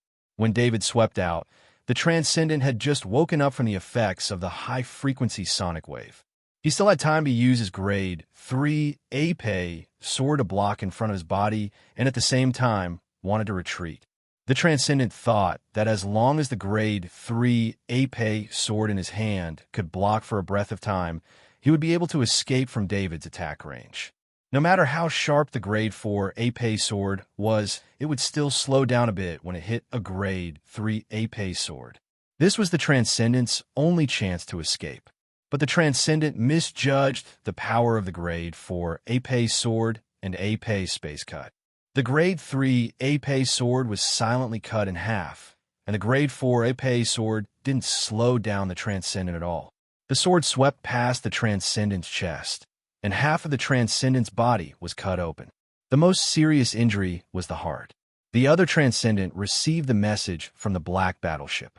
David's high-frequency sonic wave was immediately received by the Black Battleship. Transcendent Grade, high-frequency sonic wave detected. Please take defensive measures. The technician on the Black Battleship advised the Transcendent. After fighting the insectoids for so many years, the Interstellar Federation had ways to deal with the insectoids' various abilities. The Transcendent armor also had a corresponding function. Following the reminder from the technician on the Black Battleship, the 9 Transcendent opened the sound isolation barrier on the Transcendent armor. Haha, as expected of the Federation's God of War. Under such a situation, he still managed to kill a Transcendent and tell them that David must be alive. Dean Constable said with a smile. Dean Constable had always thought highly of David. This kind of research material was something he had always dreamed of. The more outstanding David's performance was, the more excited Dean Constable was. President Lewis and Metcalf's aides didn't care about Dean Constable's words. They were already used to Dean Constable's nonsense. This kind of crazy researcher only cared about the quality of the material in his eyes. President Lewis's heart ached when he saw a Transcendent get killed. These Transcendent were all bought over by him at high price. For these Transcendent, Metcalf's aides had put in a lot of effort and used all kinds of methods to buy over these people. That was how they were able to achieve such a scale. Although there were many Transcendent in the Federation, the truly powerful ones were very difficult to buy over. The strength of the Transcendent who joined the major factions as consecrators could only be considered passable. It was almost impossible to get a powerful Transcendent to work for them. A powerful Transcendent could only be trained by themselves. Otherwise, it was very difficult to restrain them. Only the military could train a large number of Transcendent due to the enormous amount of resources in the war zone. Even so, every Transcendent would enjoy the treatment of a major general. This was the only way to keep these Transcendent. President Lewis might have a lot of power, but he was only an elected president. Before he became president, his influence was extremely small. Even after he became president, the powerful Transcendent would only serve the government and wouldn't become the president's hired thugs. President Lewis didn't have many Transcendent subordinates. They were all his trump cards. Every death was a huge loss. However, he couldn't let the Transcendent kill him. He had to listen to Dean Constable's opinion. Dean Constable's research was his only hope. President Lewis gave Metcalf's aide a look. Metcalf's aide immediately understood what it meant. Be careful. Don't kill David. Metcalfe's aide ordered the transcendent. President Lewis couldn't say something like that. A transcendent had just been killed. He needed to consider the feelings of the other transcendent. David felt the shadow attendant absorb the transcendent soul. He didn't feel the slightest bit of joy. This was only one transcendent. There were 9 transcendent beside him. He repeated the same trick again. He opened his mouth and released a high-frequency sound wave. However, after the high-frequency sound wave was released, a shaking energy shield appeared outside the transcendent armor of the 9 transcendent. David had already guessed that the transcendent would take corresponding precautions after knowing that he could use high-frequency sound waves. In fact, high-frequency sound waves were very powerful when they weren't prepared. However, once they were prepared, a shield that isolated the sound could make it lose its effect. Of course, if the power of David's high-frequency sound waves could exceed the shield's ability to withstand, it would still be effective. The transcendent ability of a level 4 insectoid was the same as the transcendent ability of a level 2 insectoid. Although the transcendent ability was the same, the difference in power was like heaven and earth. It was a pity that the high-frequency sound wave needed to be changed in order to reach its strongest state. David didn't have this ability. Without the high-frequency sound wave ability, David still rushed toward the transcendent. The other transcendent also surrounded David. David's hand made a grabbing motion in the air. A huge bomb appeared beside him. It was the Krypton powder bomb. The sudden appearance of the Krypton crystal powder bomb made the 8 transcendents stop in their tracks. They naturally knew about the Krypton crystal powder bomb. Although this powerful bomb was useless on Warstar, it was enough to injure the transcendent here. Of course, the Krypton powder bomb couldn't kill the transcendent. At most, it could injure the transcendent, but David had such a great reputation that they didn't dare to rashly charge forward. David didn't plan on immediately detonating the Krypton powder bomb. It was just a threat. He took out the psychic arrow that he had been nurturing in the tree for a long time from the Soul Fortress. When he was 5 meters away from the transcendent, he swung his sword and fired the psychic arrow. The transcendent took David's grade 4 greatsword very seriously. The transcendent didn't dare take it head-on. Just as it was about to retreat, it sensed something shooting towards it. If it was a bit further away, the transcendent would have enough time to react, but David had fired the psychic arrow from 5 meters away, so the transcendent didn't have time to dodge. The psychic arrow hit the transcendent. The transcendent immediately felt a sharp pain in its head. This effect was actually very small, but when David attacked, this small effect became fatal. Because the transcendent was a beat slower, the grade 4 greatsword pierced through the transcendent's forehead and came out from the back of his head. The shadow attendant came up and sucked in the transcendent's soul. This was the second transcendent that David had killed in a short amount of time. Damn it! Hurry up and order everyone to kill David. President Lewis yelled angrily. The continuous losses made President Lewis unable to sit idly by and watch the transcendent die. Although Dean Constable's research was very important, it wasn't worth it to pay such a huge price without knowing the direction of the research. President Lewis, my research goal is immortality. As long as there are some breakthroughs in this technology, you will receive enough support. President Constable's expression changed slightly when he heard President Lewis's words, and he said in a deep voice, Dean Constable had never revealed his most important research direction. Now that he had revealed it, President Lewis and Metcalfe's aides were shocked. If it was someone else who said this in front of them, they would only think that person was crazy. However, the person standing in front of them was a research lunatic, so they couldn't treat Dean Constable's words as crazy. Based on their understanding of Dean Constable wouldn't have said something like that if he wasn't certain. The topic of immortality had always been the ultimate research goal of various factions, but immortality was only a legend. It had never been realized. President Lewis didn't need Dean Constable to really research immortality. As long as he could extend his lifespan to a certain extent, it would be enough for him to bribe a lot of people with his research. When that time came, even Grand Marshal Andre wouldn't be able to stop him from being re-elected. Of course, he was also very interested in immortality. "Dean Constable, how confident are you?" President Lewis asked as he looked into Dean Constable's eyes. He wanted to see something in Dean Constable's eyes, but all he saw was a crazy gaze filled with paranoia. "With David, my research will have a breakthrough.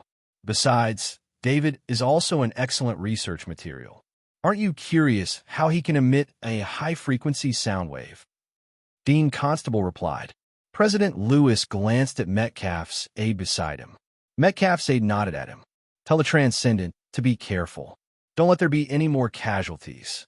David can't die," President Lewis ordered in a deep voice. David pulled out his grade 4 decelerating heavy sword from the Transcendent's head. He looked at the other Transcendent. Although they were still worried about the Krypton powder bomb, they were very determined to surround him this time. David felt very helpless. He had a lot of abilities, but he had already used all of them. He didn't hesitate anymore. A controller appeared in his hand. He pressed the button, and the grade 4 decelerating heavy sword in his hand disappeared. It was replaced by a grade 3 shield. A white light flashed from the Krypton powder bomb. Then, a fierce shockwave surged out in all directions. David and the other 8 Transcendent were all pushed away by the shockwave. This was only because of their equipment. If it was normal equipment, it would have been destroyed or even destroyed by the shockwave. Only materials of grade 3 and above could withstand the explosive power of the Krypton powder bomb. The 8 Transcendents' transcendent armor. David's golden exoskeleton armor was all made of grade 3 materials. Therefore, the Krypton powder bomb only pushed them away. During the process, their bodies were violently shaken and suffered different degrees of damage. Originally, David's injuries should have been the heaviest, but he had used a rank 3 mega shield as his first line of defense. Together with his shield master ability, when David was pushed back by the shockwave, he was able to reduce the impact of the shockwave.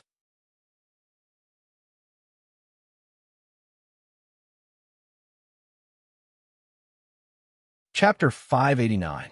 David was sent flying by an unstoppable force, but he still maintained his blocking posture with his grade 3 shield in the air. The Shield Master ability allowed David to react faster than the 8 Transcendent after the Krypton crystal powder bomb exploded. He injected himself with a bottle of grade 3 healing potion through the golden exoskeleton armor's injection function, which allowed his body to quickly recover from the shockwave caused by the explosion. David saw that the Transcendent closest to him was 20 meters away. At that moment, the Transcendent was still in a temporary daze due to the explosion. David moved his hand, and the grade 3 shield returned to his portal bag. He switched to the grade 4 decelerating heavy sword in his hand and accelerated towards the Transcendent. At the same time, he activated the decelerating effect of the decelerating heavy sword. A white light flew towards the Transcendent. He didn't hold back at all. He used all the abilities he could use. When David arrived in front of the Transcendent, the Transcendent also woke up.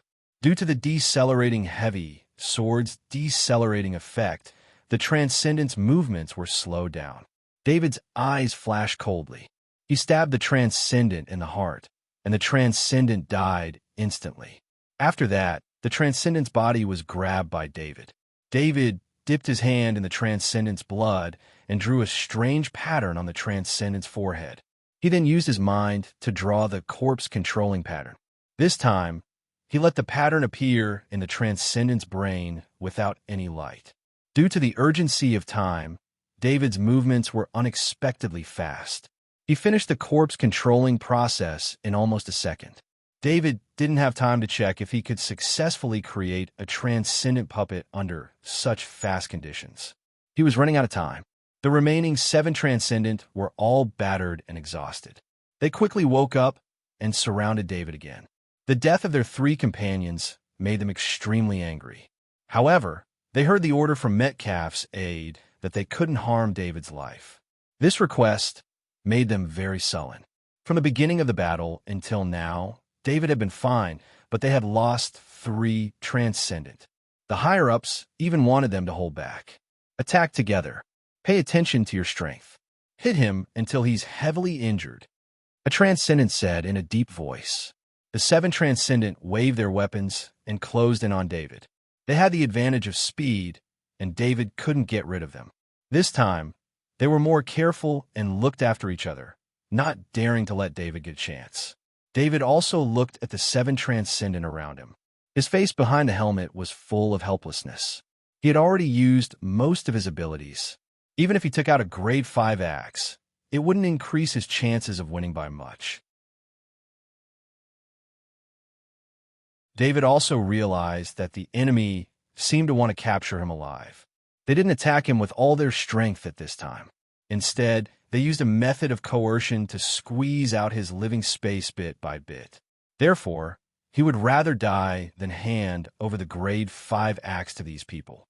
David knew very well that even though he had killed 3 transcendent in a row, as long as the remaining transcendent attacked him at the same time, he wouldn't be able to stop their attacks. David's advantage wasn't in fighting in space. His advantage was in sniping and assassination. Sniping required a long distance to complete, while assassination required the element of surprise. Seeing the 7 transcendent getting closer and closer, David didn't move this time. He also knew that moving wouldn't be of much use.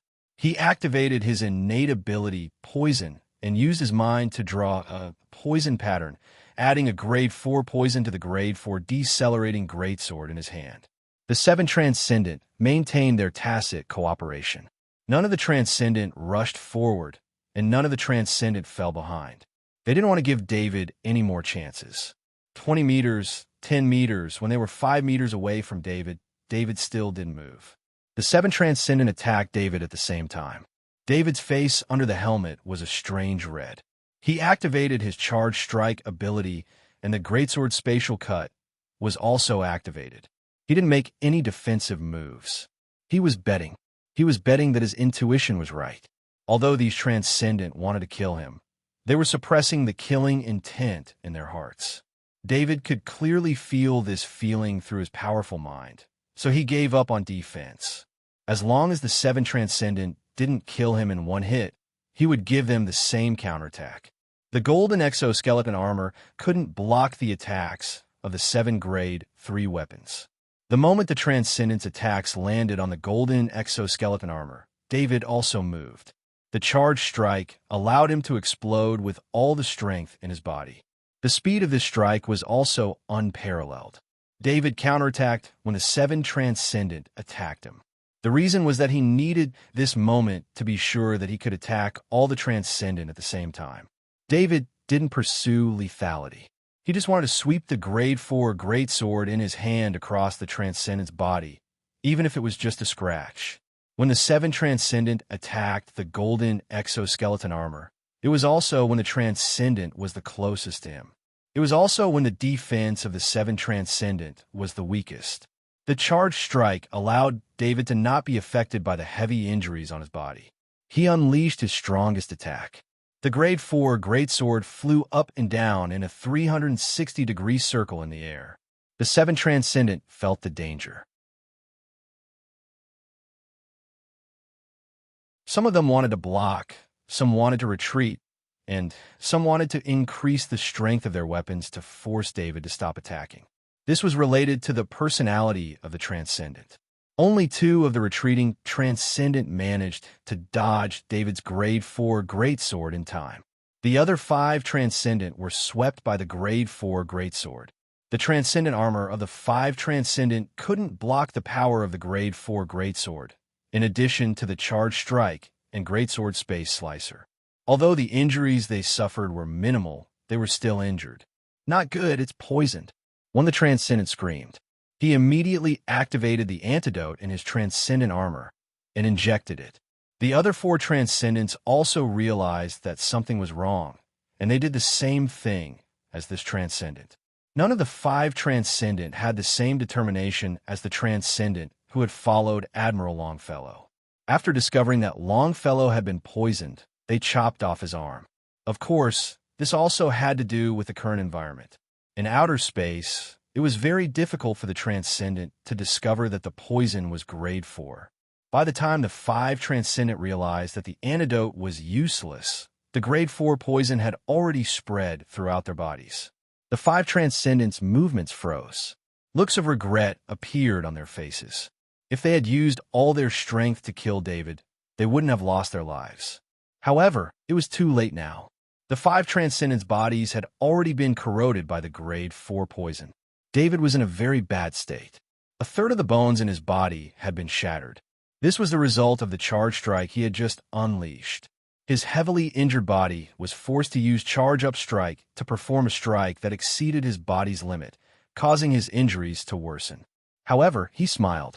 Even though he didn't have an ounce of strength left in his body and his golden exoskeleton armor was almost completely broken, he still smiled. Of the 10 Transcendent that had surrounded him, only 2 Transcendent remained. He could sense the shadow attendant fly over and absorb the souls of the 5 Transcendent. The remaining 2 Transcendent looked at David hovering in space. Although they knew that David's injuries were very serious, the 2 Transcendent didn't dare act rashly. This was because the fear that David had left in them was too deep. A total of 8 Transcendent had died at David's hands. If David was a Transcendent, then 2 Transcendent would have been acceptable. However, David was only a Kaji. Even with such a huge disadvantage, David still managed to kill 8 Transcendent. The 2 Transcendent weren't the only ones who were shocked. The 3 people watching the video in the presidential palace were also stunned. David is really too strong. It's him. It has to be him. President Constable was stunned at first, then he laughed crazily. He pointed at David on the screen and shouted. President Lewis and Metcalf's aides had ugly expressions. They had lost 8 powerful Transcendent for a single David. President Lewis wanted to order David's death, but reason stopped him from doing so. They had already lost 8 Transcendent to take down David. If they killed David now, then the deaths of the 8 Transcendent would be meaningless. He didn't just want to kill David. According to President Constable, David was related to whether or not the Immortality Research Project could be carried out. President Lewis didn't understand President Constable's criteria for selecting experimental materials, but he knew the quality of the materials sent to President Constable's hands. Every one of them was a peerless genius of the Federation. Among them were Transcendent, Kaji, and Grandmasters of various industries. The disappearance of each material caused a huge reaction from the Federation. Fortunately, President Lewis took action to suppress it. Order the 2 Transcendent to capture David and leave this place quickly. If we drag this out too long, we will be discovered by the military. President Lewis ordered in a deep voice. Yes, Metcalf's aide replied. The 2 Transcendent who were still hesitating heard Metcalf's aide's order and slowly approached David. At this time, a Transcendent's corpse floated towards the 2 Transcendent. The 2 Transcendent didn't push the corpse away. No matter what, it was still the corpse of their comrade. The 2 Transcendent accepted the order. In fact, they also had the idea of stalling for a bit more time and letting David's injuries worsen before capturing David. Therefore, when the corpse floated over, the 2 Transcendent looked at each other and reached out at the same time to grab the corpse. They couldn't let the corpse float. If it moved too far away, it might be caught by the gravitational force of planet origin. However, when they grabbed the Transcendent's corpse, the Transcendent's eyes suddenly opened. The grade 3 heavy sword in its hand swept across the 2 Transcendents' outstretched hands in a posture impossible for humans. One side did it unintentionally, while the other side did it on purpose. Even if the Transcendent's corpse had just become a Transcendent puppet, at such a close distance, it could still explode with enough strength to kill 2 Transcendent of the same level. When the Transcendent puppet swung its grade 3 heavy sword, the 2 Transcendent also reacted. However, because they were too close to the Transcendent puppet, they could only use their grade 3 heavy swords to attack the Transcendent puppet. They wanted to force the puppet to block. However, the 2 Transcendent were wrong. The Transcendent puppet didn't block and allowed the 2 grade 3 heavy swords to sweep across its body. The Transcendent puppet's grade 3 heavy sword also swept across the 2 Transcendents' bodies. One of the Transcendent's chest was sliced open, revealing his heart. The other Transcendent's neck was mostly sliced open. Only a small part of his neck was still connected, preventing his head from being separated from his body. The Transcendent puppet also paid the price. Its body was sliced open, and its head was split in half. The heavily injured David couldn't help but laugh. The Transcendent puppet's movements were completely under his control. At such a close distance, he had poured his mind into the Transcendent puppet's corpse, controlling runes, and controlled the puppet. That was how the assassination had been so successful. It was also David's best method of attack. If they were in a different environment, the 10 Transcendent wouldn't have been able to put David in such a difficult position. David had 100 ways to kill the Transcendent one by one. David knew that he couldn't escape. Although the Transcendent were all dead, there were still 20 warships on the other side. In his current state, he couldn't compete with the warships in terms of speed. Even if he took out the assassin Mantis puppet, it wouldn't help.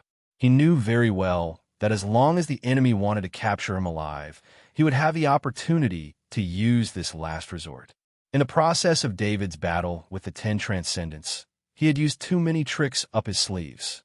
These tricks were enough to make anyone think that this was his full strength, because the abilities he revealed were enough to shock anyone. Of course, the most important thing was that he couldn't summon the assassin Mantis puppet and the sonic steel beetle here. This was space close to the planet of origin. If he summoned them here, even if he managed to escape, he would become a target of the Federation. David felt the injuries in his body. This kind of injury couldn't be healed with just a grade 3 potion.